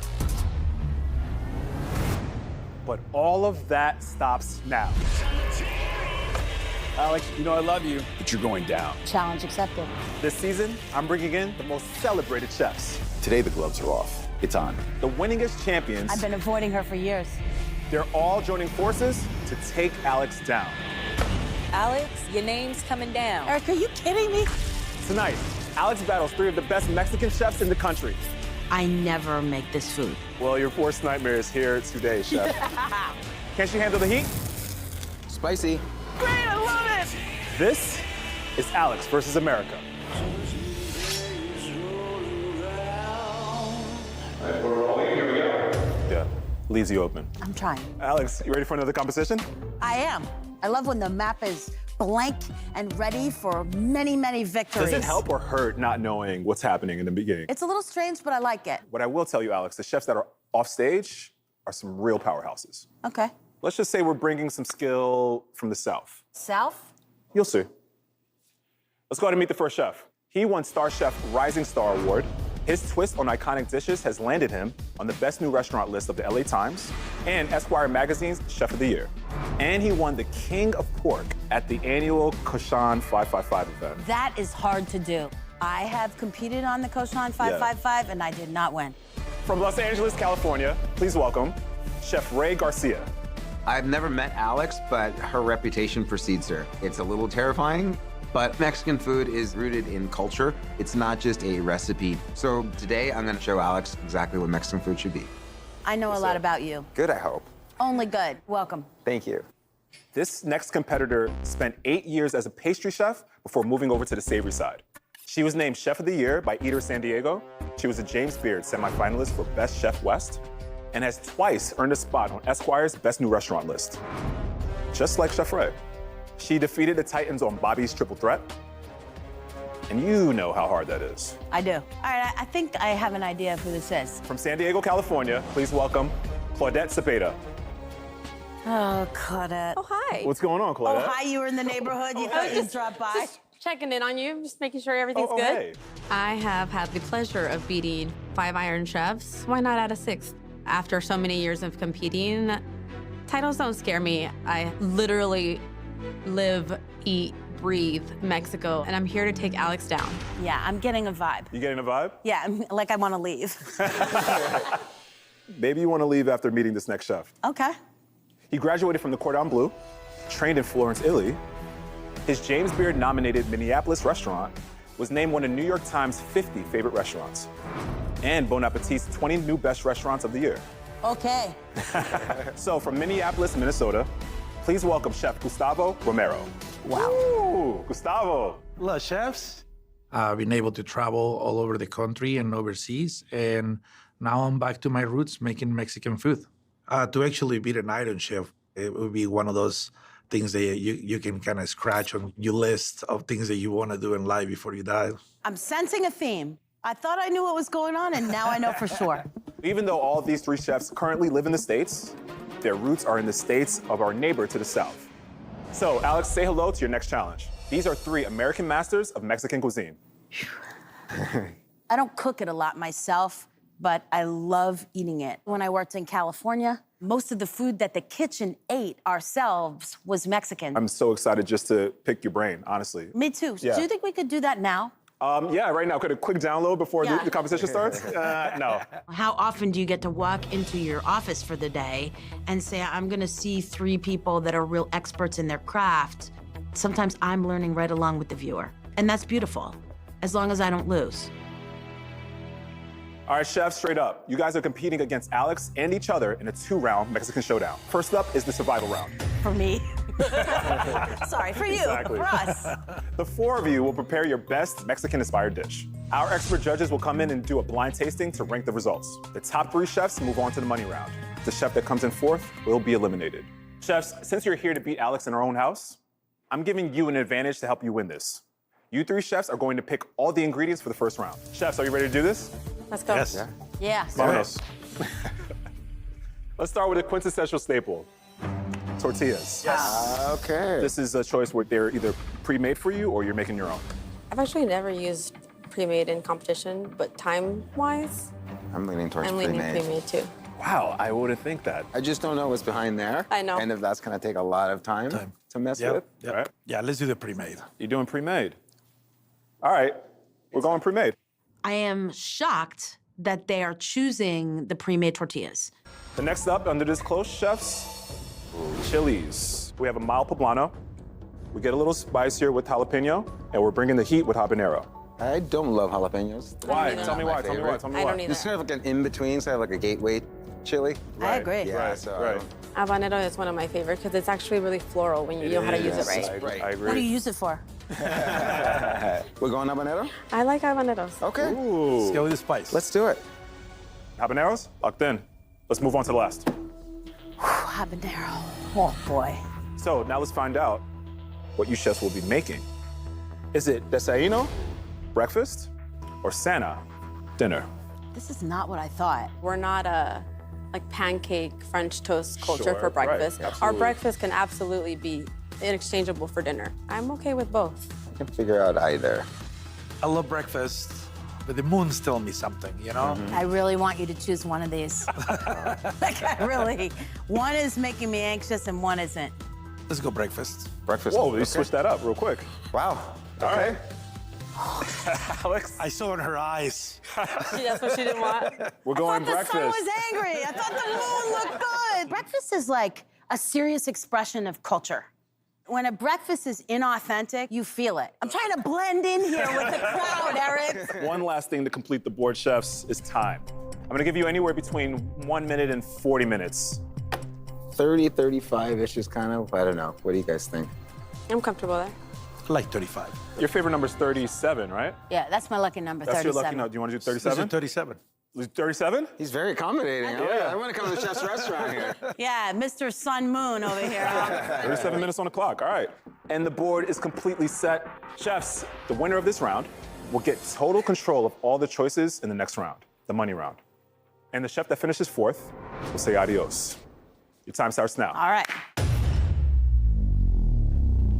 We can hop into this table and talk about what we have here for the first round. Pre-made tortillas. So in Mexico, the tortilla is somewhat like a blank slate. Habanero. So just to give you context, a habanero is about 50 times hotter than a jalapeno. Ooh, the habaneros are hot. Cannot wait to see what they're gonna make.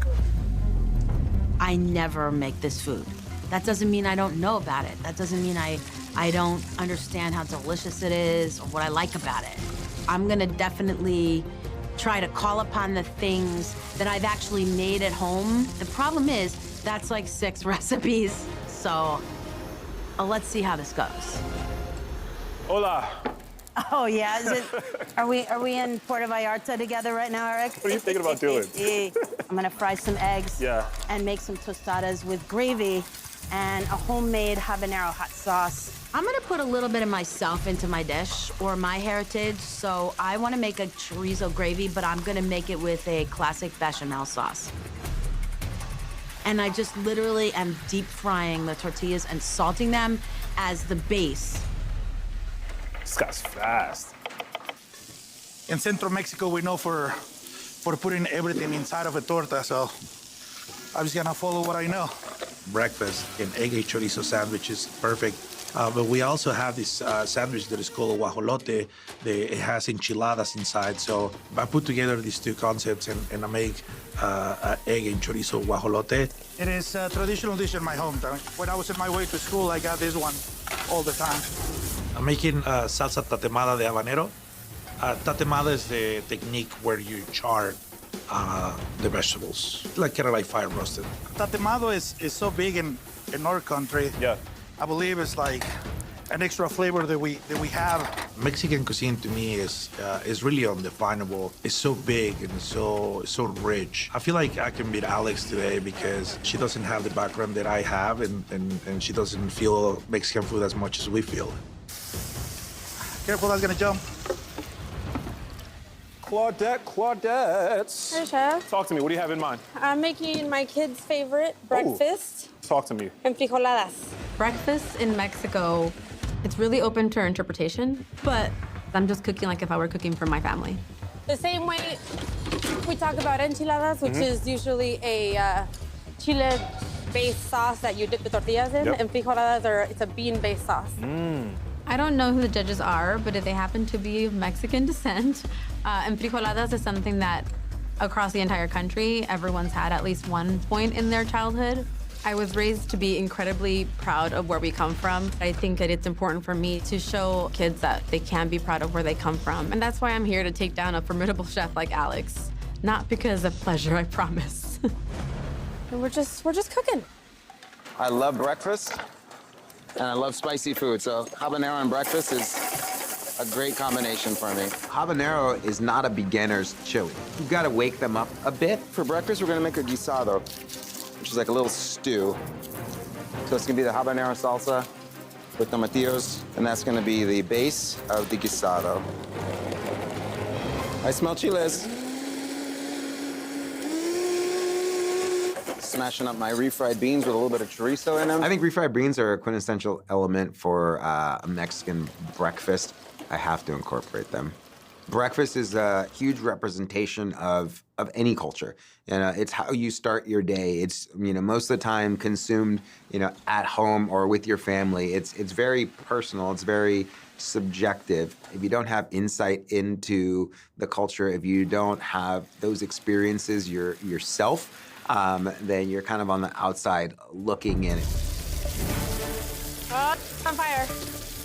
You good, Chef? 21 minutes left in the cook, chefs. 21 minutes left.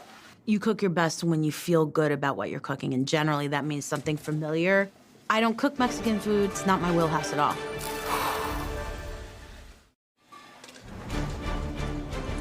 We have two James Beard nominees and a pioneer of LA's Mexican scene here in the kitchen, going up against Alex, an Iron Chef. He does not hold the title of a Mexican chef, and that's something that's completely out of her wheelhouse. So how are you handling the habanero? Look. It's great, I love it. Your worst nightmare is here today, Chef. I don't cook a lot with spice. It's not how I was trained to cook. It's not how I learned. French cooking, Italian cooking, American cooking, certainly mellower than in this part of the world. I'm gonna make habanero carrot hot sauce from scratch. Sounds delicious. Juicing the carrots, adding habaneros in there. Adding nice. habanero. Singular.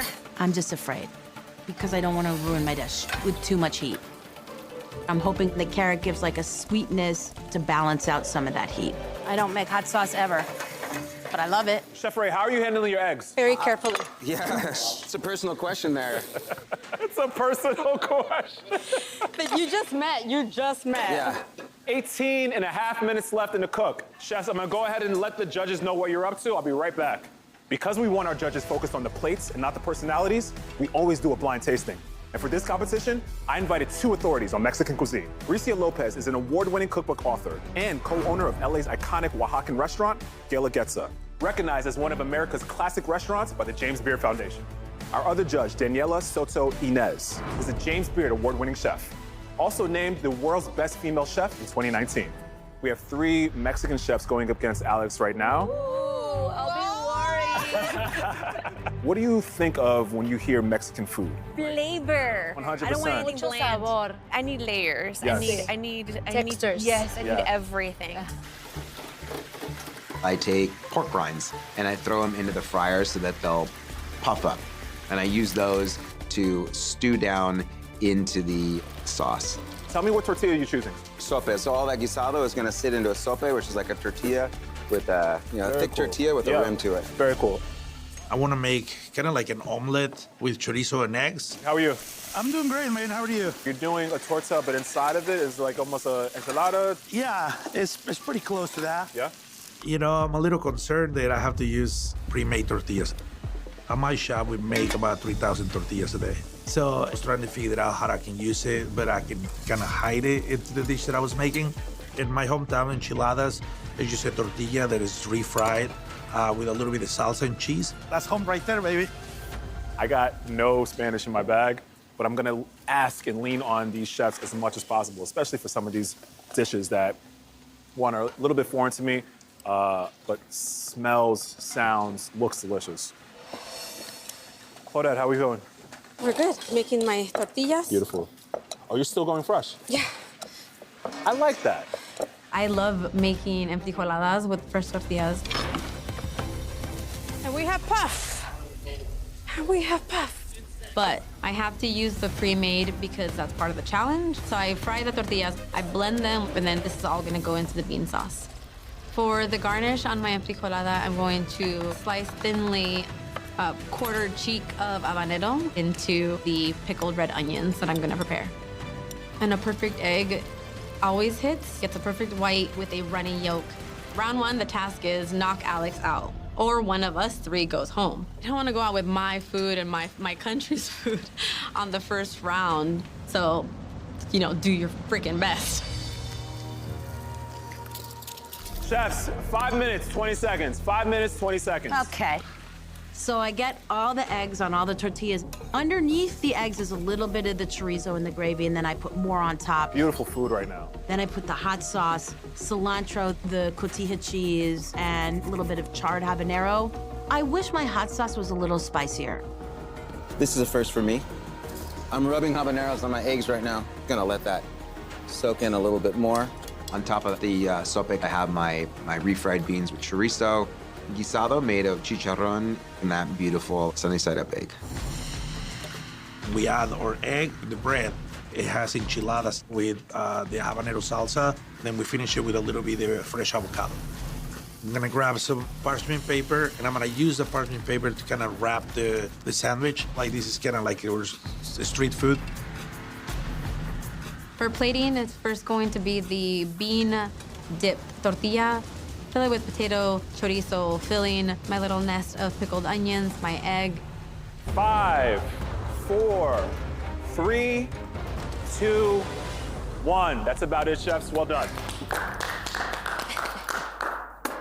Hi, chef.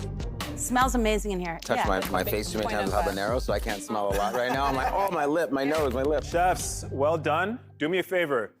Write down the description of your dish. Right after that, I'm gonna have to kindly ask you to leave the kitchen so we can bring in the judges. Well done. Thank you. Thank you. Appreciate it. Thanks, chefs. All right, stand by for the taste. Let's do it. It looks amazing. It looks great. Wow. Oh my God. Gorgeous. It's so elegant. Yeah, really well done. Mm-mm. Oh my God. I'm gonna go home. All right, chef. You know the deal. See you later. I'll see you in a bit. That was fun. It was very fun. Time flew by pretty. Yeah, I'm glad you gave her the extra 2 minutes. I think those 2 minutes were clutch. Let's go ahead and bring in the judges, please. Hola, judges. Hola. I'll go ahead and remind you of what the chefs decided to choose. So they used pre-made tortillas, habaneros, and they also chose to make breakfast in 37 minutes. So what we have in front of you is a fried egg tostada with chorizo gravy, and a homemade habanero carrot hot sauce. Did you guys catch what Alex made? Definitely look like very satisfying. Like the orange, like really bright color. I love the salsas that look like that. The breakfast tostada is like more of a Mexican-American breakfast that I see, but I thought it looked delicious. Yeah. I love using huevos rancheros, like the really crispy tortilla. So this is really giving that sort of familiarity to me when it comes to breakfast. I'm having trouble getting the habanero flavor, and I think that's getting lost in the chorizo. But the salsa is really great. It's sweet, it's bright. Egg is perfectly cooked. I love the colors. It's so beautiful. I do think a little bit more cotija would have like just brought everything together. All right, let's move on to the next dish, please. Did you get to eat this? No, nobody This gives me was no- delicious. A little sope situation. So we have a breakfast sopes with chicharron and tortilla guisado. Ooh. Guisado, sorry. Let me say that. Guisado. Guisado. Guisado. Thank you so much, guisado. Breakfast sopes with chicharron and tortilla guisado, refried beans, tomatillo and habanero salsa, habanero rubbed eggs. I'm sorry, habanero rubbed eggs? Habanero rubbed eggs. Wait, so you grab the chile, You got to, and then you rub the egg. I just read what they wrote.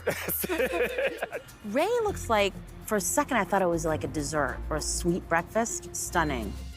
I love breakfast sopes. I love the use of chicharron. I think it's great. I can taste the tortillas. I'm definitely getting habanero. The egg, I would fry it a little longer. In Mexican cooking, if you have a sunny side up egg, you want the Crispy crunchy edge. edges. Yeah. When you're talking about breakfast, like you said, and you need to have texture in the bites. Okay, let's go ahead and move on to the third dish, please. Ooh, that looks good. What we have for the third dish is the enfrijoladas. Enfrijoladas. Okay, I was close. You were very close. Enfrijoladas de chorizo y papa, perfect egg, pickled red onion with habanero, lime, and queso fresco. I love enfrijoladas. Let me just start by saying That's this. my Yeah? favorite. Go-to? That's my favorite breakfast. Is it really? Wow, okay. I thought Claudette's was a study in elegance. The tortilla, the use of the beans, it really spoke to me. So this chef did make their own tortilla, but they also included the pre-made tortilla in the I could dish. totally tell the That's difference. what That's I what it was was, yes. thinking. Yes. It does taste very different Yes. than the other one. Okay, that is so sweet. This is a beautiful, beautiful little egg here that we have here. I really love this dish. The sauce is perfectly balanced. The chorizo is so delicious. Just the egg is kind of a little soldier by herself or by himself over here. I haven't heard habanero yet. So are you guys picking that up? No, it was in the pickle, so I think the onions and the habanero should have been on top with the egg, so you could have gone all those flavors together. Okay, let's move on to the last dish, please. Mira.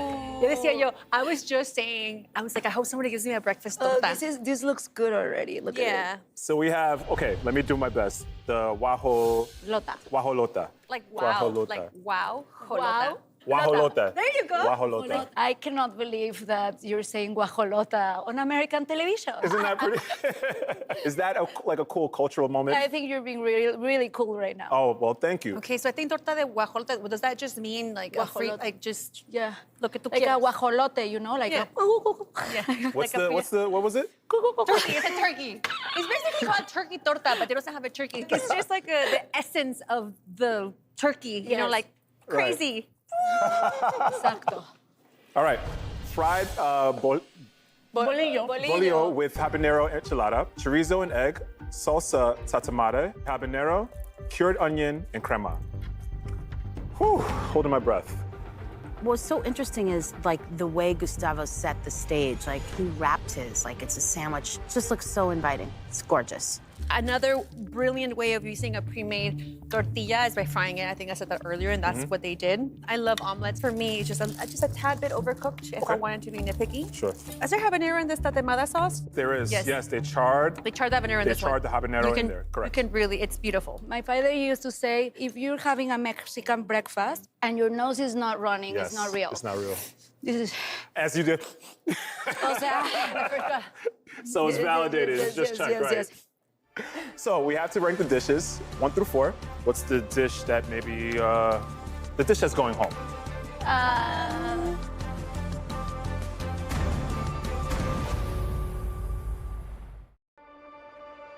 Let's go ahead and bring the chefs back in, please.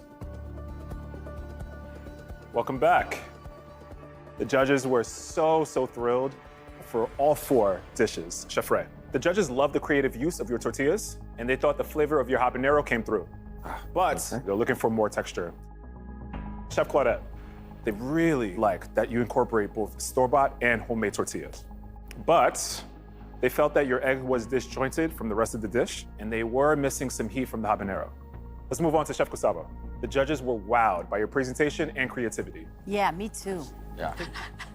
There was a lot of nostalgia in your dish, but they did say that the egg was a little overcooked. Isn't that nostalgia too? My mom used to overcook the eggs. Yeah. Let's move on to the most authentic chef here, Chef Alex. The imposter. The judges loved the presentation of your dish, and although they liked the habanero flavor with the carrot sauce, they did think that the heat got lost in your chorizo. Spot on. Okay. Just to reiterate, chefs, do remember the judges had no idea who cooked what. The judges ranked the dishes 1 through 4, and the last chef, unfortunately, will be headed home. The top 2 dishes were made by Claudette and Chef Gustavo. Ugh. But the chef that won this round and gets full control of the next round is Chef Gustavo. Congratulations. Well done. Thank you. I agree. Thank you. Now, if I go home right now, though, I disagree. So that means, unfortunately, either Alex or Ray will be going home and not moving on to the money round. So the chef that will not be with us in the next round is Chef Ray. Sorry. Oh. I'm sorry. No, don't be. So it ends up coming down to Alex and I. For somebody who didn't have a firm grasp on Mexican food, she did really well. You know, I feel bummed, but it was an honor being here.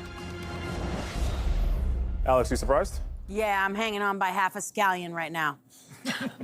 All right, chefs, with all that said, welcome to the money round. The rules are very simple. If you beat Alex, you can go home with $10,000 and $5,000 respectively. But if Alex outranks your dish, you're going home with nothing.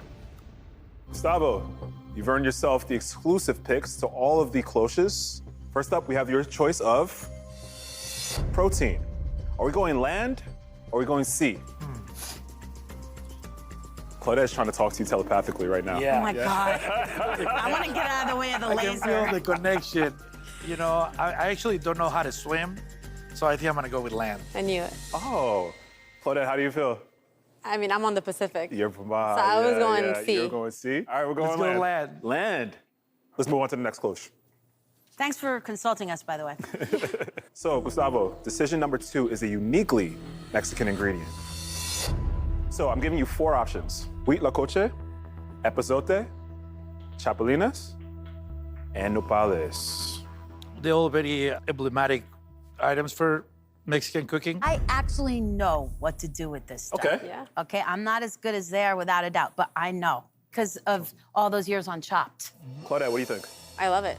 Huitlacoche, it's got an herbal note, it's got a floral note. Epazote, this is one of our ancestral herbs. Okay. It's one of those like herbs that you can use too much of. Nopales? And nopales, it's like my spirit plant. It tastes like chlorophyll. If you were to say like what it tastes like, it tastes green. Tastes green. And chapulines, it's Grasshopper. Grasshoppers, right? chapulines, yep. It's pure umami. One of my favorite things to eat is huitlacoche. Okay. Yeah, that's what I would pick. And I don't even know what's going on. Let's go with huitlacoche. All right. Land and huitlacoche. Chef Gustavo, we have one more cloche to go. Now I want to know what style of dish we'll be making. So, are we going with a 5-star dinner or are we going with street food? Oh my God, this is so cute. And I get Yeah. these when they're done. Shout out to the They're art so department. cute. What's your style? You know, I grew up eating street food, and it's very close to my heart. What do y'all think? I was screwed somewhere back there, so knock yourself out. I think street food is sexy. Let's bring it back. Let's bring the sexy back. Let's go street food. Sexy street food it is. And last but not least, between 1 and 40 minutes. What say you, my friend? Full 40. Full 40? Street food? You can do that a little bit faster though, no? Put the timer down, Jafar. So the board is set. Yes, chef.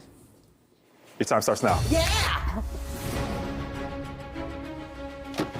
Street food is humble in its nature, but that does not mean it's gonna lack in flavor or technique. You want any cooking tips or anything? I would love to. I'm here to talk. You know, street food is a very specific directive. You're on the street. You're eating with your hands. It's messy. You need a lot of napkins. You're rustling paper. I immediately think I'm gonna just grate all the cheese in the refrigerator and make a giant quesadilla. Hi. Authenticity just oozing from this station. You know what? I don't like your tone. I'm gonna make a quesadilla. Okay, with a wheat lacoche puree and grilled steak. I have a colleague who works with me at the restaurant, and I met her originally because I wanted some help with taking care of my mother when she had dementia. It was just hard. Like, I needed other people besides me and my mother because she was always yelling at me. And this woman, she made these quesadillas in this particular way, and there was so much cheese in the quesadilla originally. I don't know, it was a comfort. We would clutch it, warm cheese, the smell of corn, the warmth of it. My mother would bite into this, and she wouldn't say a word. And for her to find that peace, I mean, I'd eat it every day. So, what's the plan? I'm making a sweet and savory picadillo tetela. A tetela is a hand pie of sorts. It's meant to travel good and to be eaten just with your hands, and it's always filled with something. Today, it's ground pork picadillo. How are you using the huitlacoche? Huitlacoche, I'm gonna add a little bit to the filling, and then I'm gonna make a saute of it to make a salsa on top. Okay. Huitlacoche is a fungus that grows on the corn stalk, and the legend says man comes from corn. So it is literally like our family member, and we treat it as such and with the respect that it deserves. Save it so for myself. Something that I want people to learn is that Mexico has a lot more street food than tacos. So I'm gonna make huarache with grilled flank steak and with huitlacoche and arbol salsa. The huarache is an oval-shaped masa cake. The name comes from acendo, kind of like the one that your mom throws at you when you do something wrong. That one. I need to work on the masa. So I'm gonna put a little bit of the huitlacoche in the blender, working on the masa, and then I'm gonna let it sit for a little bit so it kind of comes together. Hey, Chef Alex, how do we do with the ingredients? Great, I love it. I'm just like my backyard, like my wheelhouse. Crazy. How'd you know? Alex is outside of her wheelhouse. She's not the expert in Mexican cuisine. She's leaving that title to these two chefs. Yeah, we right heard now. you. But Thank she you. is an Iron Chef. No matter what the challenge is, let's not forget, this is her arena. She's not trying to go down. Yes, please. I'll take whatever piece falls on the floor, Chef. Chef, so we have 25 minutes and 30 seconds on the clock. I love huitlacoche. I'm familiar with it. It's like the equivalent of a mushroom. It's super earthy. In my head, huitlacoche steak is like steak and mushrooms. This is Oaxaca cheese. The quesadilla came from someone else, and the salsa I made with the avocado and tomatillo is one that my daughter just makes casually in the kitchen when she wants some salsa. One of the things about being a great competitor is tearing pages from all the playbooks in your life. In fact, I have no hand in what I'm making tonight. I'm putting out my hands to the people in my life, and they are gonna get me through this. Claudette's working on some tortillas right now. Give the people what they want. What it would mean to me to beat Alex would just be validating like my food, to like Mexico's food. I'm making that triangular shape Right, that is. you talked about the volcano? Mhm. Yep. And then this gets griddled. That's beautiful. Look at that. We are so underrepresented in media and food world, and that makes me sad. So I'm here to show young Mexican cooks that making our food is worth it and it matters, because our food is beautiful. This is gonna be our salsa. We have a version of tomatillo arbol salsa in our restaurant. So we're gonna add a little bit of huitlacoche in there too. And my restaurant is all about corn and masa. This is gonna be a little huitlacoche hash. Winning would really help me for the new casual concept, which I wanna go back into the basics of kind of street food, utilizing our heirloom corn or tortillas.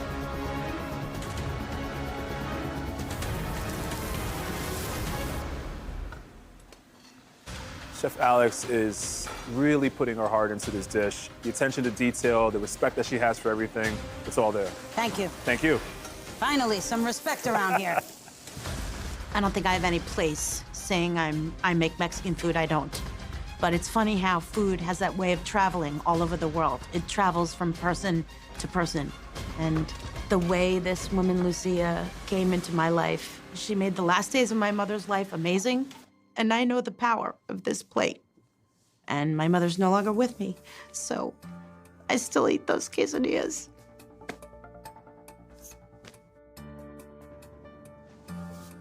Sorry.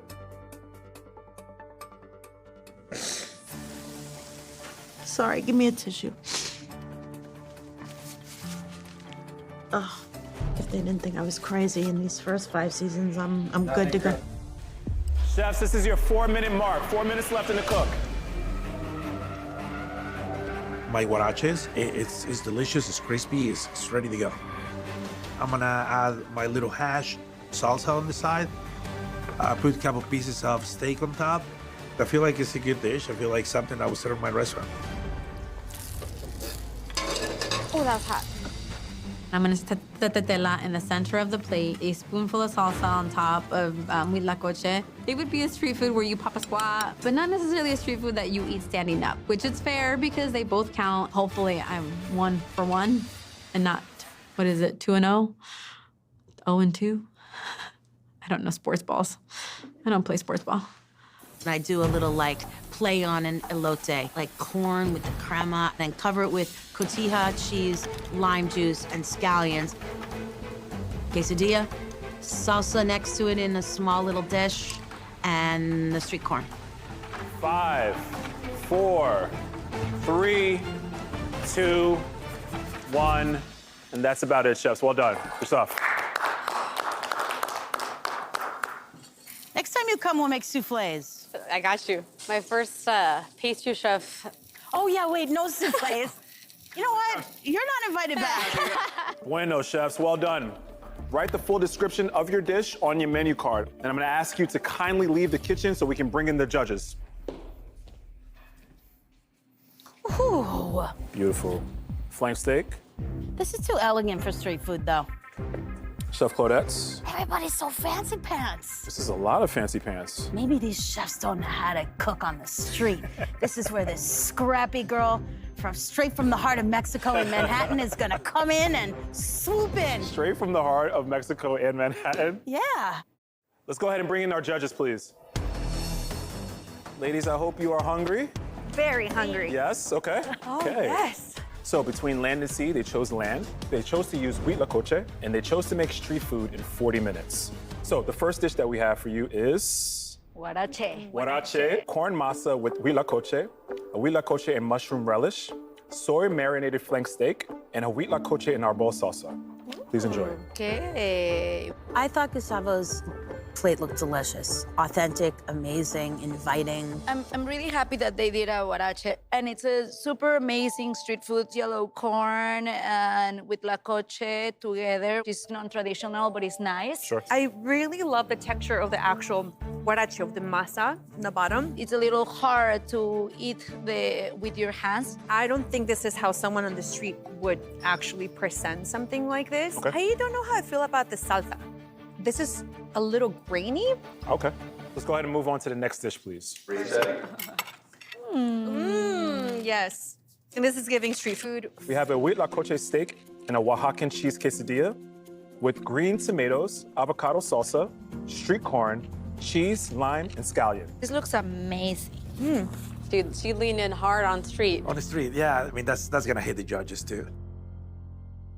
I love newspaper on street food. And I actually love, I love borderline burned I'm with you. quesadillas. I love the char of this. The steak is perfectly cooked. The corn is delicious. The salsa, I think, could have been a little bit spicier. There's nothing more than street food than corn on the cob Sure. and a quesadilla for course. Mexico. Yeah. The avocado salsa I love is so beautiful and bright. For me, it seems like the meat is the star of the dish. The huitlacoche gets lost with the flavor of the meat. All right, let's move on to the last dish. Oh, Ah, no, sí, definitivamente. So we have a picadillo tetela with huitlacoche sauteed, cured tomatillo slices, and cotija. Caudettes look like street food if they rolled a street cart into a 3-star Michelin restaurant and wrapped everything in velvet. I think this is a very creative way of recreating a tetela. The picadillo is really good.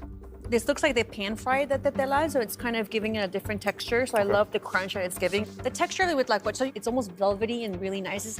And then street food is kind of hard to grab this with your hand. Tetelas come from Oaxaca, and in Oaxaca, you don't really see a tetelas like in the streets. Okay. It's more in someone's home and at a restaurant. Okay. Let's go ahead and clear the plates. Blind tasting is a whole other level. You never meet the judge, right? You know, there's no saving that you can do of like ad-libbing. No, I meant to do that. Like none of that comes into play. Right. No, I'm not going to win whatsoever. I'm just trying to hang with the big dogs in the tall grass. Stand by for entrance. Let's go ahead and bring on the chefs, please. Okay, hopefully we don't know anyone. Yeah, I'm like, I don't want to know anyone. I'm dead right now. Immediately turn the corner and see the judges. And it's my friends. I've known Daniela since 2015. I've known Bricia since like 2018, I want to say. There's not that many of us, especially females in our world. You obviously know Alex Guarnaschelli. Of course. Hello, miss. Hello. Claudette Cepeda. Let me fix your crown. Judges, let me also introduce you to Gustavo Romero. Hola, Hi, Luz. Pleasure to meet you. Chef Gustavo won the first round. Okay. Dang. Delicious. Thank you. This round, he made the huarache. Estaba bueno. The judges love the texture of the masa and the onions in your dish. They did find it hard to eat with your hands as it's a street food challenge. Chef Claudette, she made the tetela. Buenísima. The judges found your dish to be wildly creative and bold. However, I am sorry to say, they didn't feel like it quite hit the street food mark. So judges, that obviously means Chef Alex made the quesadilla. Muchas gracias. Chef Alex, they loved your presentation and you really hit street food. Well, I mean, I had to hit the street. The quesadilla had a really nice char and your salsa was bright. However, though, the wheat tlacoche got a little lost in the steak. Ladies, anything you want to say to the chefs? I want to say thank you. It was absolutely delicious. And to be able to really highlight great ingredients like with tlacoche on national television, I think it really elevates the beauty of Mexican cooking. Yeah. Thank you. Thank you. Thank you for eating it. So, chefs, the judges ranked the dishes and picked the winner. And obviously, they had no idea who made what or who was here. So, let me remind everyone what's at stake really quickly. Claudette, Gustavo, if you beat Alex and you win first place, you win $10,000. If you're in second place and beat Alex, you're going home with $5,000. But if Alex wins, unfortunately, you two are going home with nothing. So the winner of Alex versus Mexico is...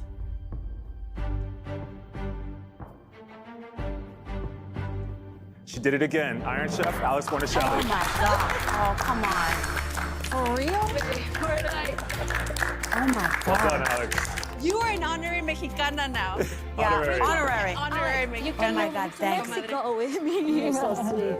Honestly, I was a little surprised that it was Alex because it was the most street food out of everything. You could pick it up with your hands. I think Alex just knows competition very, very well. And she hit the marks better than anyone. You know, I have mixed feelings about winning because I thought that Gustavo and Claudette were so amazing. It's an honor to cook with both of you. Felicidades. Thank you. So I'm dedicating this win to my mom and this magical woman who means so much to us both, Lucia Vasquez. Alex is one of the greatest Iron Chefs that have ever been. Alex is very intimidating. Countless elite chefs from across America have taken on this culinary legend. She's defeated virtually everyone that's faced her. But all of that stops now. Alex, you know I love you, but you're going down. Challenge accepted. This season, I'm bringing in the most celebrated chefs. Today the gloves are off. It's on. The winningest champions. I've been avoiding her for years. They're all joining forces to take Alex down. Alex, your name's coming down. Eric, are you kidding me? These guys are making me really nervous. And every battle will be Alex's worst nightmare. It doesn't get harder than this for me. And I kind of like that. Tonight, it's 6 against 1. How am I supposed to do this? Alex faces off against 3 of America's best restaurant teams. 4 hands are better than 2. I can't do this. Guys, come on. This It's Alex versus America. What scares you the most? Freddy Krueger, Jason, Michael Myers, or season 5? I've been throwing you off your game by not having the chefs come in. Yeah, it's one thing to throw me off with ingredients or a theme, but it's a whole other thing when you throw me off with people. And when you don't give them to me to start gathering my data and playing my psychological warfare, Right. I got nothing here. Well, speaking of people, this is Let's go. the perfect time to introduce our first chef. Let's go. This Michelin-trained executive chef's Orange County restaurant appeared in the Michelin Guide and earned him a 2023 James Beard nom as best chef in California. Wow. And he beat you, Alex, in season 2 of A Brunch Showdown. Oh, it's Michael Reed. It is Michael. Starting off strong with the nightmare here. From California, please welcome Chef Michael Reed. I'm back. Been on Alex versus America for the brunch match where I won. Now I'm here to showcase what California food has to offer as a chef. Thank you for having me. For now, I say welcome. Let's introduce the next great restaurant chef. This executive chef's take on Vietnamese cuisine has earned him 5 James Beard Award nominations and a Star Chef's Rising Star Award. I'm descending. His Moon Rabbit restaurant is named one of the best restaurants in the country. And okay. it's actually one of my favorites as well. Okay, good for you, It Eric. is, You yeah. eat there, you like this guy, we get it. From Washington, D.C., please welcome Chef Kevin Tien. Comes in with the heart, I like that.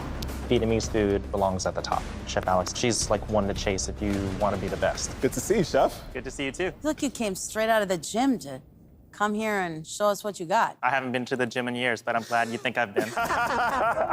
Let's move on to the next great restaurant chef. This 2-time James Beard nominee has worked with your friend Bobby Flay and has worked in Michelin star kitchens in both New York and Portugal. He is the chef of 5 restaurants, including another one of my favorites, the Portuguese-inspired Lita. From New Jersey, please welcome Chef David Viena.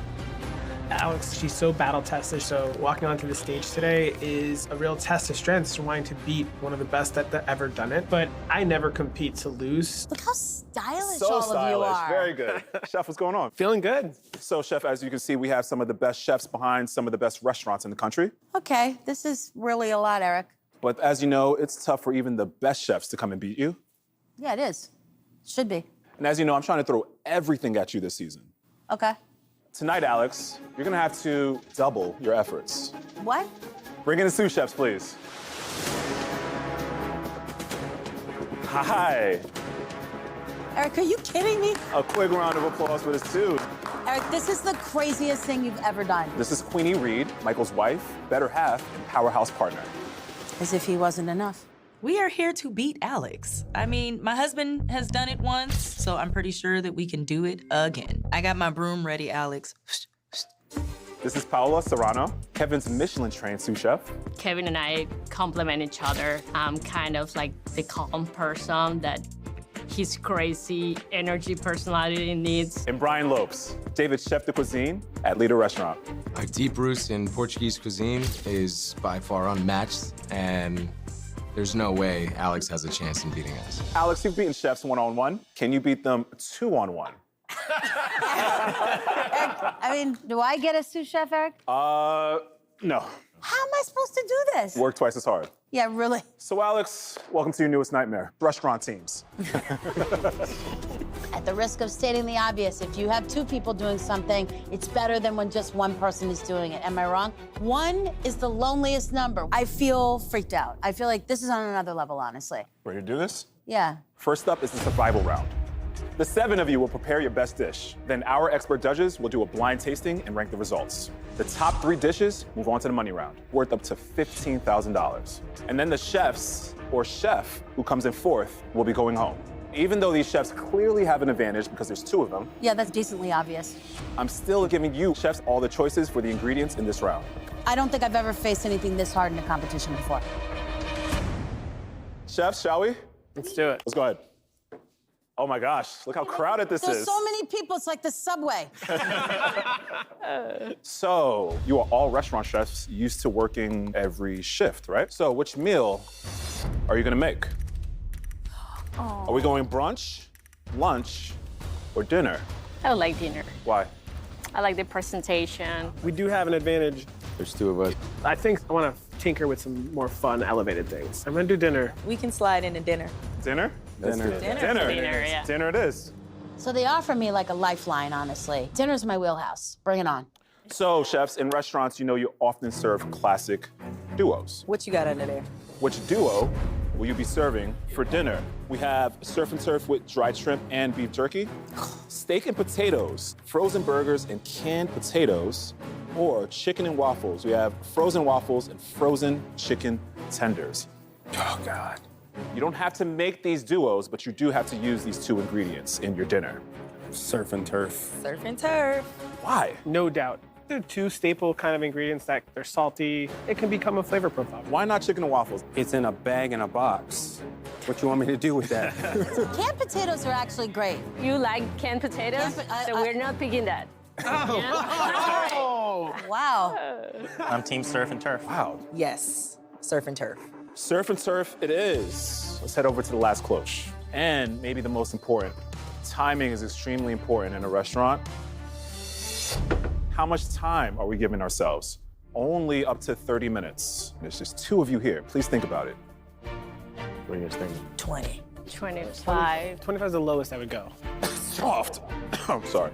It's dinner, so it needs to be a little bit more, elaborate. 30 minutes is just the most amount of time we're allowed. I'm always gonna go for the most amount of time. Yeah. There's two of you here. Okay, 25 puts it at a disadvantage. Like, we have the extra hands, but 20 minutes flies by. Yeah, it does fly by. 30 minutes. Moonrabbit? The queen has spoken, right? Yeah. 30 minutes it is. You guys are just playing right into her hands. Okay, Eric. Killing me. If they really wanted to make it hard on me, they could give me 20 minutes. 30 minutes is definitely enough time to do some damage, and that's what I'm gonna do. The board is set. One more thing before we start the cook. Let me remind you, whoever wins will have exclusive pick of all of the cloches in the next round. 30 minutes on the clock. Chefs, your time starts now. All right, game plan. Scallops, pork tenderloin. We shouldn't use the dried shrimp in a curry. Beautiful. Yeah, All right, let's do it. What an advantage. It really is 2 against 1, or 6 against 1. And Alex is in for a really hard fight.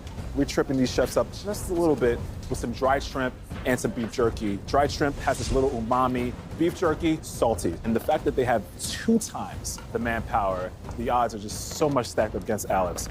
But look right now, Alex is already cooking. They're still running around. She has so many tips and tricks. If she can win this round, Lord help her, because she is a shark. She's gonna go after it. And all she needs is just a little bit of daylight. Before I even shop, shopping is for suckers.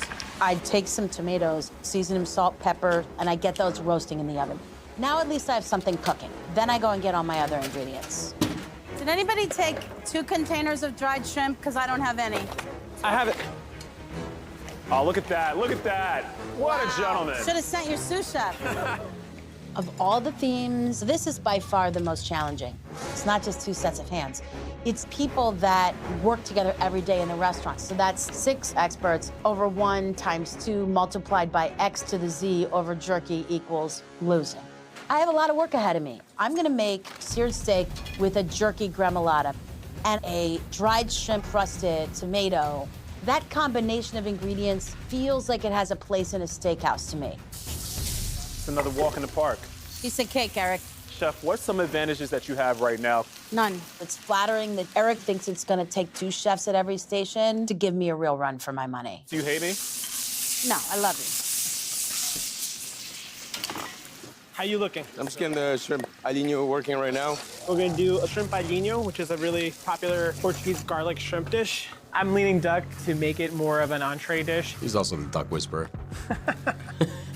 I'm gonna work on the aliño. So I grab the garlic, I grab the sweet hot paprika. Going big flavors, bold flavors. This sauce, it's a perfect base to incorporate both the jerky and the dried shrimp. Alex is on the Mount Rushmore of competition chefs, but I know with him by my side, Alex is going down.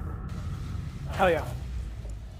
You grab the jerky? The shrimp's right there and the jerky's right here. The jerky and the dried shrimp, we're gonna powderize it, put it into a sauce. We're gonna make a jerky and shrimp crusted pork and scallops dish. That's gonna sit on top of potato spuma and dried shrimp sauce. Come get these potatoes, cut them up. I am yes, chef. That's what I'm doing.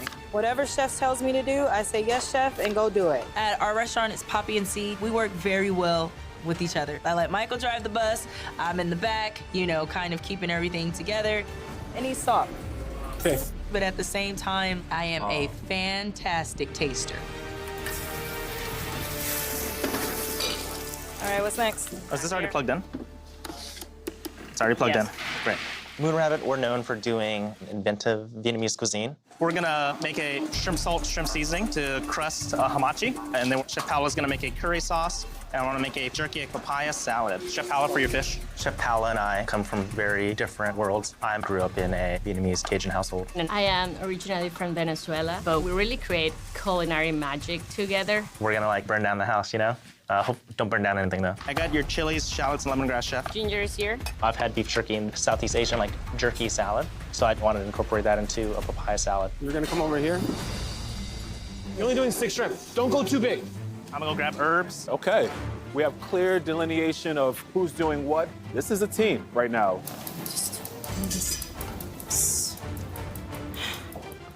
If I were in a duo, I would make a really fortified beef jerky broth. There are definitely some techniques and some ideas that I have in mind that I'm just not gonna be able to employ here. When we break it down in terms of just sheer time, I'm the physical underdog here because these other duos, they're doing double time. Eric, you're starting to get under my skin. It's never that I say the sheer volume of chefs freaks me out, except for tonight. Is that changing any approach to I your can't food? do this, guys. Heard. Come on. I mean, you know, She's got twice the amount of work. Clearly, she has a lot going on. Chefs, 12 minutes. Going in on 12 minutes left. Freaking Ajapong. Eric is definitely turning the screws on me with these duos. And then we have beef jerky. That said, microplaning it and putting it into a place purposefully is the plan. And I just mix that together with my shrimp and panko crust. I take the tomatoes out of the oven and then I just top it with all of that jerky, shrimp, and panko. I want to keep it super simple since everything is a duo tonight except me and Eric. I'm gonna go ahead and talk to the judges, let them know what's going on. Because this is a blind tasting, our judges have no idea that it's 3 duos against Alex right now. And because this is the team showdown, we invited one of the most acclaimed culinary teams. Michael Voltaggio is a Top Chef winner and one of the culinary titans on Bobby's Triple Threat. His brother Brian Voltaggio is a James Beard nominee and a 3-time Top Chef runner-up. Together, they're the powerhouse culinary team behind the Voltaggio Brothers Steakhouse and White Oak Tavern in their home state of Maryland and Volcania in California.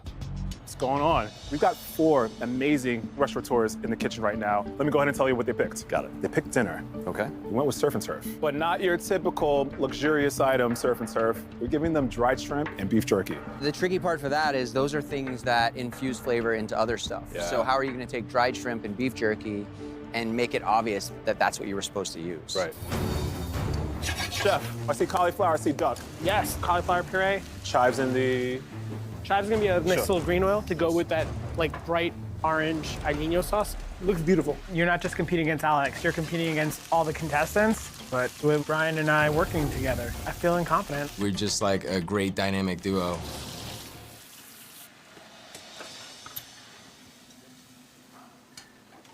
Does that work? Yes, it does. Yes, it does. Cool. Got first use of the shrimp into the shrimp sauce. The second part, I'm going to blitz it in the blender. I'm gonna do the same thing to the jerky so then I can roll the pork tenderloin into it so it should have a nice crust of the jerky flavor plus the shrimp. We have a beautiful 6.5, almost 7-year-old now named Mackenzie. She is the love of our life. She's a great kid. So with the money, we would do like a family trip to Ghana. This is really delicious. Good stuff. Bow, bow, bow, bow, bow, bow. I'm seasoning my fish with that shrimp salt that we made. I think the dried shrimp on the crust of this hamachi is a really great idea because as soon as that hamachi touches your tongue, you'll get that shrimp flavor first. We really need to get to the second round. If Kevin and I are winning today, he's willing to help me get reunited with my family. We have been separated for more than 8 years. That will mean, you know, the world to me. Fish is going in the oven right now. When I started our papaya salad, I made green papaya ribbons that's dressed in like fish sauce, toasted peanuts, and the beef jerky. Ready this for me? We carry a lot of pressure of moving our family and our culture and our history forward. So we can beat Chef Alex just means that we're also standing amongst like some of the greatest chefs. That's delicious. Good. Chefs, 5 minutes left in the cook. There's so many other things I would have liked to do, but time's up. So I sliced the steaks. It's like between rare and medium rare, and I put the tomatoes on the plate. I'm gonna give both me and my Sue a big pat on the back. We feel really good. The first thing I want on this plate is beautifully cooked shrimp. The next thing is the beautiful cauliflower dollops. I cut the duck down the middle to check for doneness that it's perfect. Better knock Alex out. This is a dish I think we can knock her out with. For plating, we're gonna keep it really simple. Potato jerk spuma on the bottom. On top of that, sauteed mushroom, spinach, and leeks. Then on top of that, crusted pork tenderloin, right next to a beautifully seared scallop. I'm just here to win. And 4 hands are always better than 2. The ribbons actually look really good, Chef. I start plating with my papaya salad, and then Chef Paolo plates the curry. We follow up with the brunoise beef jerky, and then Chef Paolo plates the fish. 5, 4, 3, 2, 1. Well done. I'm proud of what I did. It's not what I would have made if I had had, say, another person here working with me. But this is what you gave me. This is what you get. In front of your stations, you have a recipe card. Write down the dish and any sort of components that you want me to relate to the judges. Well done. I gave her a taste of my dish. This is really pretty. Did you see what this is? Cauliflower puree. Oh, that's beautiful. This looks ready for a restaurant. Yeah. I don't know if they made enough shrimp paste, though. Very pretty. I like the way they leaned into the surf and turf. My one advantage, in a way, was that I couldn't do 100 things. All right, Chef. Good job. Good job. Let's go ahead and bring in the boys. The Vault. Michael, what's going on, gentlemen? What's up, Eric? Good to see you guys. Smells good in here. Yeah, it does. Let me go ahead and remind you what the chefs decided to pick. We're cooking dinner featuring dried shrimp and beef jerky and 30 minutes to cook. In front of you is a cast iron ribeye with a beef jerky gremolata and a dried shrimp, parsley, panko crusted tomato with grainy mustard. Her steak looks sexy. And you know her sauces are top notch. With 30 minutes, they accomplished a lot. I mean, the dish is delicious. Yeah. It looks beautiful. It's seasoned properly. There's a lot of great texture. The steak is cooked really well. That really rich, dry sort of umami you get from the jerky is coming through in bits and pieces, but not really enough. On the tomato, though, I do get a lot of the dried shrimp. Ah, okay. And that could be him just being a little jerky. Let's go ahead and move on to the next dish, please. Great start. Tomato's really good. Take this in visually. What we have here for our second dish is a surf and turf jerky with shrimp crusted pork tenderloin, the seared diver scallop, on top of potato espuma and jerky. We have sauteed mushrooms and leeks and spinach with dried shrimp sauce. The dish is so inviting. It's making me think of like a lobster or a shrimp bisque. I think this is a really smart play. Another dish, well cooked. I mean, the pork is cooked nicely. I love the crust on the outside. There's nice caramelization on the scallop. This is a well-executed, well-seasoned dish, but where's the shrimp and where's the jerky? Wow, both. Well, these aren't like mild flavors. When you hide all of those in here, it almost feels intentional. I tend to agree. I saw a little bit of the froth from the shrimp sauce over the top, so I expected to get a punch of that shrimp flavor, and I just didn't. And I had to like look for the jerky, and I still can't find it. All right, let's move on to the third dish, please. As far as cooking is concerned, both dishes are executed really well. Yeah, very well. All right. This looks great.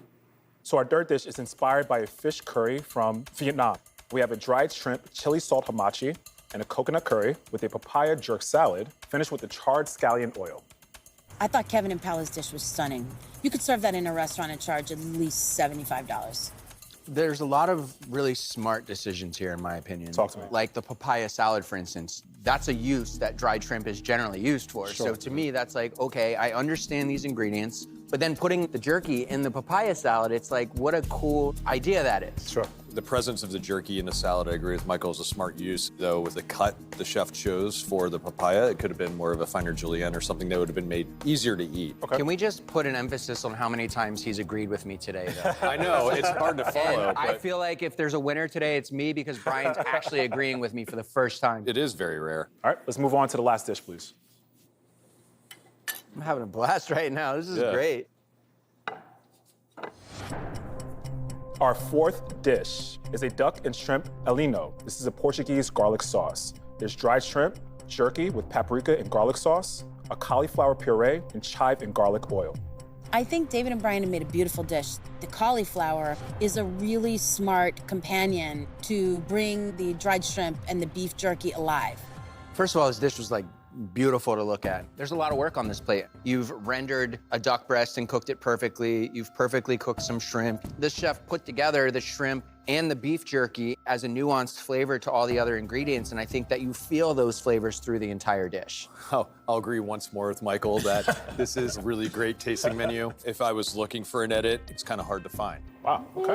I don't know if I agree. Oh, really? I think the way the duck is cut, it looks a little bit like they just kind of cut it and put it on the plate. This is tough because the 30 minutes, all 4 dishes, the restaurant quality dish, nailed. Definitely 4 strong dishes. It's just coming down to nuance at this point. Where did we get the shrimp? Where did we get the beef jerky? And who surprised us with those ingredients the most? Let's go ahead and bring the chefs in, please. Come on, buddy. Oh, man. So overall, chefs, the judges really enjoyed all the 4 dishes. Well done. Kevin and Paola, the judges thought you made a lot of smart decisions. However, they thought your papaya could have been more finely julienned. Okay. Chef Michael and Queenie, they thought you did a lot of work in 30 minutes. The dish had great flavor, but the judges couldn't taste much shrimp or jerky in your dish. You look a little surprised, Michael. That's kind of surprising because we used it a lot. Okay. Chef David and Brian, the judges thought your presentation was gorgeous. And although it was a perfect cook, they thought that the duck could have been cut a little bit more evenly. Yeah, I agree. That leaves us with Chef Alex and Sue. We're ready. The judges thought your dish was a beautiful restaurant-ready dish, but your jerky got lost in your gremolata. You're fired. So the chef or team that's won the survival round is... Congratulations, Chef David and Brian. Well done. So there were 2 teams or chef that the judges felt were possible contenders to go home. That's Chef Michael, Chef Queenie, and Chef Alex. The chefs or chef that will be leaving us is... I'm sorry, Chef Michael, Chef Queenie. Chefs, thank you so much. Both of you guys, appreciate it. I'm sorry. Womp womp. We're going home. Alex won for the first time against Michael. So. We'll get her next time. Yeah. Congratulations. Wow, I'm hanging on by one thread of shrimp here. Congratulations, chefs. You have all survived the survival round and headed into the money round. Well done. This is the round with the big payout, but only if your dish outranks Alex's. If you come in first or second, you will win $10,000 and $5,000 respectively. But if Alex beats all of you, you'll go home empty-handed. The good news for you, David and Brian, is that you have exclusive pick in the next round. Ready to do it? Let's do it. Well, the first pick, chefs, high-end restaurant proteins. We have a rack of lamb, we have halibut, and we have Iberico pork pressa. Ooh, you're speaking my language with Iberico. Tell me why. You know, Lita is a Iberian restaurant, and we get imported Iberico secreto cut of pork, which is very marbled. It's like the Wagyu of pork. Why not halibut? The only pause I have is how well they cook the hamachi. Let's go a little land. Let's go land, and we're going pork. Lamb or pork? Pork. Okay, pork. Iberico pork on the board. So for decision number 2, what classic side are we going with? We have coleslaw, mac and cheese, or creamed spinach. Oh. More humble sides. Are these already prepared? Yeah, Yes. so I have to take these already. And made. These are all there's the problem. pre-made versions. Ah, man. Coleslaw. I like the crunchiness of it, the Mm-hmm. acidity, it's veggie forward. Cream spinach, it's kind of one note and maybe also baseline for a lot of things. The thing I like the least is the mac and cheese on there. Where do you go with that? I mean, yeah, I'll go coleslaw. All right, pork and coleslaw. One last detail to really hit home. What type of dish are we making? Are we going with linen napkin or paper napkin? Upscale meal or casual meal, chef? I always lean upscale. I'm gonna go linen napkin. It is what it is. We're going with linen napkin, which means we're going high end. Time. It's your decision. 1 and 30 minutes. I'm okay going to 30 again. Yeah. We're okay too. You guys are crazy giving it 30 minutes, dude. 30 minutes it is. 30 minutes, all right. Chef. It's over, it's over, it's over. The board is set. Chefs, your time starts now. Let's talk about Iberico pork, one of the most sought after cuts.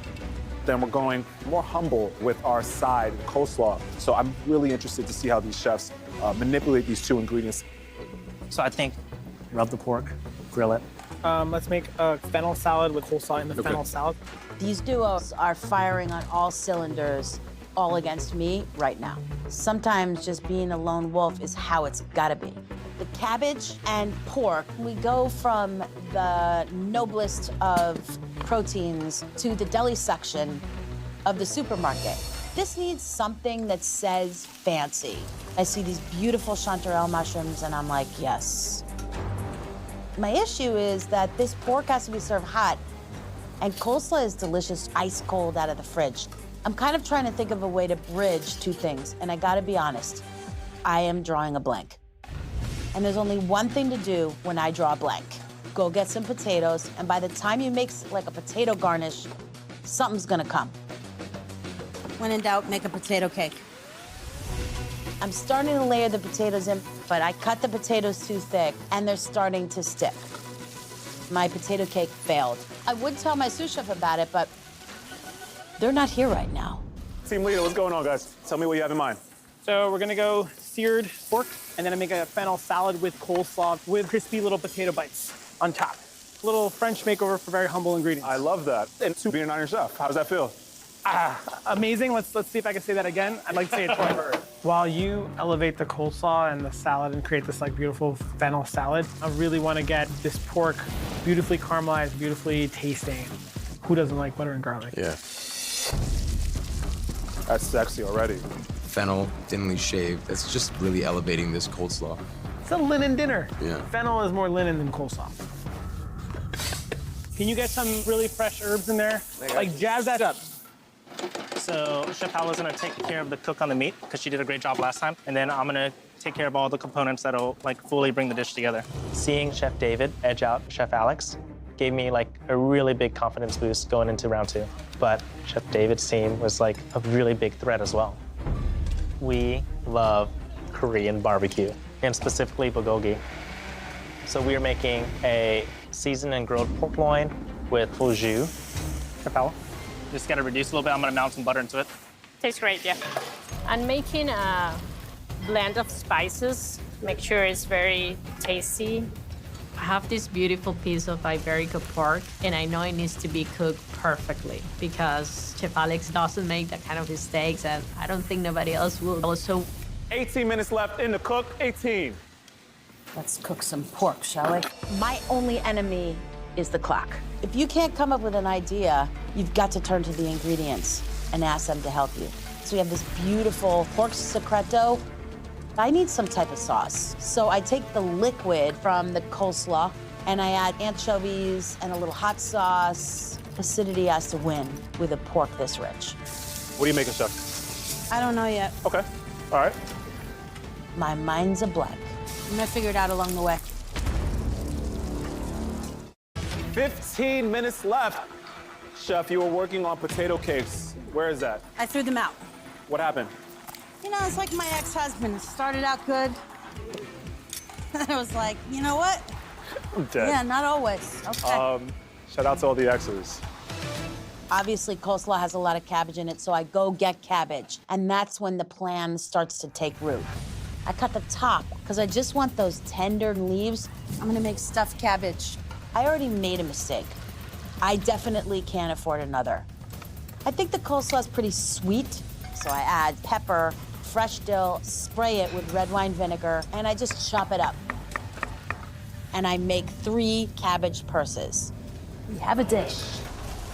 Bottom line, I don't have any more time. So it's gonna be how it's gonna be, folks.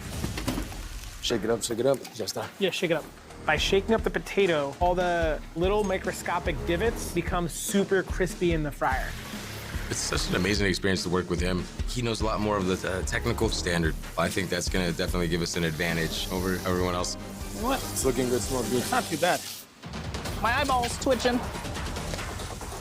I'm making this miso apple coleslaw puree, which sounded crazy at first. I'm gonna blend all these apples butter. I'm used to Kevin Crazy's ideas. They might be a little unusual, but I feel like it's gonna work out. That's great. 5.5 minutes left. Okay, Alex, I'll get there. Chef Alex wants to win. It's not easy. I mean, she's going up against 2 duos. Manpower of 4 people. But honestly, if there's anybody that can do it, it's that chef right there. I don't want to just make a sauce. I want to elevate it, deglaze the pan with this Pernod, make a fennel-forward Pernod pork sauce. Mind yourself.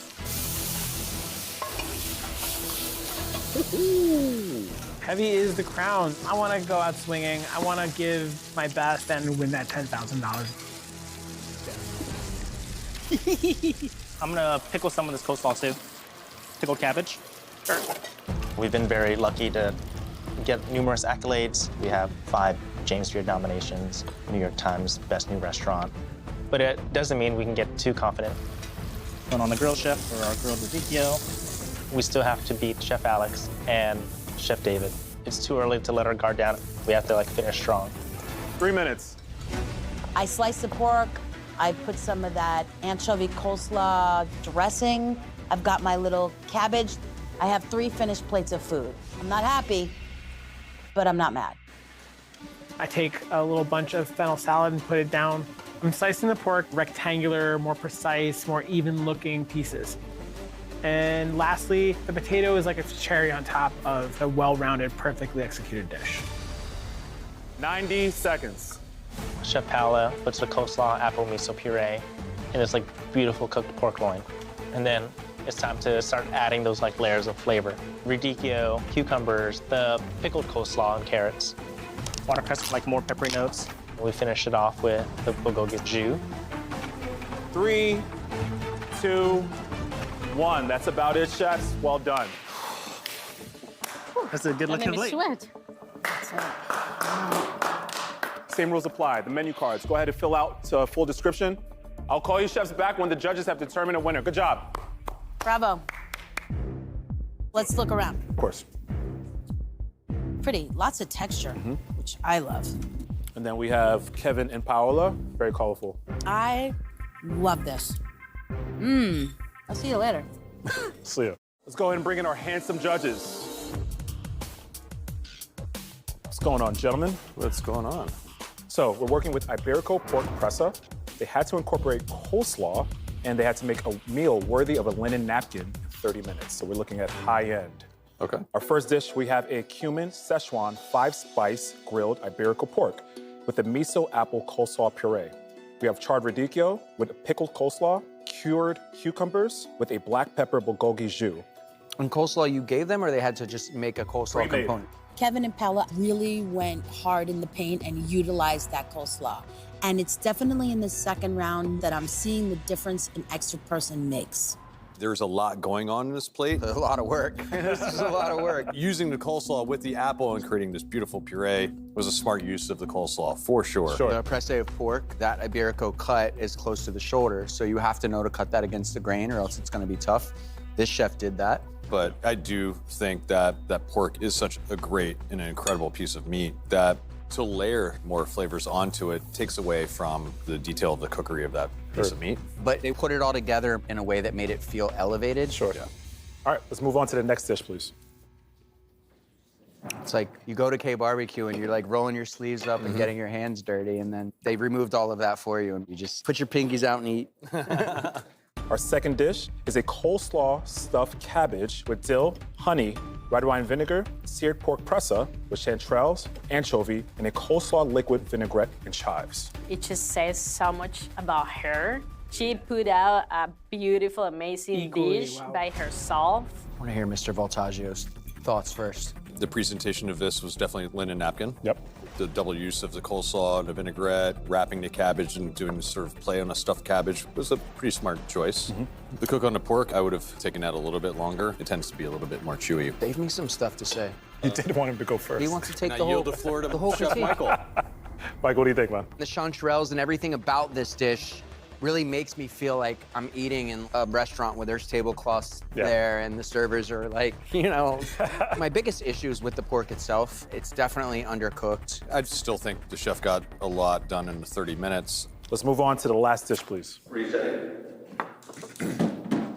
The last dish of the evening. What we have here is Iberico pork with an anise liqueur sauce, fennel and coleslaw salad with pomegranate, sugar snap peas, and crispy potatoes. I think Dave and Brian have made a very complex dish with a lot of texture. I love their plates so much. I mean, pork's cooked nicely. You know, I too agree as far as how they treated the pork itself. Okay. Texturally, it's fun. There's a lot of good flavors on this plate. Are you dressing up for dinner for a plate like this? That's my issue with it. I mean, it's a delicious plate of food. Am I sitting with like a glass of like Burgundy and, you know, I don't know if this does that. Yeah, I can't deny what you just said. I mean, I'm not Another trying to agreement. agree, but it's true. It's okay. It's okay to agree with your younger brother. It's taking a lot It's out of okay. me. But that's definitely one thing that jumped out with me was the fact I'm seeing coleslaw on this dish being used literally as coleslaw. That could have been taken a little bit further, and the two other chefs certainly did that on their plates. Obviously, I want both of us to be top two. I would like the Food Network to be Us $15,000 top two, poorer after today. All right, we are rolling. Take a look at who's coming. Let's go ahead and bring in the chefs, please. Oh. Hi. Hello, chefs. Heavy hitters. So we have Chef Kevin Tien from Moon Rabbit in Washington, D.C. We have Chef David Vienna from Lita in New Jersey. And this is Chef Alex Guarnaschelli. Hi, Chef. Hello. Hi. As you can tell, we have a restaurant legendary duo in the Voltaggio brothers, Brian Voltaggio, Michael Voltaggio. But when you're in a restaurant, you don't work alone, do you? No, we work together quite a bit. Yeah. Let's bring in the restaurant team. Really? Kevin and David, but not Alex, each had a sous chef from their restaurant come in and help them. Are you serious? So from Moon Rabbit, this is Chef Paola, and from Lita, this is Chef Brian. Alex, you went against all these chefs. Alex really versus all of America today. You guys are really making it tough on Chef Alex this season, huh? Yeah. Wow. Yes, they are. Tell me about it. So judges, I'll go ahead and tell you who made what. From Moon Rabbit, Kevin and Paola, they made the 5-spice grilled Iberico pork with the miso apple coleslaw puree. Perfectly cooked pork, cut against the grain. I also really love the puree that you made with the coleslaw. But because it was so fun to kind of eat around the dish, I also feel like that overshadow, you know, the pork itself. The chefs from Lita, David and Brian, they made the Iberico pork with the anise liqueur and the fennel and coleslaw salad with pomegranate. The cook on the pork was perfect. It was seasoned really well. The flavors as you're eating through it was good. But the utilization of the coleslaw, with the challenge being leaning towards linen napkin, I was looking maybe to take that coleslaw in a different direction. It felt a little bit more like we were like in the back of the winery. That was our lunch, you know? That may have like our linen lunch. Gotcha. Chef Alex made the Iberico pork with the coleslaw stuffed cabbage. Chef, I thought the cabbage little situation was brilliant. When that plate came in front of me, if there was a paper napkin, I would have thrown it away and said, hey, bring me a linen one. Thank you. But then the cooking on the pork was a Undercooked? little under. Yeah. So there's a lot that happened in this round for us. All right, chefs, let me just remind you how this works. If you beat Alex and come in first, you're winning 10 grand. If you also beat Alex and come in second, you're winning 5 grand. But if Alex wins, you're going home with nada. So the dish that finishes in third was made by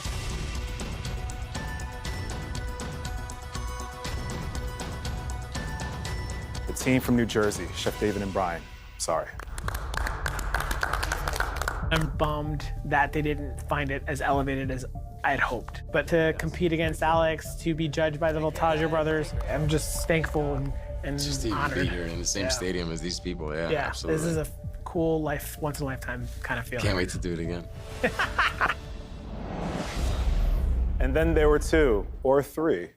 So, Team Moon Rabbit, if you win, you're going home with 10 grand.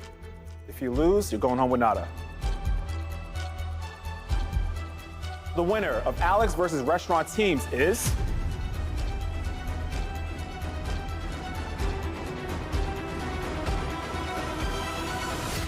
Kevin and Paola, you're taking home 10 grand, Washington, D.C.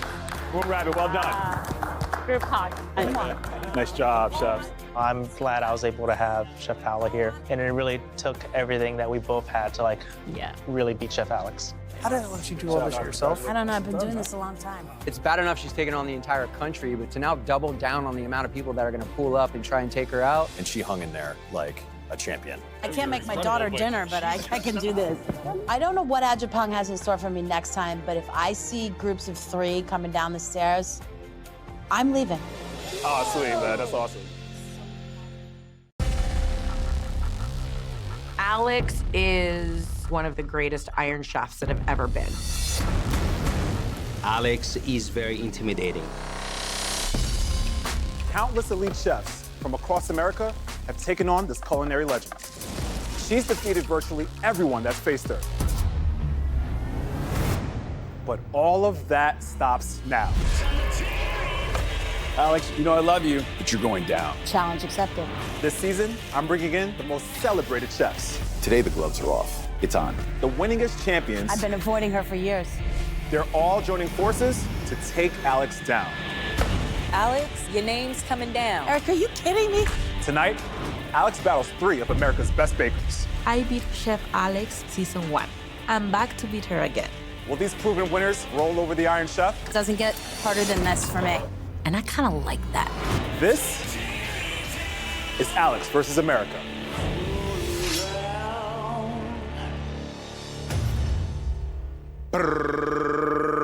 We're back at it. Oh, you like that? It was good. A little drum roll for you, huh? We're back at it, Chef. Okay. Tonight is gonna be a little bit different than, what you typically do. You might have done a version of this in previous seasons or 2, but I promise you, it's nothing like tonight. Are you ready to meet your first chef? All right. This chef grew up in India and went to culinary school in Virginia, so she mixes both Indian and Southern flavors in her cooking. That is cool. She's a food writer for Bon Appetit, Epicurious, and The Kitchen, and she's the winner of season 7 of Spring Baking Championship. Oh no, these baking championship champions are unbelievable. From Richmond, Virginia, please welcome Chef Kaya Wingfield. Winning Spring Baking Championship was surreal. The reason I'll beat Alex is because of my very unique understanding of flavors. Anytime I can stick to my roots, I can't go wrong. How are you, Chef? Great, how are you? Doing well. Wow, the Spring Baking Championship is an achievement. That's like Tournament of Champions with desserts. Very honored to be here, just competing with you. Chef, do you have an idea of what's going on Yeah, tonight? I mean, we're making desserts clearly. I mean, of some form. Of some sorts. Let me give you another clue to where we're heading and introduce the next chef. She's an executive pastry chef and owner of Quail and Condor, named one of the best bakeries in the Bay Area by the San Francisco Chronicle. Yeah, I see where you're headed. She's the season 6 Holiday Baking Championship winner. You know what? This is going to be between the 2 of you. From Healdsburg, California, please welcome Chef Melissa Yank. My specialty is mostly breads. I really love playing with savory. I don't love sweet things. I want to throw Alex off by showcasing some savory side of me. I love that it's ladies' night so far. I do as well. She is a spring baking champion. I've watched her. You watched her on TV? Uh-huh. And how'd that go? I'm very scared to be next to her now. Let's introduce the third baker. She owns a successful macaron company, and her baking videos have earned her over 150,000 viewers. She did win both rounds in season 1's chocolate competition against you. From Miami, Florida, please welcome Chef Karina Rivera. Oh, for God's sake. Hi. I'm a classically trained baker, and I compete against Chef Alex for season 1. I beat her in both rounds and took home $10,000. I'm back to beat her again. Chef, it's good to see I'm you. packing it in. Listen, seriously, Eric, it's been good. It's been really good. It's good to see you. Oh my God, she made the most ridiculous macarons. I totally Was remember. it like a chocolate ganache filling? Yes, it was. Oh, yeah. Oh, yeah. Okay. I'm not a pastry chef. I'm not gonna say, oh my God, what am I gonna do? I don't have anything I can make. No, I do. But if this were a beef stew challenge, I'd have a lot bigger repertoire than these ladies. Bakers, you'll be competing against Alex in a 2-round baking showdown. First up, the survival round. All 4 of you will prepare your best baked dish. Our expert judges will sample your dishes in a blind tasting and rank them 1 through 4. The bakers of the top 3 dishes move on to the money round, and the one who comes in 4th will be eliminated. Ladies, we ready? Yeah. Step on up, let's do it. Under the cloche one, we have a trendy baking ingredient. Oh. So we have potato chips, we have tahini, we have miso, and avocado. I'm geared towards miso or tahini. I would choose probably tahini. What do you want? I mean, now that I'm staring at it, I kind of want the miso. I love miso. Well, I like miso because it's another salting agent. I would just use it like salt. I think tahini can be the star. That's the thing with miso too. You cannot overuse it. Sure. It's a touch. Yeah. Okay, tahini it is. Tahini is. All right. Thoughts on tahini, Chef? I love tahini. Not too salty, not too sweet. Not too salty, not too sweet. Oh, no. Oh, God. Let's talk about it. What's your flavor profile? Are we going sweet or are we going savory? Savory! Savory! I would also like savory. Savory! Have you met her? Have you met Alex Guarnaschelli? Okay, Great sweet, question. sweet, sweet. But you wanted savory. What happened to you? You just crumpled like a house of cards. I'm a ball of emotions right now. You are? We can't let you start off easy. It's kind of scary to go up against Alex. All right. A unanimous decision, we're going sweet. But how are we gonna present this? Where will your dish be served? Are we at a bake sale or high-end bakery? I think like choosing bake sale would give Chef Alex an advantage. Okay. I feel like she's always plating things, so I would listen to Karina. She did beat her twice. fair. But do you want Karina to make her macaroons and eliminate all of you? What would you? What do you? Oh, now she's gracious. Comes in wearing a flower. She wants to know everybody's feelings. My first How are you feeling option would now? be high end, I love high end. Let's do high end. but bake sale is more approachable. It doesn't really matter. Okay, let's do high end. Let's do it. Okay. All right, we're going high-end. One final decision before we start the bake-off. How much time do we have? Anywhere between 1 minute and 60 minutes. Yeah. I think we should pick a long time. Yeah. Me Oh, too. okay. Me too. Yeah. Let's go for 60 minutes. Full 60? I don't mind. Ladies, the board is set. We're making a high-end bakery dish, which is sweet, featuring tahini, in 60 minutes. Whoever prepares the top-ranked dish in this round has total control of the details of the next round. So think about that as you're competing. Your time starts now. I'm not a pastry chef. We're definitely in their wheelhouse, but I've competed in a lot of sweet challenges, and I've been competing a really long time. I have plenty of things I can make, and it is gonna be a sugar showdown. I think when in doubt, freak out and make a tart. Talk to me, Chef. How are we doing? Making a tart with tahini pastry cream. I'm gonna make a persimmon sorbet. That sounds delicious. I hope so. I'm gonna do a classic tart dough with a little bit of like lemon zest in there. I also add a couple of egg yolks, which I don't usually do, which adds more richness to the dough. I want the tart dough and the pastry cream to be like really buttery rich tahini.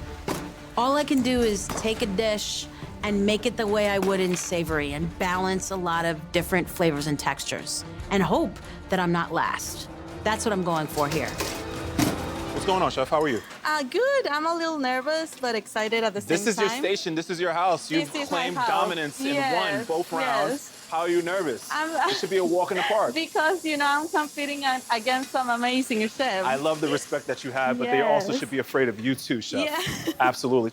I think Chef Alex is learning new skills. I've seen her through the seasons and I see how she's gaining confidence. Each season, she's getting better and better. I'm gonna make a tart, a tahini tart. So right now I'm working on the sablé. For my high-end sweet good, I'm making a tahini tart because of course tahini is the star of the show. A dark chocolate ganache with tahini to balance a little bit the sweetness, and then some candied sesame seeds to go on top of the tart.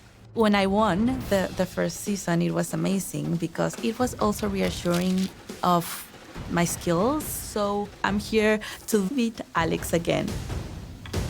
Chef Melissa, Hello. tell me what you have in mind. I said I wasn't going to do a tart, but I'm going to do a tart. You were not, and now you're doing She it. always makes a tart. She does, and she makes a really good one. I know, so I'm going to go head to head. It's a lot of bravery, but I mean, you're equipped. I'm a bull by the horns kind of girl. I love that. Tell me what you have in mind for your flavor profile. I'm going to make a vanilla bean tart crust, a coffee caramel that'll kind of ooze out when you break into it, and then a sesame tahini like custard cremant, and then tonka bean meringue and a little orange zest. And all of that in 60 minutes. Yeah. Godspeed, Chef. Thank you. That's a lot. I want to stand toe-to-toe with Alex because I know I am fierce and competitive. I also know that I have other tricks in my bag that are different. I never like a bland tart, so I've got vanilla bean, butter, powdered sugar. Cool technique. You're creaming the butter right now, but it's a little cold. It's cold. It's cold, so you're using the blowtorch to kind of Soften the butter quicker. soften the butter.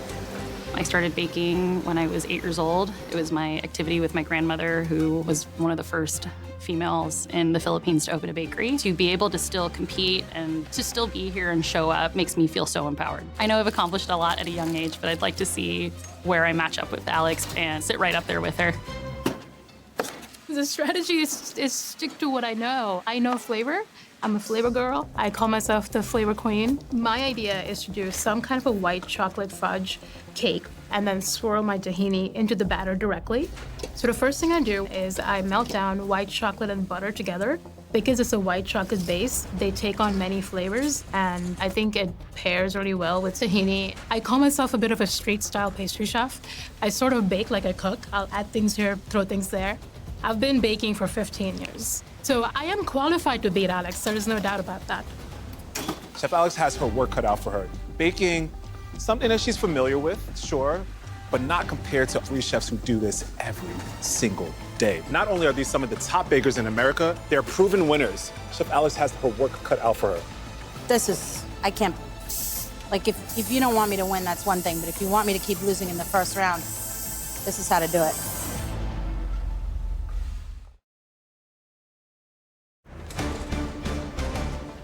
This is an official 35-minute time call. 35 minutes left. There was definitely a time where I considered being a pastry chef. And in every restaurant I worked, they were like, go ahead, stick the girl in the pastry. This is really hard. Which I was frustrated with at the time, but little did I know, 50 million years later, I'd be very happy I did that time. Chefs, I'm gonna let the judges know what's happening right now. I'll be right back. Tonight's judges are celebrated pastry chefs who are renowned for their baking excellence. Our first judge is Stephanie Boswell, internationally acclaimed executive pastry chef, and her pastries have graced Michelin star restaurants. She is joined by 3-time James Beard award-winning pastry chef, Sherry Yard. During her time as executive pastry chef at Wolfgang Puck's Spago, she received Bon Appetit's award for Pastry Chef of the Year. Ladies, what are some things you want to see out of these chefs? Honestly, I want to see a little restraint, and I want to see perfectly executed simplicity. Restraint is a sign of a good chef. I think so. Just plain down and dirty deliciousness. It's got to all come together. Yeah. All right. Whole package. Sweating so much. Next up, my sorbet. I have never made persimmon sorbet, but you know what happens to chefs when they see stuff and they feel inspired, right?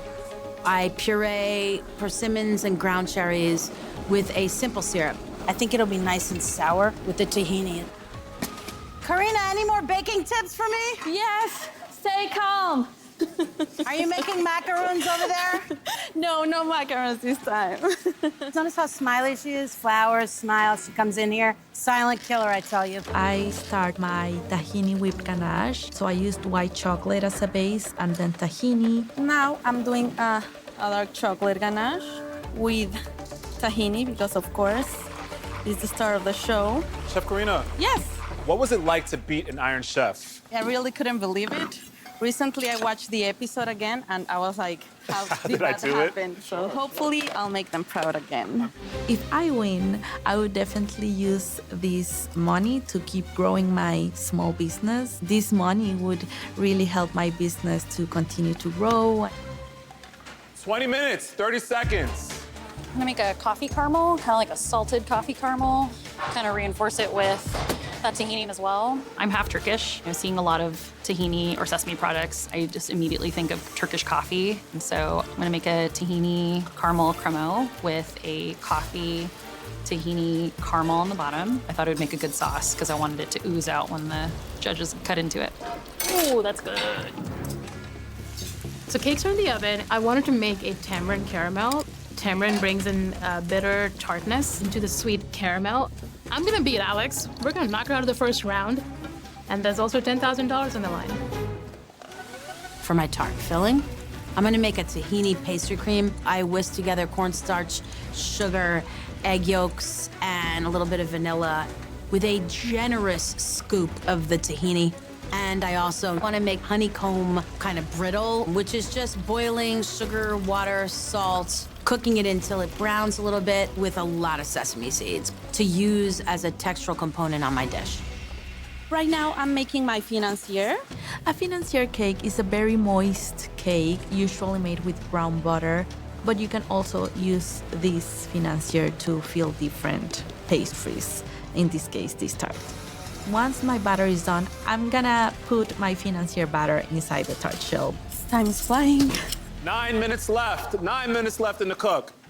So my plan is to make an Indian cookie, if you will, that's called chikki.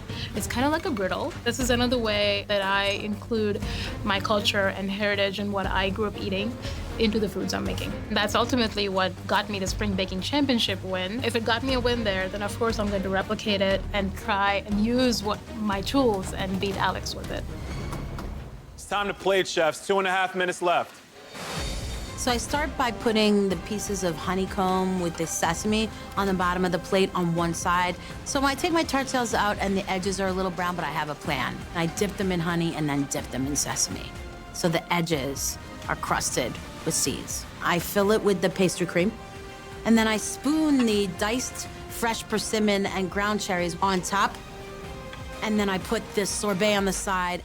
What I'll do is that I'll remove a little bit of the center of the financier, and then I'll add the chocolate ganache. Plating is very important, especially a high-end bakery. I'm gonna finish up by putting a little bit more tahini, the sesame on top, and then a little bit of gold leaf to top it up. I pull the tarts out of the blast freezer and I'm taking my meringue with a flat-sided spatula and just trying to like encase it almost like a flower. I want to toast the meringue, and then I wanted to add orange zest. I get out my caramel sauce and pull that down. I get my cakes out of the mold and I deliberately put them upside down. I pipe some cream next to my cake. I spoon that on top of the cake. I break apart my chikki into these shards that look very high-end, and I place the shards next to my cake. 5, 4, 3, 2, 1. That is about it, ladies. In front of you, you should have a menu card. Write down the full description of your dish and all the detail in which you want me to explain it to the judges. I'm sorry, you're not a pastry chef, you said? I am not. It looks beautiful. That's a high-end bakery right there. When in doubt, freak out and make a tart shell. That's my role. Yes. I hate to be the hater here, ladies, but I gotta ask you to leave. We'll call you in when the judges have made their decision. Well done. Karina. Oh my God. I'm leaving. No, stay, please. This looks so good. I love how elegant it is. Chef Melissa, really pretty. Notice how they all went gold leaf. Melissa and Karina also made tart shells. I want to say great minds think alike, but I'm so nervous. Chef Kea. I love this. That's a really good idea. Chef, I'll see you in a bit. How do you feel? I feel good. Let's go ahead and bring in our lovely judges, please. Hi, ladies. Hello. These chefs chose to make a high-end bakery dish using tahini and it has to have a sweet profile to it, and it gave themselves 60 minutes to do so. Our first dish is a tahini tart. We have a tahini and brown butter financier, dark chocolate and tahini ganache, tahini with ganache, candied sesame seeds. Please enjoy. I think Karina's plate looks stunning. I think it looks like it could be in the glass window case of a bakery. Talk about taste with your eyes first. I can imagine this in a beautiful golden case. Okay, thick, high-end. Sure. I love this. I love the fact that this tart shell has been baked in a perforated ring, so you get a really nice bake on it. That said, the financier, it borders being like kind of creamy, but it's not because it's dry. This one's sitting in my mouth flat and chewy. Let's move on to the next dish, please. Oh my gosh. Resetting. Wow. Our second dish is a white chocolate fudge cake with tahini swirl, a tamarind caramel, a lemon cream and cardamom chantilly. And the chef is asking you to please bite all of the components together with each bite. I love that Kea made a cake. I love that we all made tarts and Kea said, no, I'm not gonna do it. I can completely understand why the chef wanted us to eat everything together. Yeah. Because eating one by one, I don't love them.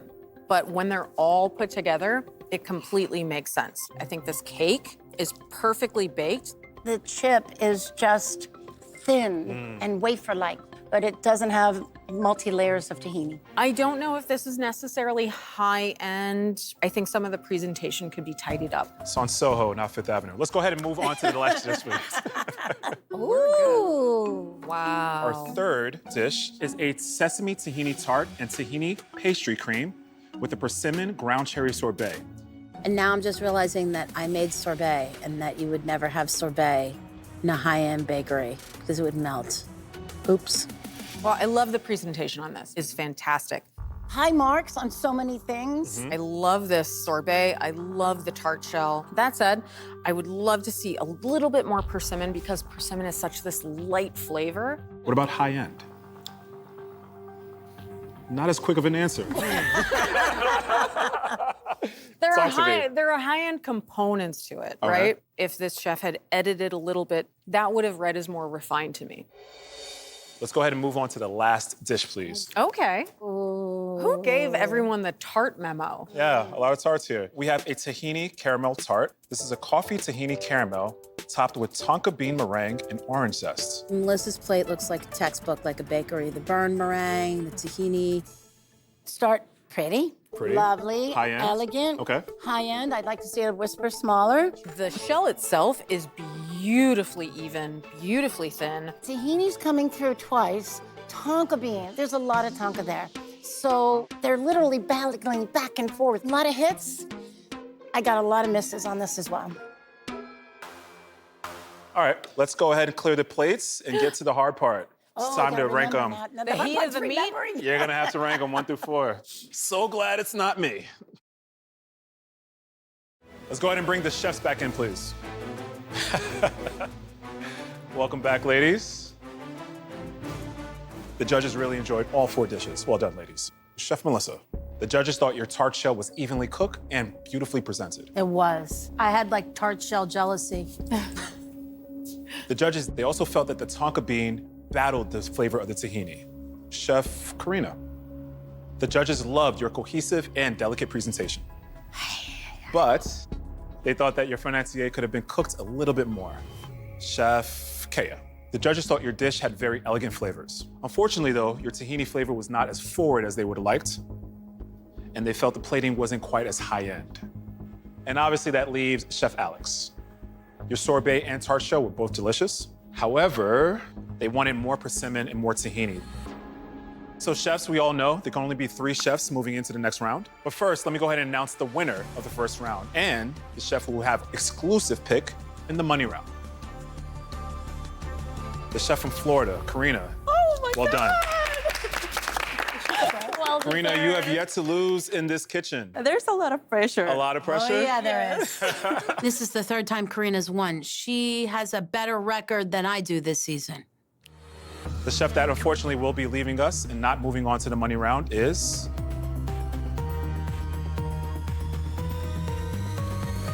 Chef Kea, I'm sorry, from Virginia. That's okay. Thank you. I didn't beat Alex, but my other 2 contestants, the women, are in it, and I'm hoping one of them takes prize. I just wish I had a little bit more time to finish my plating.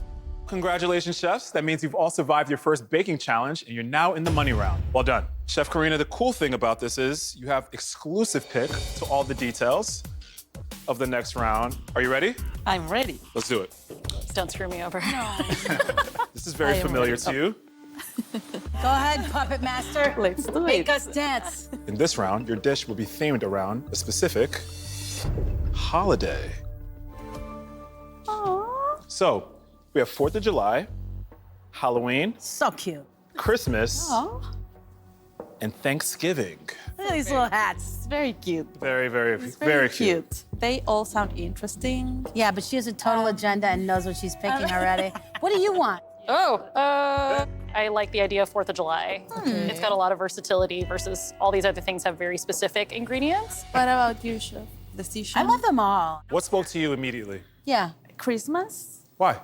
Because, you know, it's bright, I don't know, cozy. Sure. What did you win holiday baking for? It was Christmas. You forgot that, huh? I completely forgot. Right in her Won. hands. You sure you want to give her Christmas, Karina?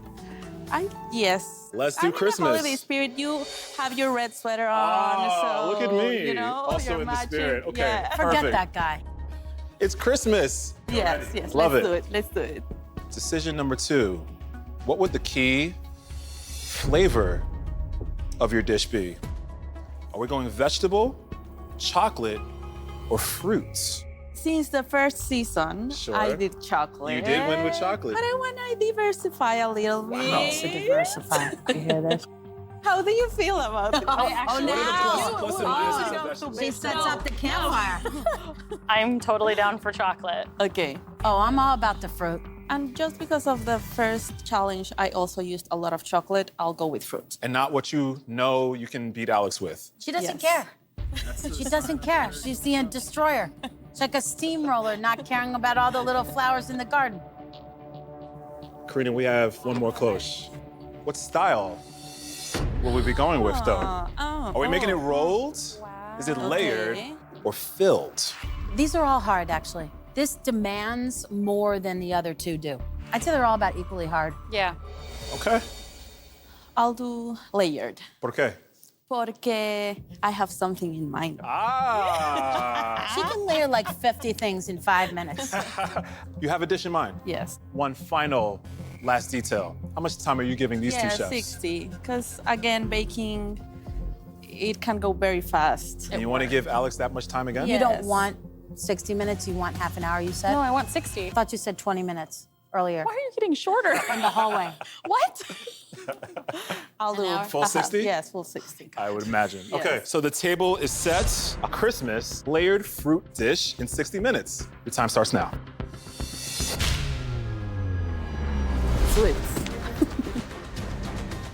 Here's the thing. It's one thing in theory, it's another thing in execution.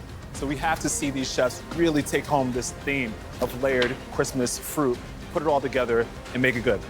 My mom would always make something really dramatic at Christmas. I want to make an ice cream cake, and I think of cranberries. I just feel like no one else is going to use cranberries.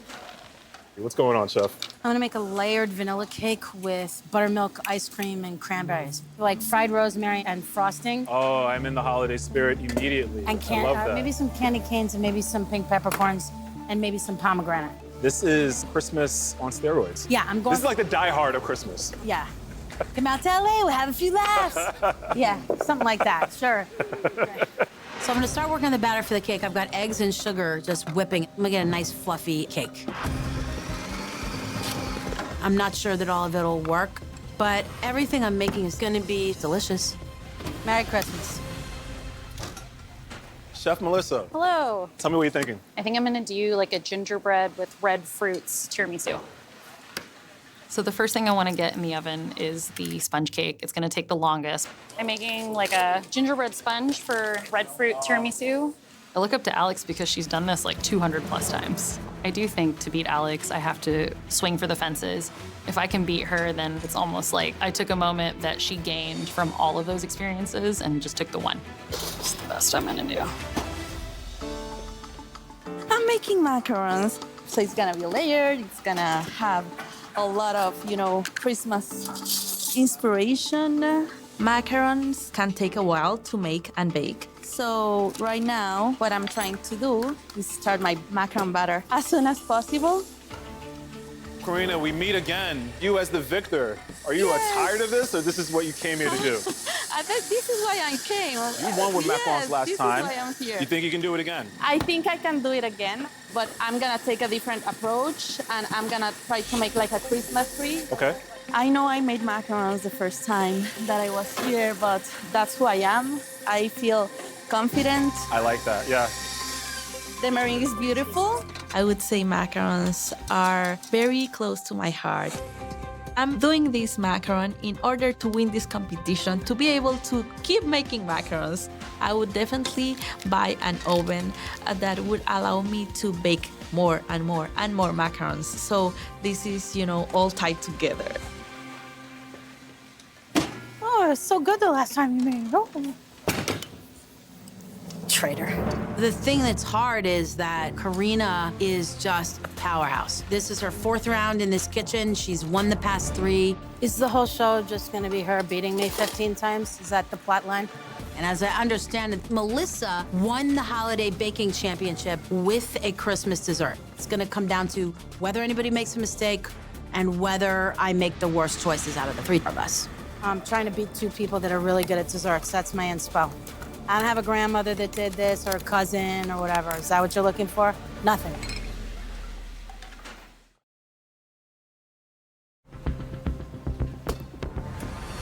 "30-minute time call." The first round was not an easy decision, and the judges had a lot to parse with. These bakers brought it, and honestly, I feel like they're bringing it again this round. I am the favorite to win this. Not at all. 3 times Karina's been here, she's won all 3 times. And Melissa's over here making a tiramisu for the Queen of England. But right now, at this very moment in time, I'm the Grinch, and I can potentially win this.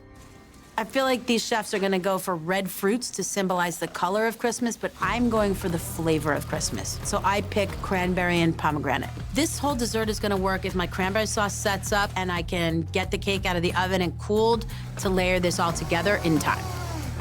Pulling all the elements of Christmas. Then also there's herbs. We see some fresh rosemary on Chef Alex's station. I love that play right now. 23 minutes left on the clock, chefs. I'm making the mascarpone cream cheese frosting. The money round is like, okay, time to get serious. There's no more rounds after this. It's just all or nothing. When I won Holiday Baking Championship, I said that I would use the money for a wedding, which I did. But we had to postpone our honeymoon, and we still haven't done that yet. So I would love to take today's prize money and go somewhere super special. So right now I'm making like a nice berries compote. So I'm doing this compote with some berries, and then I add a little bit of cinnamon stick.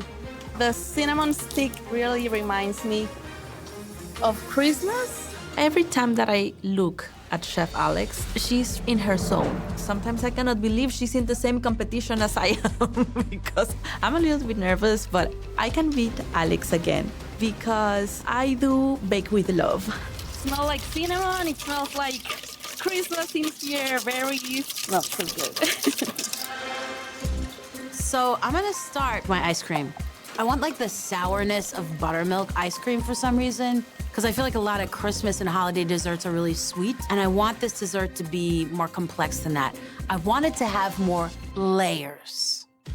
So the next step is I make like a quickie frosting with milk powder, cream, and sugar, just whipping that up and getting that firm with some vanilla. And then I just quickly make a candy cane peppercorn dust.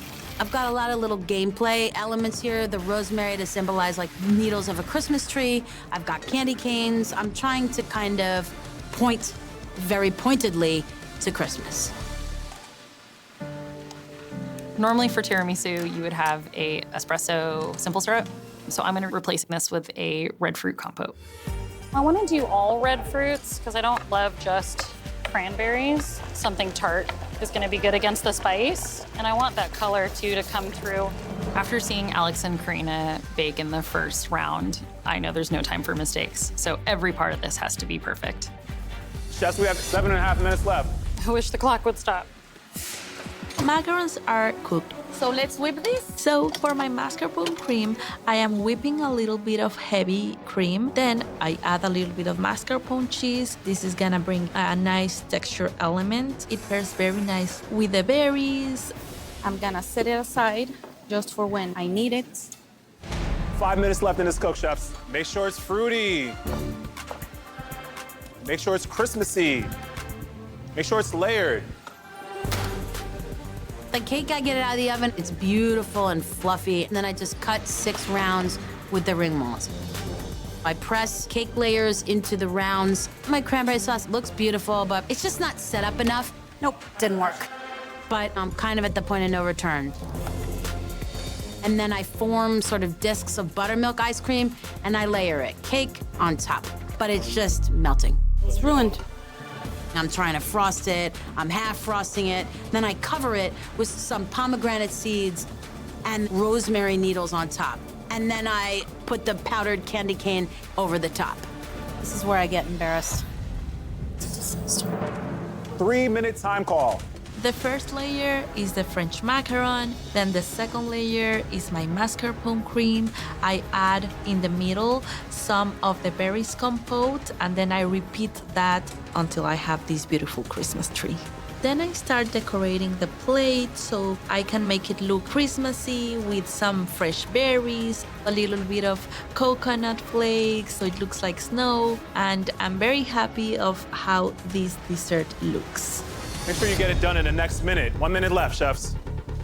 So I put a little bit of the mascarpone cream in the bottom of the dish, and then some of that compote. Then I cut a smaller circle from the cake, press that in, and then just kind of repeat to get to the top. I want to secure the win against Alex, but I think I'm just a little nervous. All I can do to keep calm is to just focus on what I'm doing and stay committed. It's just like, okay, do the best you can with what you decided on. 5, 4, 3, 2, 1. That's about it, ladies. Well done. It's completely failed. All right, chefs, in front of your stations, you have a menu card. Please do me a favor and fill out that card with the exact details of what your dish is so I can go ahead and explain it to the judges. All right, ladies, once we are done with our menu cards, I'm gonna kindly ask you to leave the kitchen and we'll bring in our judges. Resetting the tape. Chef Karina. Oh my God, so cute. Very festive. Very cute. Very nice. I love it. Let's head over to Chef Melissa. It's beautiful. I really like it.